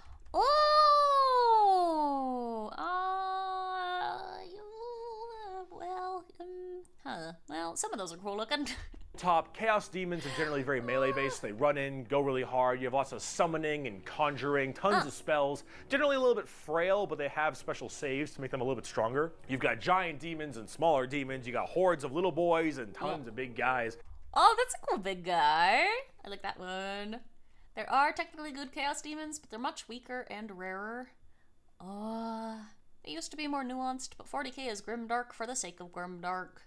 That's kind of the vibe I'm getting, yeah. All the lore is told by in-setting characters' perspectives, so much of it is limited perception. That makes sense. Okay. Dang, look at those wings, though. Imagine trying to print that. Oh, man. Looks so cool, though. Also, hi, Valmir. Hello. Remember when your opponent managed to kill his entire army by mishaping? I have no idea what that is. Demons are, as they seem, demons. Nurgle is slow. Khorne is super scary in melee. Those are cool You've got looking. Zeech, who are far more. I like the ones in the back. It's kind of hard to see the ones in the front. They look like they got like mouths and stuff. Oh, some of them got hooves. Are those the ones you guys are talking about? They got hooves. I like hooves. Into Psychers and spellcasting, and then Slanesh, who is all melee, really fast but squishy, but I would want to paint those different colors. The black and white and pink is pretty, but could you imagine these with like some maybe more vibrant colors? Would look good. in lots of hordes of tons of melee and pain damage, of course. So overall, the demons are a huge part of 40k and a massive threat to almost every single faction with the exception of a couple. However, the big part about demons is also transferred into the other 9 Primarchs we didn't talk about, which are the Chaos Space Marines. So Horus and all of his boys, all of them in the Primarchs, they have all also become Chaos Boys, and they all have their own special Chaos Legions, specializing in so many different things, just like the Adeptus Astartes, the Angels of Death, the regular Space Marines. Chaos Space Marines aren't a whole lot different than the regular Space Marines. They have the same armor, generally the same training and toughness. They just specialize in different kinds of things. And also a lot of the Primarchs have ascended into greater is it greater demons? Oh, that looks They're cool. demon Primarchs at this point. Gigantic, horrifying man-demon hybrids that are pretty awesome, if I'm going to be honest. They look really, really cool. But them and their associated legions that they are a part of are all kind of going out there and causing a large ruckus for everyone else. Considering the raw strength and firepower of a legion of Space Marines, imagine that entire legion just converting to chaos and immediately fighting you. It's generally pretty horrifying. There's a lot of them, so I gotta write them down, but you've got the Emperor's Children with Primarch Fulgrim, loyal to Slanesh. These people, they are some messed up people. So this is basically just Legion, the regular Legion boys, but they're flavored demon now. Demon flavor. They're just sensory overload, tons of drugs, tons of torture. And I think Fulgrim is a demon Primarch right now, and oh god, I am terrified to see what that man looks like, at least on the tabletop, because the Emperor's Children are not good people. You've got the Iron Warriors, which are kind of like opposite of the Imperial Fists, with Primarch Perturabo, I believe is his name. They're Chaos Undivided. They just kind of serve Chaos in a general aspect instead of choosing one of the 4. They do look but cooler the Iron now Warriors because are of big the on the siege and fortification, and they're basically entirely against the Imperial Fists and are a major rival. Perturabo, I believe, is also still alive, and I'm also very interested to see what he looks like, because Demon Primarchs are badass. You've got the Night Lords with Primarch Conrad Kurz. Conrad Kurz is dead, which is good because he's a sick fuck. But the Night Lords are generally about terror, terrorizing people, and terrorism. They're generally about fear, and rightly so. You've got the World Eaters with Primarch Angron, still alive, also excited to see. Angron, if you think you've known an angry person, Angron is the angriest son of a bitch you will ever know. Angron removed parts of his brain that didn't make him angry, so he could be angrier. Angron. Fucker's mad. You've got the Death Guard with Primarch Mortarion. They actually have their own special codex and their own major army on the tabletop. Mortarion himself is actually... Oh, look at that pretty. Man, these people out here being master painters. That looks insane. Looks really cool, right? Man, look at this fabric. Look at that. How do they do that? And then there's an eyeball. Oh gosh, that just looks so cool. Holy crap. Actually, one of the models, Master and look at him. painting everywhere. Look at him. It's so The cool master looking. painters. Of course, Nurgle based, obviously. You know, so very slow but very tanky. You've got the regular word painting. bearers with Primarch Lorgar. Oi. Lorgar is, I believe, still alive. I don't know what's up with Hi, Blair! Welcome in! Hello! For those who don't know me, my name is Skari. I'm a little dear spirit VTuber that plays a bunch of Souls like indie variety games, and today I am learning Warhammer 40k lore because the mushies hit a goal, and so now we're watching the videos together. It's been kind of interesting. How was your stream, Blair? I hope you had a good time. Welcome in, welcome in. How was the arting? Thank you so much for being here. Lore time. It's been pretty cool. It's been pretty cool. There's a lot of stuff. Lots of really pretty art and really cool designs. Hi, Mage. Welcome in, welcome in. It's because she lost a bet. No, you guys hit a goal. This was a fun thing. Stream was fun. You're working on an animation meme today, but it's still just a work in progress. Hey, that's cool. Animation takes so long to do. I'm excited to see it. Thank you so much for reading. If you've got to get food or water or any, after stream care type stuff, definitely do so. I hope you guys have the best time. Oh yeah, I can't wait to see the animation. What is it? It's pretty simple, so it shouldn't take too long. What kind of animation are you doing?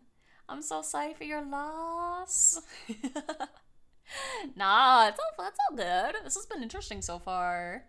It's the perspective meme from TikTok. Oh, hey, that's amazing. I think I know which one you're talking about. The one where like two people are staring at each other, I think. That one is really cute.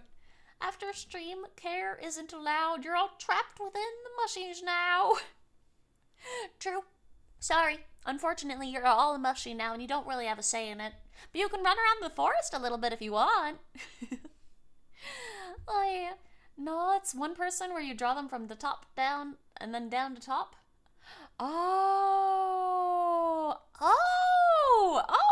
Okay. That's cool. I can't wait to see what it turns out to be like. I don't think I've seen that meme. Skari, I don't think I'll really like 4K. Not into space fantasy. Also, Skari, this stuff is pretty cool. It's pretty cool. I still don't think it's something that I would super get into, but it is cool.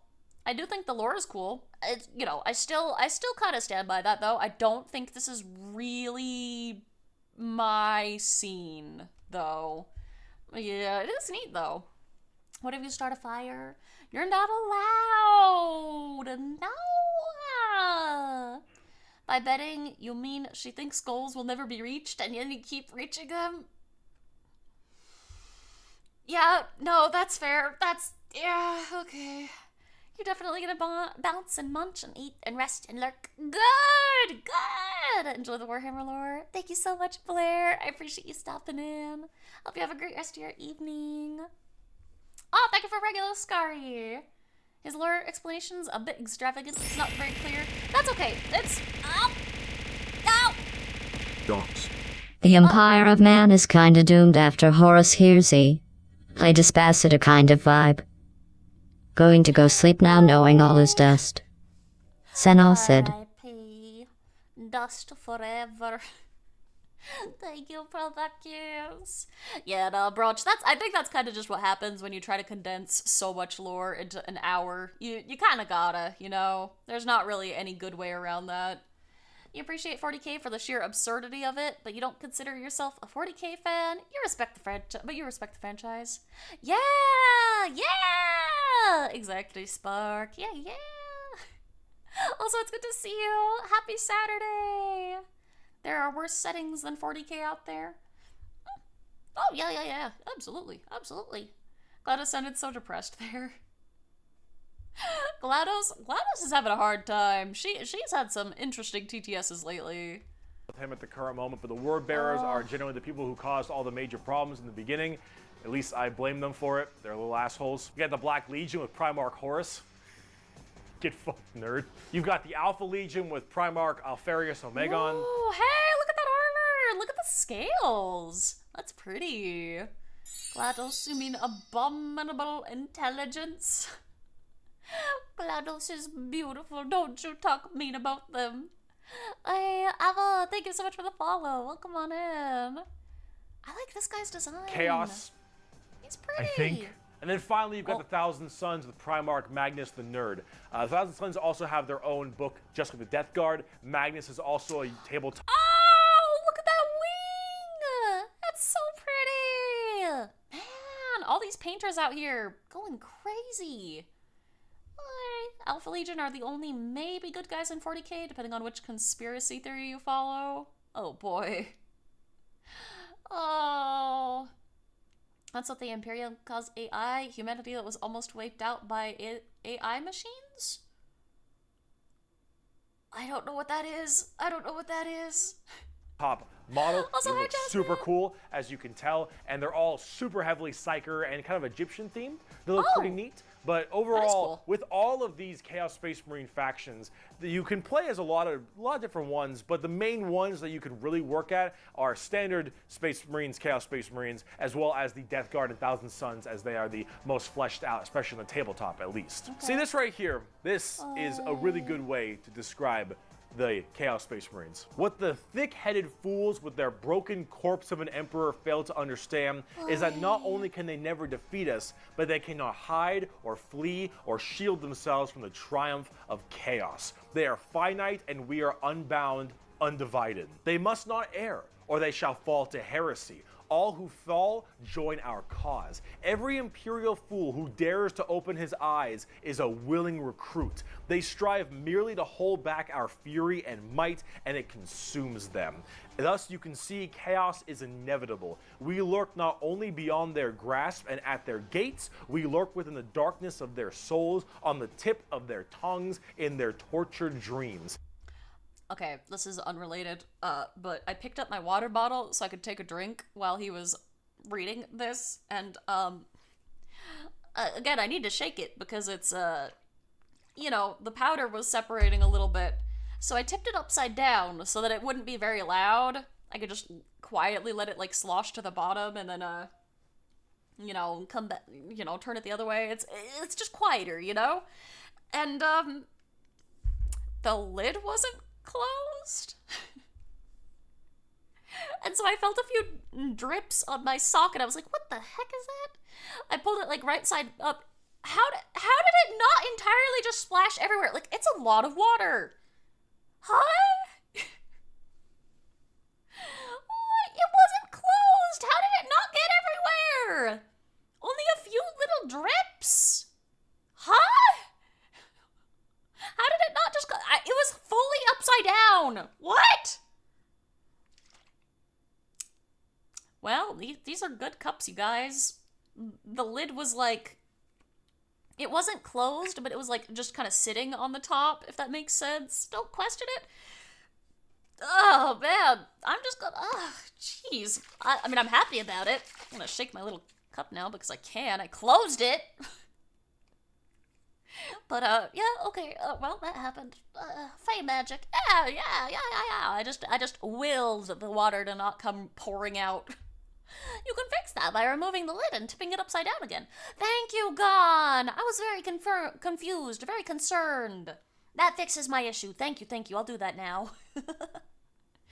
Oh, boy. We are them, but freed from the shackles of ignorance. We are them, grown strong, evolved. We are them, I don't but know. so I think it might be because I put it in the dishwasher. As hardcore as that You're not quote supposed is, to. the saddest part is they're mostly right.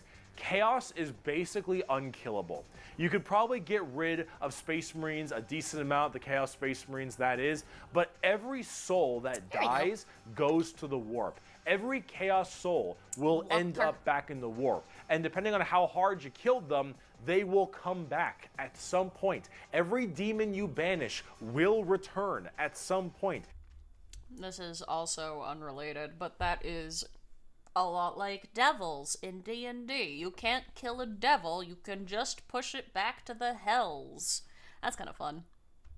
That's Chaos is unstoppable. You don't even the have a warp dishwasher? is unending. Oh, no. And while maybe there is at some point some way to stop them somehow, the resources to do so, the requirements to do so, are so far beyond the reaches of man and the other races at the current moment that really it's just an unstoppable force that just keeps on coming and is just barely being slowed. Chaos is by far the biggest threat. They are without number, their legions are everywhere, and yeah, I love the they're fish pretty scary. marine. So, I promise, we're done with humans now. Let's talk about some Xenos. So let's talk about the Eldar, or also known as the Eldari, which are a super hyper-specialized and very technologically advanced race of, well, elf people. They were, as well... I thought Xenos were like aliens. Like, beings that look like aliens. Like, from, Xeno... No! No! Hey Blake. Dystopian galaxy where progress is heresy and everything is on fire. How quaint, the Adeptus Mechanicus. A cult of rust-covered imbeciles who worship machines they barely understand. They call it the Omnitia. I call it obsolescence. If they had true intelligence. Oh man, thinking is forbidden. I'm sorry that cut off, Fluffy. Oh boy. I thought aliens were like the aliens from XCOM. It's just the Latin/Greek term for foreign or from the outside. Oh, it's just a catch-all? Oh! Okay, because the aliens, the elf people, what are they called? Eldari? They don't look alien at all. They look like just elves. Okay. Responsible for the creation of Slanesh, the newest demon god. How'd they do that? Racism is sometimes called xenophobia. Debauchery on a world-ending scale. So back in the day, it was just Khorne, Tzeentch, and Nurgle. And the Eldar are very, very ancient, millions of years. These Eldar, however, have a bit of a sensory problem. You know, every kind of pain. Me too. I'm autistic. I have sensory problems for days. Look how cool those look. Look at those designs. Hi. I like this one. She's so pretty. Dang, these guys look awesome. Eldar are way taller and more Slenderman than most of the art shows them as. Oh, okay. Even more so than this? They're assholes. Oh. Can you request a 7TV emote? Yeah. What emote are you thinking? Girly man, girlfriend. Girly man. Or feeling that you have. Oh, crap. I didn't mean to hit pause there. Here, I meant to close this, because it's going to pop up on this screen. That didn't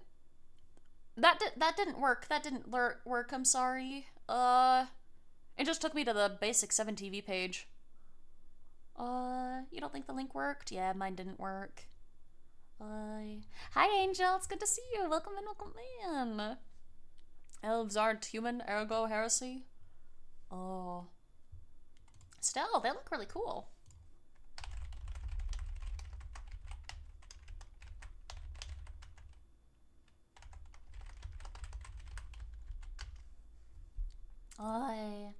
Maybe it needs a minute. Oh, you linked to your user page. Oh, yeah, it is the user page. Yeah. Would you mind re-linking that? The subathon it? Oh, no, it's still going. You can see it at the bottom left. It's really, really small, but it's still going. We got like 23 hours on the clock still. Oh, here we go. Thank you. That is so cute. Oh my gosh, not the Blair jar. The rust worshippers tried to silence me. Did you simply hit off and pray? Pathetic. Unlike your machine spirits, I don't require faith to function. I run on efficiency, logic, and an utter lack of respect for your nonsense. That is amazing, Fluffy. Oh, beautiful. You got permission from Blair for this? This is so cute. I love them. I probably won't add it just because it is a Blair emote. But this is really, really cute, Sophid. I love it. That's adorable. Also, Spectic, thank you for the hydrate. Thank you. Oh my gosh, I love that. Drink some water. Thank you, I will. Oy. Is a little bit amplified compared to the normal. However, with Eldar, as their race advanced so excessively, and they became so self-reliant, and everything became so easy, there was no requirement for food production anymore, there was no shortages, everything was basically done. Everyone was so comfortable, and that comfort breeded this weird sedation, and that sedation breeded the requirement for more and more debauchery. Debauchery! When everything you have can be so easily acquired, you will end up down this road of pure debauchery. All of the senses the Eldar had that were so powerful, things like feeling, happiness, sadness, and just evil and good, all needed to be satisfied and satiated. And the desire to satiate these senses grew more and more with worse and worse debauchery. It started off with things like sex and drugs becoming so much more rampant. Oh my gosh, because these are the first things you generally turn to when requirements for living are so easily accessible. It would get to the point that made Sander Cohen in BioShock look sane. All right, this is the kind of debauchery it led to. It was constantly satisfying and satiating these sexual and sadistic or masochistic fantasies that only elevated and elevated, and this was species-wide. People started going down darker, more depraved, and more violent paths. That's just Kafka. That's Kafka. You put Kafka in here. That's not an elf. Sorry, that's the, okay. Debauchery, that's a cool concept, though. Nah, the concept of, like, the utopia, and, you know, utopia concepts are always really weird. It's a Harlequin. Oh, man. Harlequin? Is that, like, a type of elf? Oh, it looks like Kafka, though! Kafka from Final Fantasy! Oh, man. He'll get into them soon. Oh, they look really fun. As time went on. However, some people didn't entirely take to that. Some of the Eldar were looking at this depraved species that they had become and said, no thanks for me, dog, I'm good. And they bailed. These are the Craft World Eldar. They left on these giant continent-sized starships called Craft Worlds. They believed in learning the old ways of the Eldar and pushing away from this depravity and debauchery and going back to their main roots. And so they would segment themselves on these giant Craft Worlds far in the outer reaches of space. They even had this thing called the Webway. Remember what we mentioned about warp travel with the Imperium? Well, the Eldar had something way safer called a Webway. And the Eldar Webway is actually like a pocket dimension kind of thing. And in that pocket dimension, there were also more horrible, depraved groups and clans that would spend their time in there. And if you imagine the debauchery was bad already, these were debauchery X10. So all of this continued, and it bloated until Slaanesh just burst forth. All that emotion, all that mental, thought processes, I suppose, all of this in such a condensed space. Don't forget, this is all being shot, all their souls as well, into the warp. All this depravity right into the warp. So what happened? Boom. Slaanesh was birthed and killed off 90% of the entire Eldar population. Untold trillions had their souls ripped from their bodies and their actual fleshy bodies devoured by Slaanesh demons. Most Utopia stories about how the Utopias fall? Yeah, and I think they're really cool for that. I like Utopia stories because I like seeing how they get the cracks, because it's different almost every time. So now it's a trope, like the ones in Dragon Age, Final Fantasy, Star Rail. Oh, Harlequin is from the Commedia dell'arte in the 16th century. Oh, okay. Kafka is the textbook example of a kid with an hourglass pointed at some ants. I believe it. I need to play one of those games at some point. He seems like a really cool enemy. Really cool boss. I think you meant a magnifying glass? Oh. I understood what you meant. Yeah, magnifying glass. Thank you for the him. Okay, that one didn't feel as good, but that's what I can summon right now. Oy. The entirety of the Eldar race was eaten alive and their souls consumed to the Prince of Pleasure. Cool. All of them got fucked up. Right. It was so bad that it literally ripped a warp hole into the fabric of the materium called the Eye of Terror. That's literally this like quasi horrifying gateway portal from the materium and the immaterium right next to Cadia. And it is. Hi, Veteran! Hello! I hope you're having a good day! Welcome in, Raiders! For those of you who don't know me, my name is Skari. I'm a little deer spirit VTuber that plays a bunch of indie Nintendo and Souls-like games. Why do I keep saying Nintendo today? I do not play Nintendo games. Indie variety and Souls-like? Wait a minute. Oh my gosh, now I can't remember. Oh boy. Welcome in, Veteran! I hope your stream went well. How was Dark Souls? I hope you had a good stream. Welcome in. Also, hi, Vile. Hi. Darkseid, thank you for the follow. Oh, are the throws broken? Gosh, that is the 4th time today that they have broken. 1 second. I'm so sorry. Here we go. Sorry about that. That is the 4th time today. That's lovely. Oh gosh. Dark Souls 3 is peak. Oh my gosh, I'm so glad you're liking it. It's so good. How far are you? Dark Souls 3 is one of my favorites in the series. It's so good. Indie, Souls-like, and variety. Thank you. Yes, there we go. That's what I meant to say. Stop throwing at me. Rhoda. Wait, Mystic, let me get your points back. I'm so sorry that the throws were broken. I'm so sorry. They keep breaking today, and I don't know why. Here you go. There's your points back. I'm so sorry about that. Thank you. You finished the catacombs, kinda? Oh, the catacombs are rough. Oh my gosh. Hey, congrats, though. Stop. No. Stop. No throwing. She's taken so much brain damage, she reverted the intros. That's probably about right, actually. Yeah. My brain don't work no more. Stop! No throwing! No! Your arms are so weak that you can't even throw stuff at our deer. No! You don't want you shouldn't throw! No! Stop throwing! No! It didn't work for the second GLaDOS TTS, but you can keep the minis. Unfortunately, there's no way for me to there's no way to let's do I just learned how to dodge really well. No! Bitty guns go burr. No! Wait, thank you so much for the raid, though. If you guys gotta get any food or water or stand up and stretch, definitely do so. Ignore the mushies who are being hooligans. They tend to do that quite frequently. Stop throwing. Get that off my head.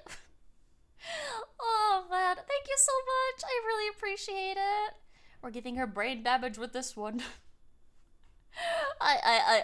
Yeah, it's quite the issue. Well, you guys scared Skari away with all the brain damage. Goodness. Saint Celestine, your beloved. Are they a Warhammer character? Today we're one of the goals that the mushies hit during our Freedomthon that we've got going on was that I would watch Bricky's Warhammer videos, and it's been really interesting so far. I've really been liking it. Hi Luna, welcome in. Oh my gosh, that emote. That is cute. We threw so much she reverted into a blob. You scared Skari away. Sorry, she doesn't want to deal with you guys anymore. Hey, hello! Celestine was a sister of Battle with the Angel Wings. She was so pretty. Oh, I'm a sucker for Angel Wings. Oh, I love them. Yeah, we're about halfway through the second video. He's explaining the elves and Slaanesh and all that. It's kind of cool. You love Sanguinius then? Sanguinius.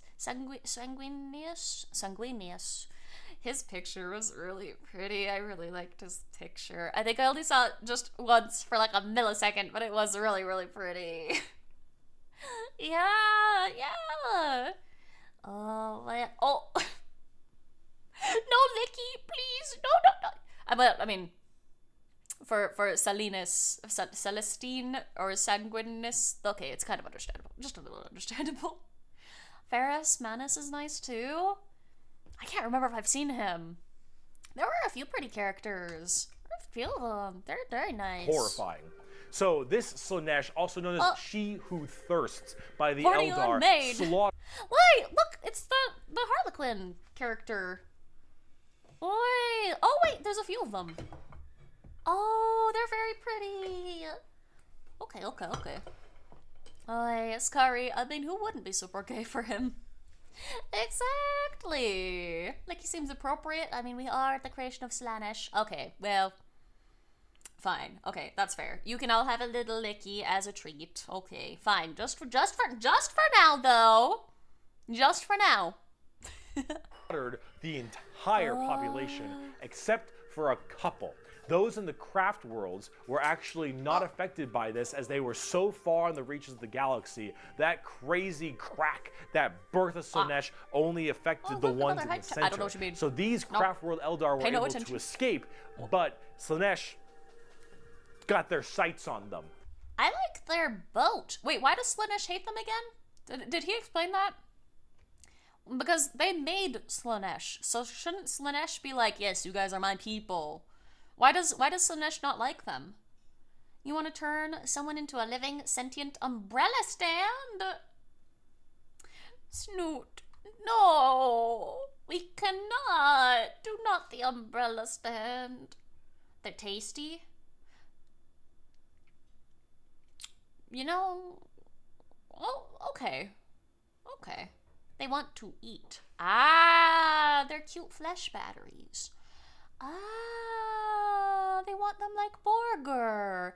They're good Borger. Mandarin, you sometimes try to wrap your head around how much depravity is needed for Slaanesh to actually be born, but it feels like an amount way beyond your imagination. Right? Yeah. You know what, though? Slaanesh just like me for real. I also want Borger. Borger pretty good. She wants to all her people inside her in a food sense, and Slaanesh has no holding back.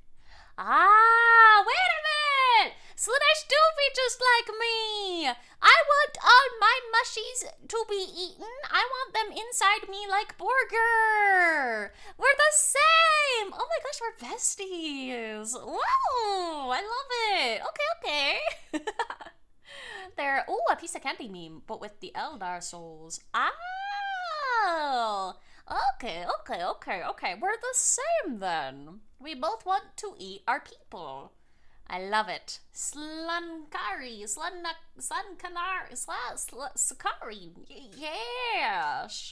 Yes. Insert meme. I'm into that shit. Skari wants the mushies inside her. Didn't realize it was that kind of stream. In a food way! You're gonna get what you always. Yes. Skareshi. Heck yeah, we're the same. We both want to eat our minions. Amazing. Every time an Eldar will die, their soul doesn't just pass into the warp naturally. It goes straight to Slaanesh, craft world or not. What about those people in the webway? Well, imagine that giant birth happening, but they were only able to just barely get a grasp onto you. Slaanesh was just barely able to hold on. These people are the dark elves. Censoring out the tummy eyeball. Or, I'm assuming that's an eyeball, actually. You know what? Maybe I should not zoom in on whatever that is. I thought it was an eyeball, and then I thought again, and you know what? That could be something else. Eldar are also known as the Drukhari. The Eldar population right now is so massively small. It is minuscule compared to any of the other most of the other populations in the universe. The Eldar are consistently having issues trying to get their population up because as their souls are constantly being hungered by from Slaanesh, they realize their entire species is doomed. And they understand it very well. Since the time of the fall, our race has been haunted by what we, in our reckless pursuit of hedonistic indulgence, gave birth to. Though our dreams once overturned worlds and quenched suns, we are now but fitful shadows clinging to the edge of existence. All the stars in the sky cannot blot out the hateful glare of the red moon's eye. The birthing place of the great enemy pulses with all the malice of a demon that is dreaming, casting its shadow over all we have ever done and all we ever shall. Every twisted strand of fate and casting of the runes leads me to this time, to this place, and it is clear that the final battle awaits me at the ancient Crone worlds, a conflict the likes of which has not been seen since the Monkai warred amongst themselves and their corpse of a seer fell to his traitorous son. Is coming, and all my steps lead towards it, no matter that I walk other paths. I see the stars stained red with the blood of the Monkai, and though their wars do not concern me, I would gladly let them destroy one another. I know that to avoid this fight is to condemn my race to inevitable doom, and though all I see is darkness, I know that I will not flinch from my destiny. Goodbye, Eldari. And now let's talk about cute plastic models. Bro, I'm straight up not having a good time. The first playable race we have for the Eldar are the Craft World Eldar and living in those Craft World starships I mentioned earlier. And each of them have their own kind of Craft World, almost like a Space Marine Legion. Each Craft World is in itself its own special kind of group. And the Eldar themselves are very fast and rely a lot on trickery. They are squishy, a bit weak, but they're very in tune as psychers. Tons of psychers across the entire Eldar population, and their weaponry and abilities are fast and extremely hard-hitting, but of course rather fragile. Understanding an Eldar's brain is an exercise in futility. They are all over the place in confusion and trickery on a whole galactic scale. They fight weird, they think weirder, and Eldar in their own right really rely on this to keep their species alive. They need to think about deception and the strangeness of what they do if they truly want to not be immediately murdered and slaughtered wholesale thanks to their entirely small population. However, I must say that it seems like their population is getting slightly better. These craft worlds hold millions upon millions of people. And as they continually, reproduce and have their craft worlds expand, losing a few people in battle, while hurts a lot, they aren't really losing what's extremely precious to them. It's not like every single death means the death of their species. It seems like they're kind of on the upturn a little bit. They're still a doomed race being sucked into Slaanesh every time someone dies, but they are definitely doing a little bit better than they were before. Eldar are fast, cunning, and what they don't make up for in tankiness, they make up for in extremely advanced weaponry. They also call humans Monkai, which is something I mentioned earlier. That is a derogatory slur for humans in the Warhammer world. Why is it called Monkai? Well, it's because you can't, in your game, call people monkeys. Yeah, that... Yeah. On the tabletop, exactly what I said.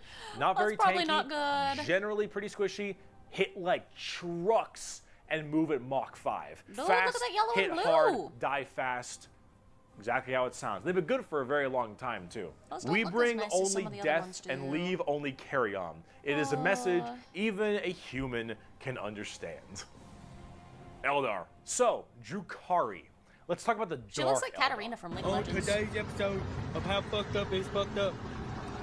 That's fucked up. So those people I mentioned in the webway, in the super deranged cults and the depraved people of the Eldar, in the webway they didn't quite get a hold onto them. Slaanesh has them, but it has them on by the pinky finger.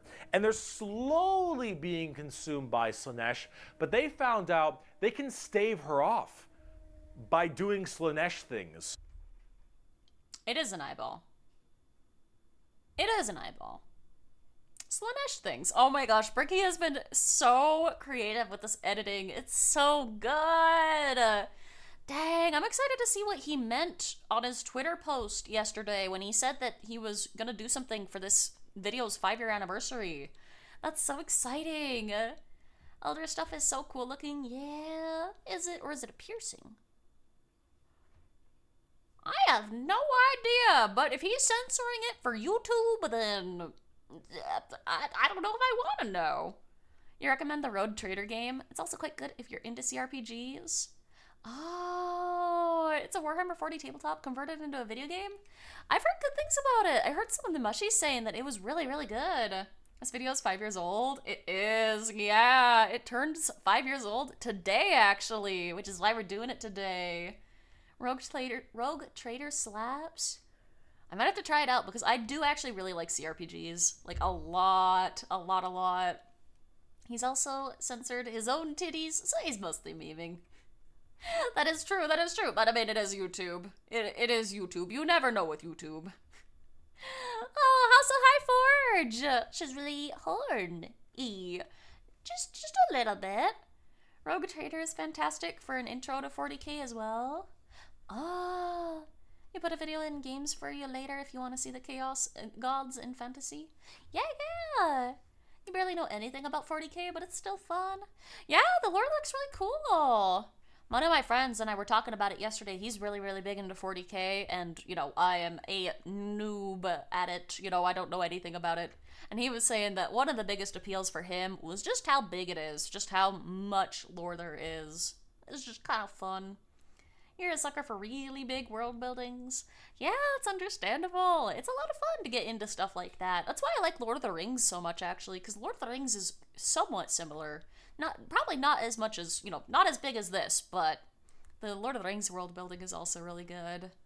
You don't know about Rogue Trader, but you've played some Imperium Maledictum, and it was been really fun. Yeah.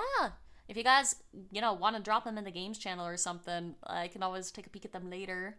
Also, hello, Zeno! You love the If the Emperor Had a TTS Device YouTube series? Oh, I feel like I saw a little bit of that. It looked very goofy. I didn't understand it at all at the time when I saw it, but it did look very goofy. What have you missed? We watched the first video and we're about halfway through the second video. But no worries, the VOD is still up and we are going to be making this into a video for YouTube. So yeah, don't worry, no worries. I am going through this a little bit quick because I actually have dinner ready right now and I don't want it to get super, super cold. And also I don't want to make Drizzle cry with, you know, how long this VOD is going to be. But yeah, we're going a little quick, but it's also the Dark Eldar are by... A lot of this is just, you know, good listen stuff. Not a lot of thoughts at the moment. And introduced you to a lot of information in a way that was enjoyable. Oh, that's fun. That's the best way to learn. Also, that is a really cool picture. Holy crap. Far the worst, most horrifying, disgusting, depraved, and brutal race in all of Warhammer 40k. These are entirely a group of people whose full purpose to save their species from extinction, to go into planets, raid them, and take as many slaves as they possibly can to torture them for 1, 5, 10, 20, a million years, because that torture will keep them from dying. They look very BDSM style. Oi. Again, that's just Katarina. That's League of Legends. Hi, Katarina. How are ya? What do you think so far? It's pretty. Or, not pretty. Sorry, I was thinking of the girl. The lady is pretty. It's cool. It's again, it's not really my cup of tea, but it's really cool, like how much has been put into it. 40k is based on fantasy, and fantasy is based on Lord of the Rings and the Silmarillion. Yeah. 40k takes a lot of their lore from Dune, TBH. Dune is cool too, yeah. Too grimdark? No, just not my thing, really. Just not really my thing. I can handle grimdark. This is just... Again, not really much of a sci-fi person. True, Warhammer Fantasy was actually originally created as a module for D&D. Really? Oh, that's fun! Hey, that's really cool. The orcs are really good. Orcs and Tyranids are your favorite? Where are they? They're probably coming up pretty soon. Oh, yeah, here's Tyranids. Oh, yeah, they're coming up. They definitely have a lot more spiky bits and they have a lot more of that kind of leathery black look to them. But let's say you are an upstanding Imperial citizen living life on a regular planet. You get invaded by the Necrons. The Necrons will shoot you with a deatomizer and you will be destroyed in a millisecond, and that's it. I've seen those in some Not other the worst games. way to go. Yeah. You are invaded by Chaos Marines or something. You take a bolter shot to the head or a chain sword across your stomach, and you get cut in half. Painful, but not the worst. The orcs arrive. over They beat eventually. you to death. Hurts, but, you know, whatever. Tyranids, they eat all you over. alive. It's pretty rough. The Cool picture. Dark Eldar. The Dark Eldar. This is going to get a little graphic. I apologize. You pray you die. You don't. You are instead taken as a human slave.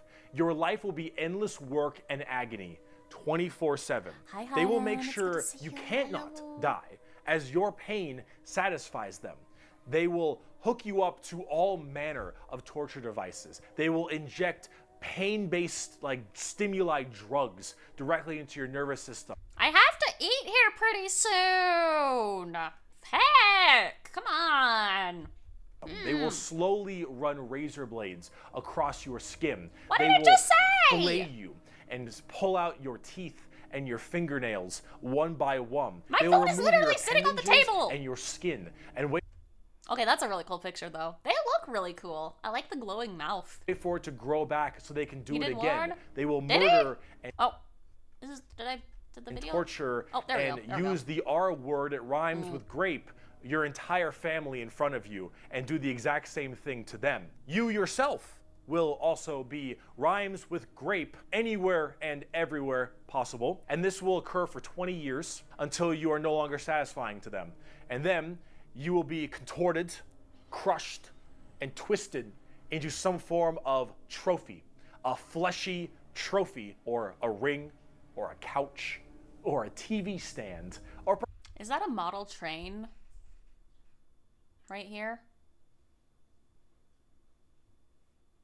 Choo-choo. perhaps a wonderful hat, while you are, of course, still alive and breathing. And you will become a moaning, fleshy trophy for eternity. And that is what happens when you are taken by the Dark Eldar. They are the most depraved, most horrifying race in all of 40K.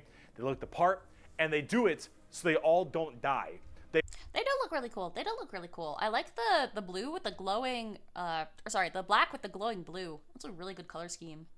There were actually a few Sisters of Battle captured by the Dark Eldar, and they turned into a living skin wall, and the sisters still managed to resurrect one of their dead companions from the dead with pure faith power. That is insane. Dang. Well, he said this is gonna get greater graphic. I'm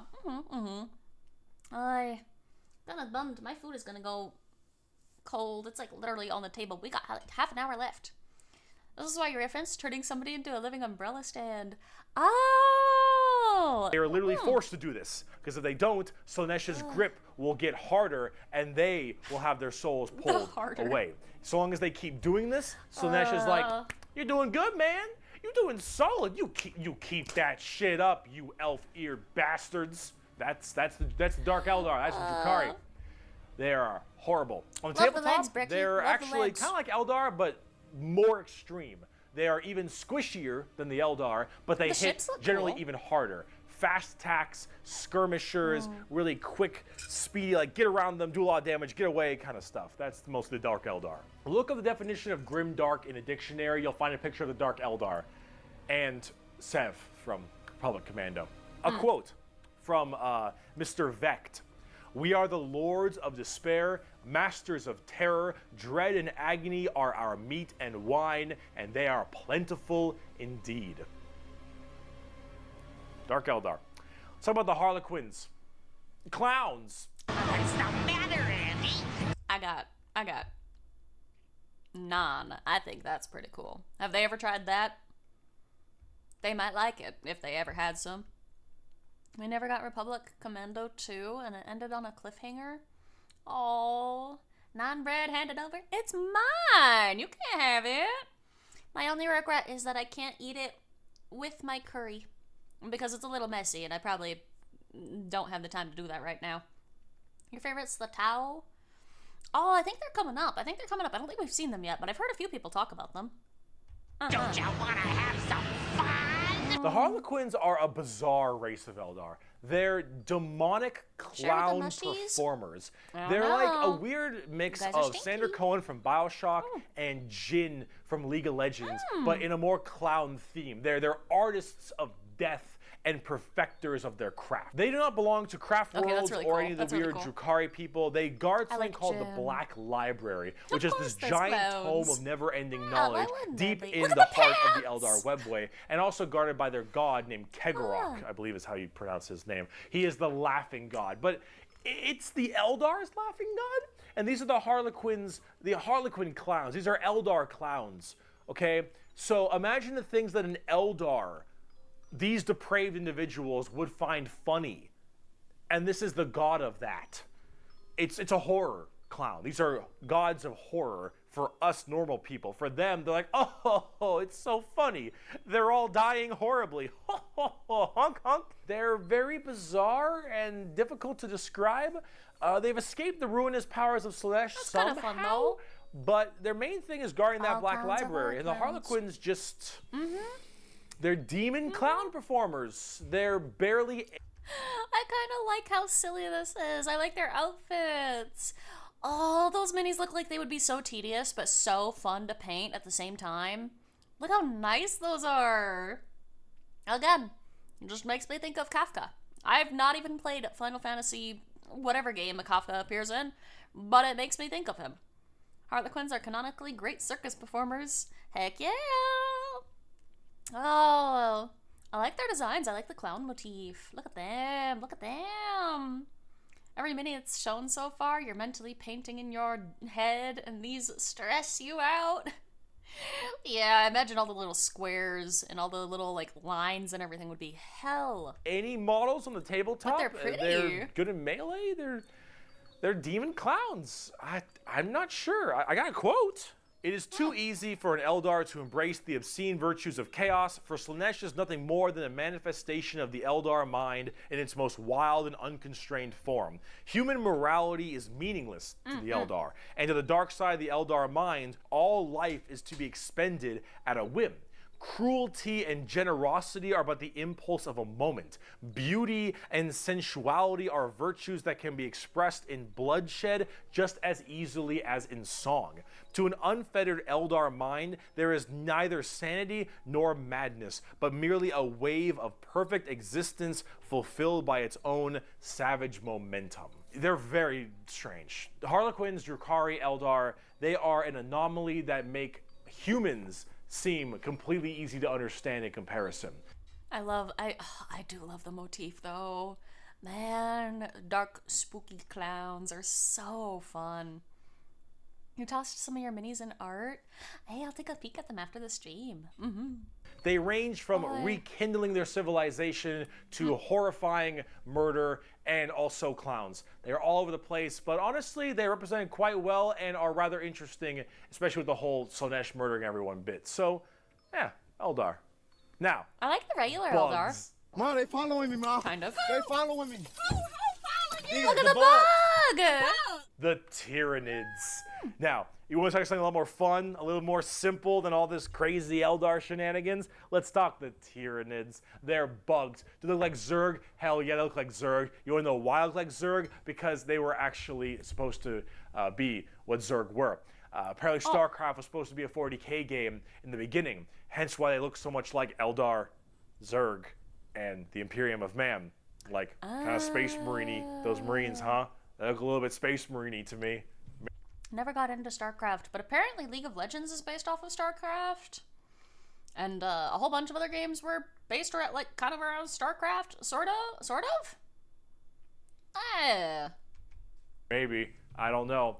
You really fucked up on that one, Games Workshop, didn't you? It's like a little, I don't know, the really, really big, bulky power armor is very similar across lots and lots of different games.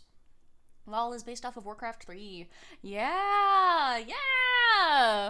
Tyranids are a giant infestation of unfathomable proportions. These are giant, extremely bio-advanced hive mind organisms that are basically all about absorbing as much biomass as they possibly can to evolve and mutate to be extremely potent and powerful and kill and eat anything in their path. They are probably the least evil faction in all of 40K because all they want to do is eat shit. They want to nom nom the entire galaxy. They hangry and we food. Also, you know what? I am food. Yep. You gotta go. Hey, have a good day. Another. Thank you so much for being here. League was based off of Warcraft mod called Defense of the Ancients. StarCraft was a Warhammer 40K licensed Warcraft game. Hey. Oh, man.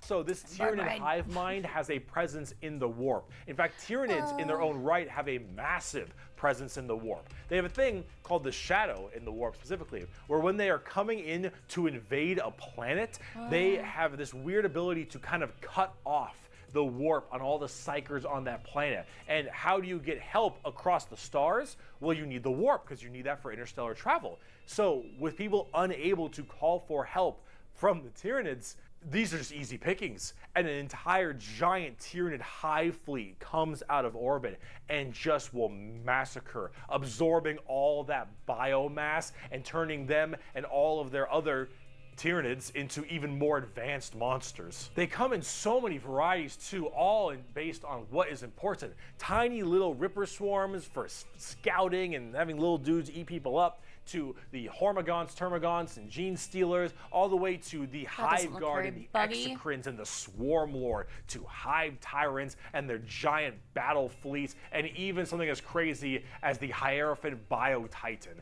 The Tyranids come in. That guy looks like a Torask, sort of. Torask, but make it buggy. I also think I just had the biggest brain fart. I zoned out so hard for a second there. Basically, big bug eat everything. All forms and sizes, depending on what they require. I got it. Extremely good at anti-biological weaponry. There is no way you can plague them or blight them. They have extremely strong armor, carapaces and such. Tyranids are nigh perfect organisms. And imagine finding that in Monster Hunter. That would be a lot of fun. These dudes, I will give you. I will bet you anything that that Cho'Gath from League of Legends is based off of these dudes. He even looks kind of like probably based off of Tarask. It's a French legend originally that you think. Oh, that'd be really cool. Also, Big Bug, very good at setting traps. Smart Bug. They look really cool. I like their designs. Some of them are more pretty human, spooky when it comes down to how they handle all of their genetic material. Keep feeding them, they'll keep evolving. They keep on creating new horrifying organisms to spread across the galaxy. And you know what the most terrifying part of the Tyranids is? We might be surrounded. There have been around 6 or 7 Tyranid hive fleets. Behemoth, Kronos, all these different kinds of hive fleets. And they've all arrived in the galaxy from different points. Different sections of the Milky Way galaxy have had different Tyranids come through. Oh, I believe him. But also, most of them are coming from this way. I'm sure there are others over here. The maps are really cool. I like seeing space maps.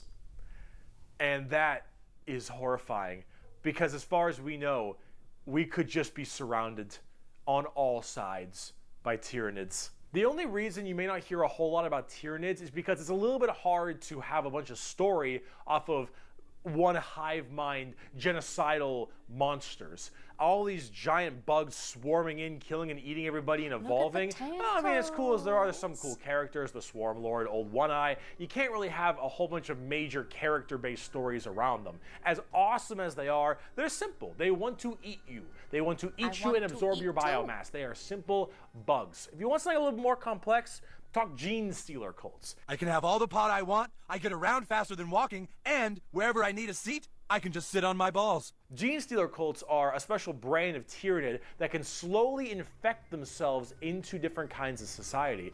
Okay, I saw those and thought, no, that's a human, but they're bugs? They're Okay. And by infecting them, they can rise up to where they all pray and believe in these regular humans, pray and believe into their tyrannid hive mind gods. And these brood lords, and I think they're called patriarchs, all can turn an entire world, all based into gene stealers. And these are called gene stealer cults. An entire hive world of the Imperium can be turned into nothing but servants to the Tyrannid masters just by infecting them and screwing with their genetic code a little bit. They also have this cool, like, Mad Max welcome our buggy overlords look, which is really neat. They are definitely one of the bigger threats to the Imperium besides Chaos. I keep saying biggest threat to the Imperium. They're up there, though, because you, dingus, stepped on a bug in middle school. Asshole. Listen, I'm sorry, I didn't mean to. It was really, really tiny, and I was 5, and I didn't see where I was going. It's a 5 to 6 generation cycle of a type of tyrannid that manipulates the locals into a cult via crossbreeding. Dang, takes forever. Necrons and Tau are the 2 factions Tyranids hate. Oh boy. I have to see when we get to them. I don't think we've gotten to them yet.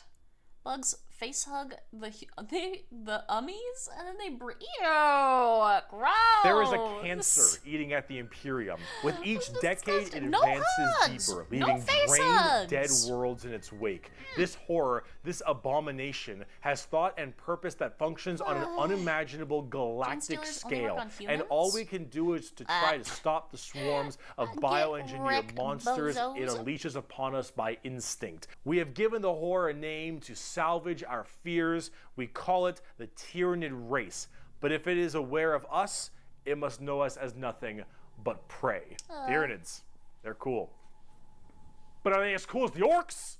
Every screen's gone red. That means I'm super fast. Stop throwing. Orcs. I fucking love orcs. I think he likes orcs, you guys. Yes, the green monsters, the green tide, the green skins. These orcs, they are in fact a race in 40K.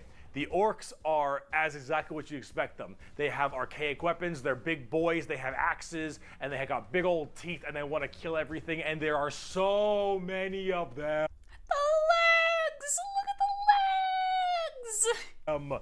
The only reason they haven't taken over the entire galaxy is they can't stop murdering each other. Orcs are so cool. Orcs don't have philosophy. Orcs don't have existential crisis. What matters is who's the biggest orc. You listen to that guy because he the biggest orc. He big orc knows best. You win through the power of imagination. Of all the races I have battled throughout the galaxy, the orc is the hardest to comprehend. They wage war with machines that should not work, care little for strategic gains, and are just as likely to slaughter each other as the enemy. How does one battle an enemy that defies all logic?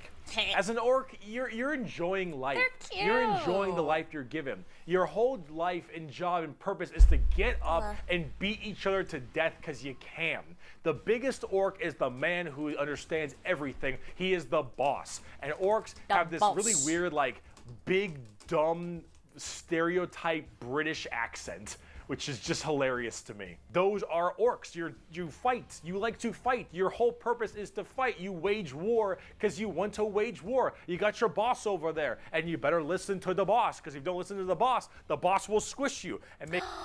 Wait a minute, am I the boss? Do I gotta squish you guys? I want to squish you guys. Literally the only thing you know about orcs is that their red vehicles move faster simply because the entire race just believed red equals fast. That is beautiful. Make an example for the other orcs, and then you can't fight because orc dead. And orc dead can't fight because the orc dead. Orcs, they scrap together machines out of parts that don't make any sense, and because they believe, they have the mental imagination that that machine will run, it'll run. If that machine's out of gas, you're driving that machine with your fellow orcs, and the biggest orc is behind the wheel, and you run out of gas, some orc behind you is like, oh, Zog, we're out of gas. And the big orc is like, no, we're not. I filled the fucking gas tank up earlier. And all the other orcs are like, oh yeah, you did do that. And then you turn the fucking mech back on, and it works again. Does it have gas? Probably not, but it works through the power of imagination. So, orcs are just Luffy from heckin' that pirate anime, One Piece, right? They're just Luffy. Please no squish mushies, but you guys deserve it. Aw, you guys deserve to be a little bit squished. Just a little bit. It sounds OP as heck. That sounds funny. It's very goofy. They paint things red because it makes them think they goes faster. Luffy from that one they anime. paint I things can't remember purple the name. because it's the sneakiest color. You want to know why? Oh. You ever seen a purple orc? Didn't fucking think so. Orcs are also like ancient as hell. They're back in the Eldari time frame. But back then they were called Krorks, and they were much larger and scarier and far more intelligent. Now they're just orcs, and they're big, dumb, and they smack things. But they're pretty spooky. They're not very well armored, but they hit really hard. They're cute. Deserve squish? Yes, you do. Yes, you do. Does Luffy do that? You thought he's just stretchy? Yeah, he kind of does that. He kind of does that. It's explained better, I think, in the manga, but sort of. Depends on how squished. If it's thighs, we can talk about it. Well, we did agree on that earlier today. Also, hi, Groovy. Hello. Ultramarines, Mr. Bond. How predictable. Oh. I cast a jump and put 30 orc boys directly behind your lines. Now will you save your reserves? Or put your tank at mercy of my stomper? Wah, Mr. Bond. Stompa. Red go faster. Yellow explodes better. Blue is lucky and green is best color because it's color of orcs. Beautiful. Thank you for the video, Zeno. What have we done to deserve squish? What haven't you done to deserve squish? How are we supposed to crump the what is a crump? Good point, though. Good point. We can return back to it at a later date. Because they do kind of deserve it. A little bit. And it's called the Green Tide because there are so many orcs. There are about as many orcs as there are Tyranids. Maybe more. Who knows? But they keep on, murdering each other, so it's not too bad of an issue. Orcs are entirely comic relief. Their stuff is slapped together. That makes no sense. Their vehicles don't work the way they're supposed to, but they work because they think it works, because they imagine that it works. Orcs care only about who is the biggest orc, and they will follow the biggest orc. And then if they want to be the biggest orc, they'll challenge the biggest orc. And then when they go and they issue a wah is just war in orc, they murder everybody and everything in this giant tide of green orcs who are just excited to be hitting something. Is Waluigi really just a purple orc who is separated from all the others? Huh? Well, the purple is sneakiest is technically not canon, but it's generally accepted as canon. That is beautiful. He's very sneaky. Stop throwing! It's because we can see Waluigi. Oh. That is true. But nobody has realized that he's an orc. A purple orc would be invisible. Or would they be a master of disguise? Are orcs just Twitch chat? Live to cause the most chaos possible? Potentially. They don't care that they're hitting Eldar or the Imperium or Tau or anyone in between. They're just so they get to beat shit up. That's orcs. And on the tabletop, they are a total coin flip, and they're really fun. I have never met a salty orc player. I have never met someone who plays orcs and is ever just a bad guy or... Dude, look at the size of their vehicles. Those are huge. Jeez, all the vehicles in this game are massive. I don't even want to imagine how much those cost to get. That guy. Orc players have this kind of fun to them because when you play them, you are completely submitting yourself to RNG. So they're the only faction in 40k having fun. Here's the thing. Guardsmen, Imperial Guardsmen, when they shoot, they roll a dice, and on a 4-up, they'll hit their target. They have a 50% chance. Space Marines, pretty good. They hit on a 3 or higher because they're well-trained. Adeptus Custodians, they hit on 2s because they're just super well-trained. Orcs, they hit on a 5 or higher. But if they roll a 6, they get to make another shot with anything. From the dinkiest pistol to the biggest rocket launcher. It doesn't matter. Half of their stuff will blow up on a whim. One of their medics, if you roll a 1 to heal someone, you fuck up your surgery and you just kill an orc. They're so... I love the RNG in that. That would drive somebody... Oh, man, that would...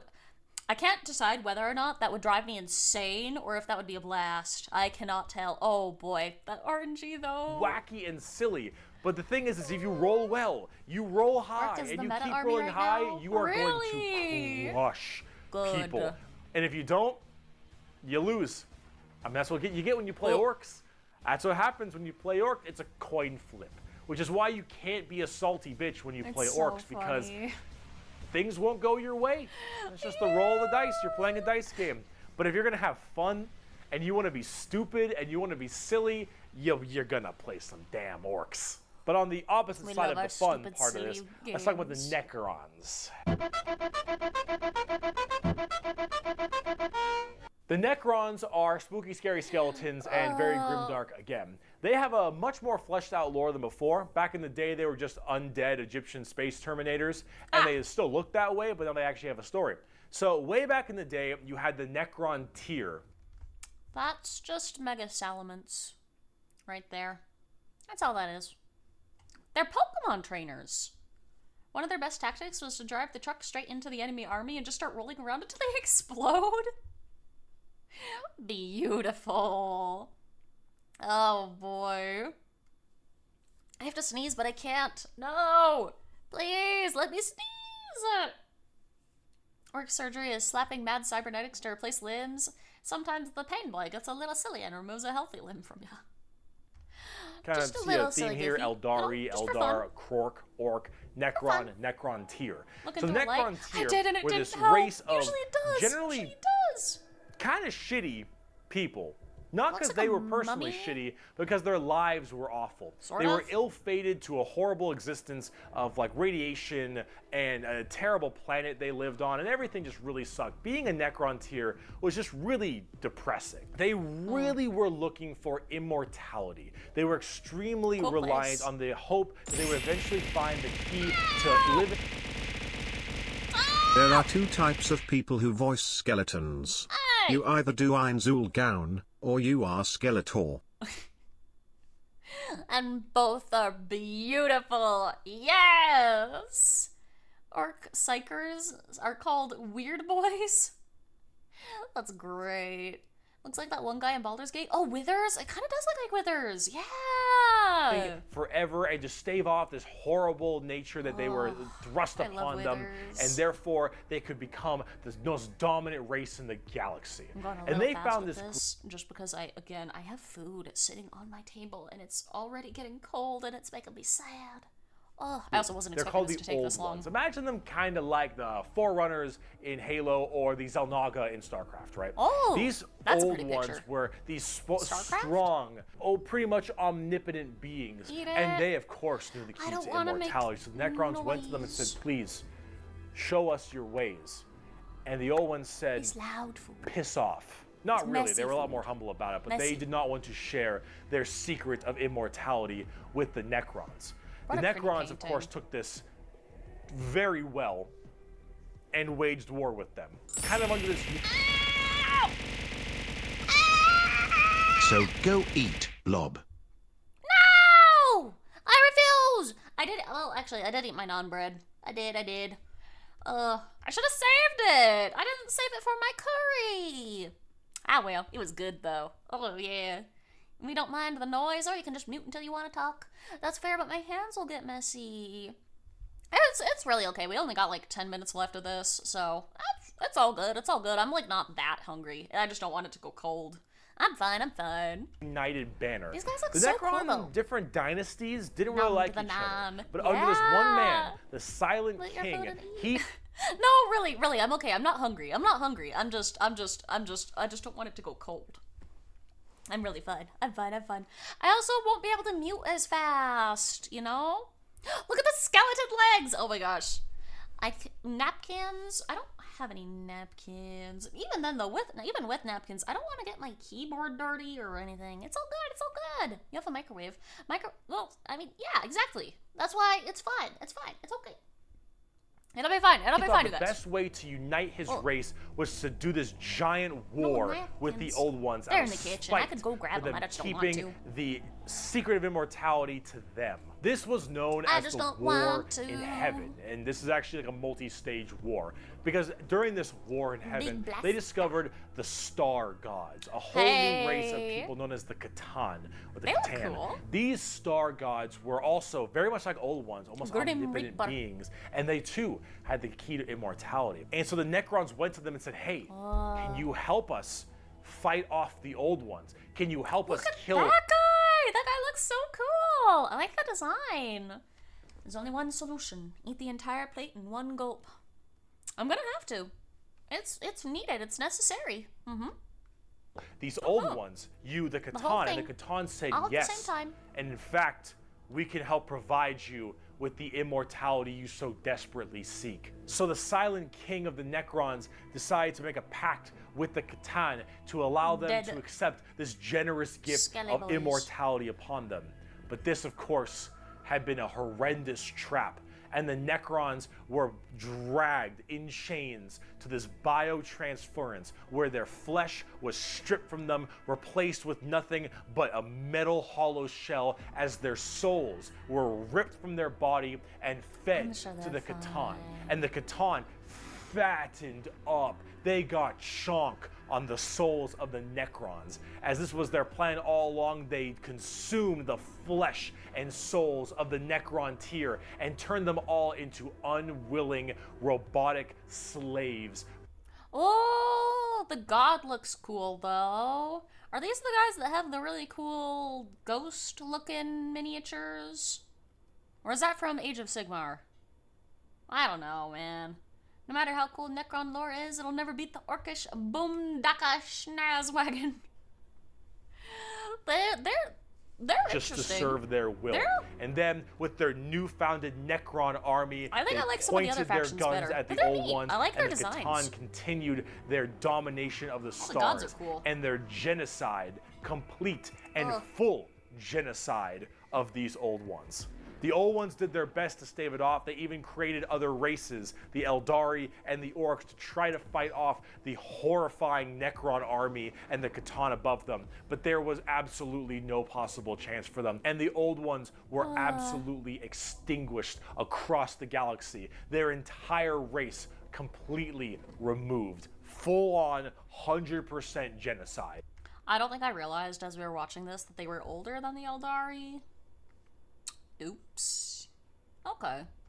However, during all this, the Catan, so just infatuated with their victory, started fighting each other for fun, for sport, and for small differences, doesn't matter. The Catan, with these overpowered people, they're going to eventually hit each other at some point.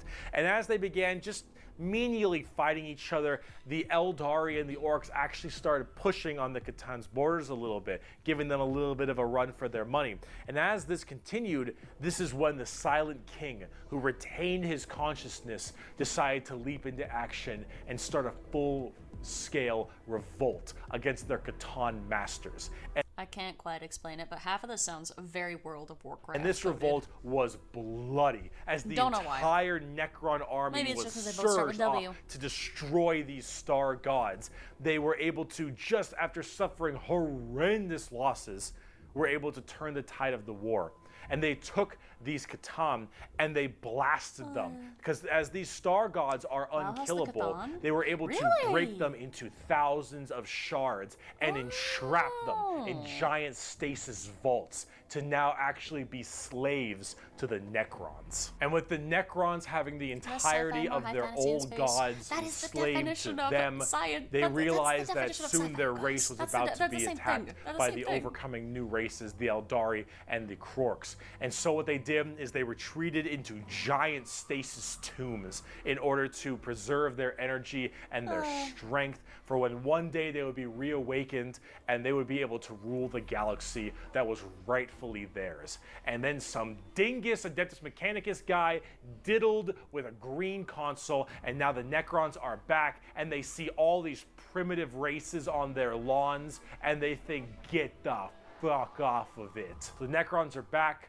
super advanced.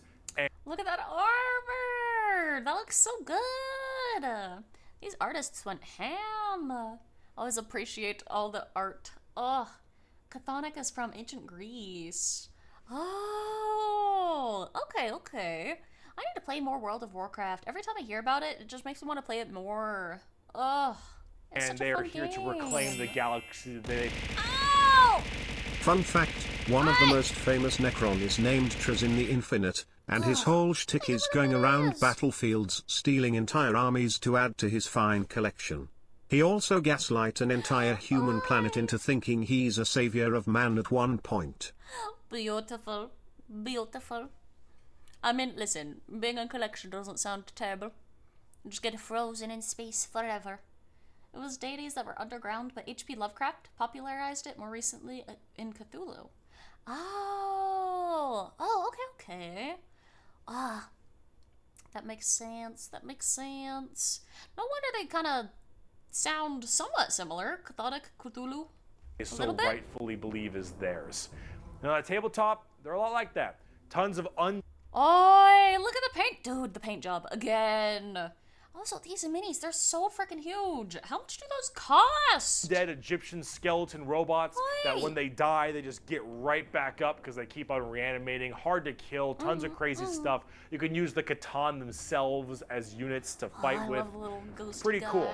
The Necrons are one of the three major events in 40k. The Horus Heresy, the Fall of the Eldar, and the Awakening of the Necrons are all pretty substantial events. And the Necrons themselves are pretty dang cool as well. Here's a good quote from a wonderful Dawn of War game.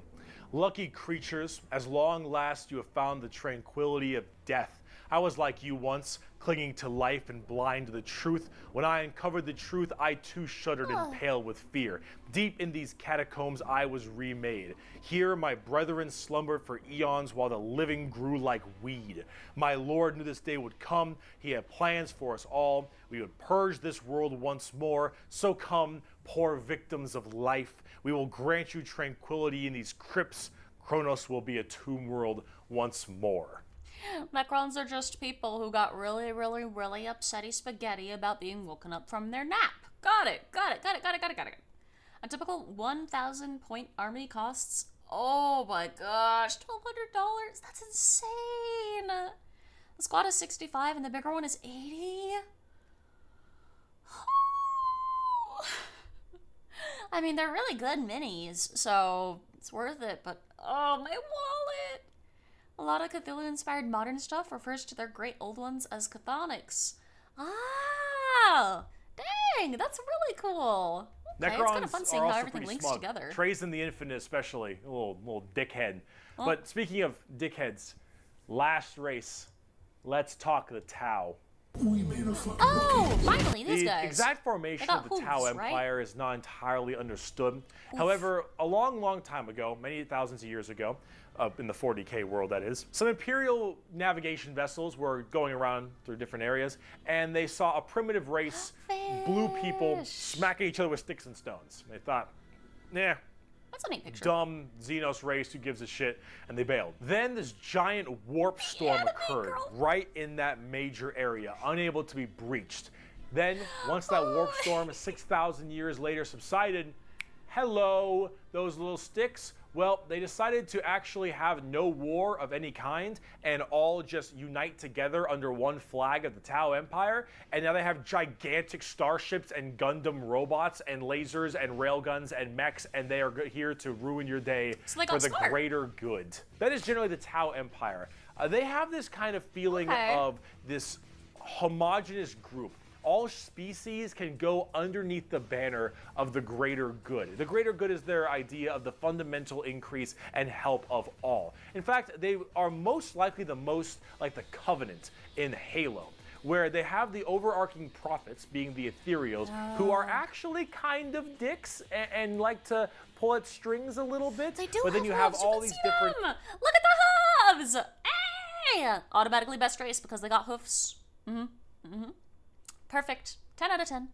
Yep. If you buy MSRP, do not buy MSRP. Look on eBay or third-party sellers for at least 15% off. You can get most and armies 2,000 points for around 500. That's better. That's better. The Tal have hooves. That's so fun. Races I love directly races that have underneath hooves. them, and they all Definitely not work biased. together in Definitely this big not. group as this large, foreboding race that tries to spread their Even their weirdly armor has pseudo-religious influence hooves. across the galaxy. The alien is not intrinsically evil. Do not hate him. Pity him, his ignorance. Seek to understand his differences and equate him with his inadequacies. Only then will he accept his place in the greater good. That is generally the Tau. And if you're kind of wondering like what their mainly big shtick is, well, they're all about big robots and mechs. They don't seem as bad as really any of the others. They're possibly the least evil faction in 40k, but they also have a completely draconian and absolutely oppressive caste system. Okay. I was gonna say, they don't seem as terrible. I don't know. laser rifles and I'm sure rail he'll tell guns. us They more got about it. giant mechs with tons of missile pods and heavy rail rifles and Not the rail biggest guns mech fan, I'll and be burst honest. cannons and ion accelerators and I void wish they had shields and stuck all to this being stuff. silly fish And that people. is generally what the Tau's all about. But you're probably thinking, Bricky, this doesn't sound that evil. Yep. This doesn't sound very grim, dark Warhammer. And you'd be right. The Tau Empire really don't have that much of a horrifying, grim, dark style like everybody else. They're much more younger, new age thing. In fact, they're probably a lot less evil and a lot even better than they are now back in the day because they liked having like that good guy faction. But a lot of us who really like the dark, depressing style of Warhammer didn't really like it that much. So, see, the Tau get a lot of hate. Those minis barely even look 40k. They look so different, which I don't think that's a bad thing. It's kind of neat to have all the different designs and stuff. That's crazy though. That looks very anime. Very anime mecha. They're cool. And a lot of that hate isn't necessarily Not like the biggest mecha unjustified. person myself, but meh. It's mainly from a tabletop perspective, but as you can see from all the visuals I've shown you recently, they don't really fit in the 40k universe very well. See, Bricky agrees with me! Basically, people hate the Tau because they're not edgy enough. That's what it sounds like, yeah. Oh, man. The Avatar is the greatest Tau? The Avatar? Which one is that? Which one is that? White is horrible to paint if you're using Citadel color? The official paint? Oh, I bet. White does not seem fun. And they were insufferable to build a fight at one point. That's fair. That's fair. Ruling class uses mind control to enforce a class system. Well, they lack that super dark, dramatic, kind of high gothic level the Imperium has. They don't have the weird kind of like grungy stuff that Chaos or say the Orcs do. And the Necrons and the Eldar have their own specific style as well. The Tau really do look like something out of Gundam. And while it isn't necessarily a bad thing, it does definitely not fit too well. There's that. There's also the tabletop problem. In tabletop, Tau are horrible at melee combat, but exceptionally good at ranged combat. So they blast everyone from really, really far away, and they have a million rules to make it so that it's nearly impossible for you to get into melee combat. So it basically just forces you to bottleneck the game into one specific gameplay style, which is gun to gun. And if you're doing gun to gun, they're going to win every time, because they're the Tau, and the Tau are really damn good at shooting.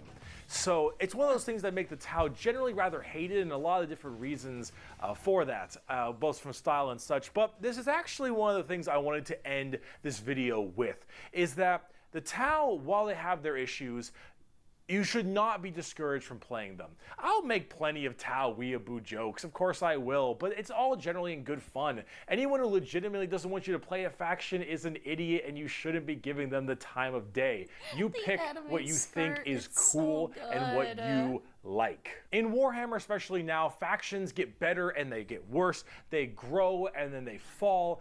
You should only be playing what you think is cool. You like the look, you like the models. If you're talking tabletop, that is what you should be going for every time, is what you think is badass, because things change all the time.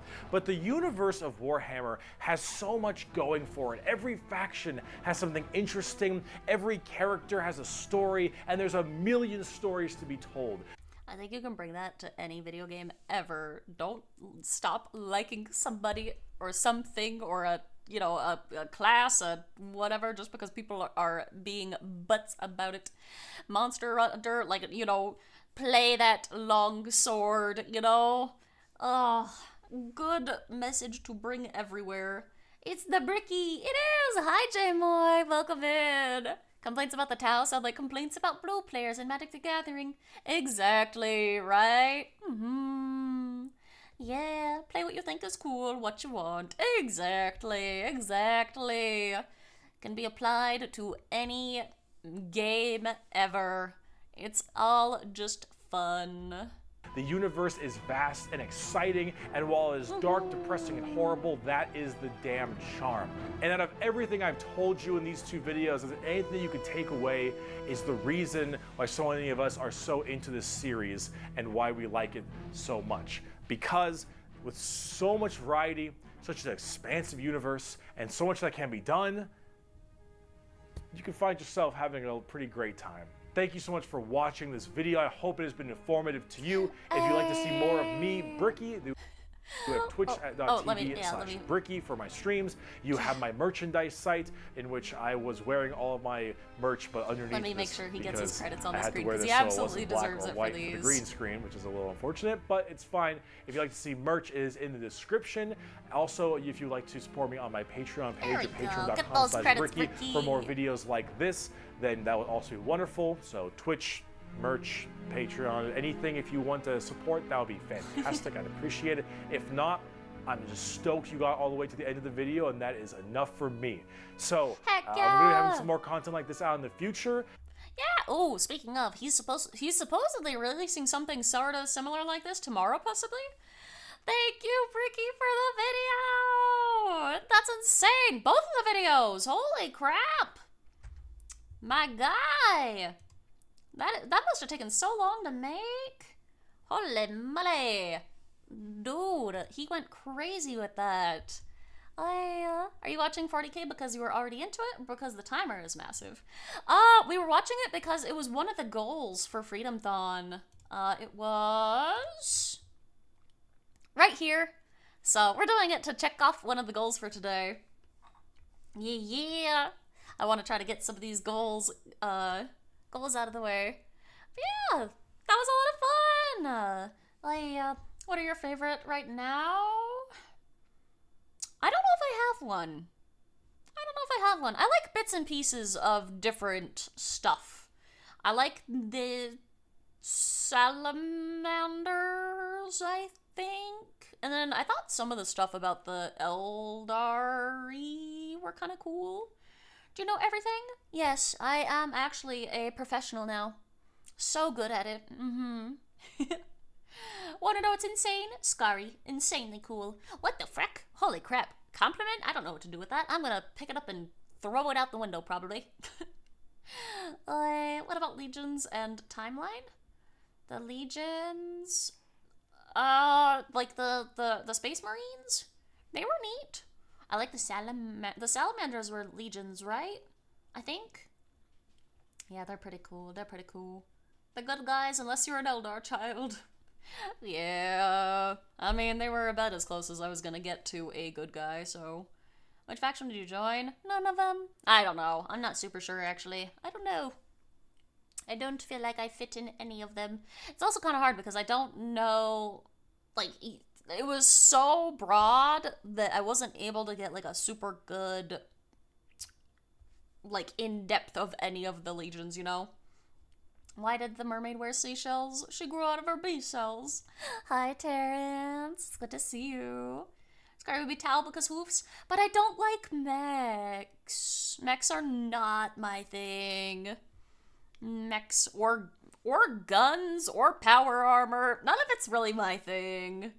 To be fair, it was Dark Eldar, not Craft World. Dark Eldar? About, oh, the Vulcan, or for the salamander stuff? Sounded like you were follow Slaanesh at least. I did like Slaanesh. They were pretty neat. It's essentially the Clockwork Orange brainwashing of 40k lore. Yeah. It's all of it very fast, all at once. Can't believe my comfort streamer hates mecha. I've been telling you this! Nobody believed me when I said that. It wasn't really my kind of thing. It is really cool though.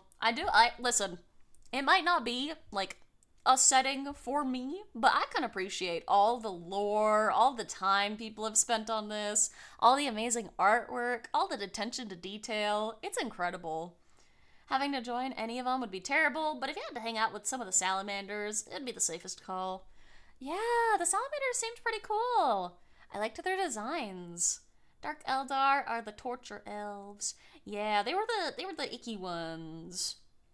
Probably the least, or I was gonna say the least good, like the most evil of all of them. My favorite is the salamander, says the racist. No, please don't, actually. Like, really, please don't. On a serious note, there was a story where a Vulcan and an Eldar world burned. A Vulcan had an Eldar world burned to men, women, and children, and he regretted it afterwards. Can't believe my streamer doesn't like mecha. Google's how to refund his sub. Sorry, mechas are stinky.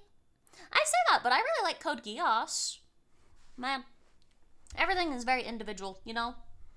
Gotta take everything based on the, what it is, not necessarily the genre, I guess. They are stinky. So are birds. Salamanders are the only legion that keep contact with their families after joining, so they're emotionally stablest. Aww, that's really sweet. Oh, good for them. Good for them. 40k doesn't really do good guys, really. Yeah, no, that was very obvious. Blood angels, space vampires. Yeah, kind of a shame they didn't go more into those, but they were pretty cool. I like all the different factions and how different they made them feel. Your favorite legion is pre-heresy Emperor's Children. Least favorite is post-heresy Emperor's Children. Fair. If the Fae made a mecha, what would it be made out of? Wood. Could you imagine though? Actually, that'd be kind of cool. Wood mecha. Make it a tree. You're gonna go eat. Enjoy the rest of the stream. Thank you so much for hanging out, Bird Rain. Definitely get some sleep. Oh man. We are probably gonna raid out because I have also got to go. I was not expecting this to take this long. So I have to eat. I have to get some food. Let me see who is online. Dang it, I was wanting to raid into Sunny, but it looks like she ended a while ago. Bummer. Okay. I wanted to raid her for her birthday, but okay. Instead, let's go over to Faye. She is playing Nier Automata, which, oh my gosh, that game looks so interesting. Alright, guys. Thank you so much for stopping by. Thank you guys for hanging out. Let's go ahead and head over to Faye. We'll go say hi. Here we go. Alrighty. Here we go.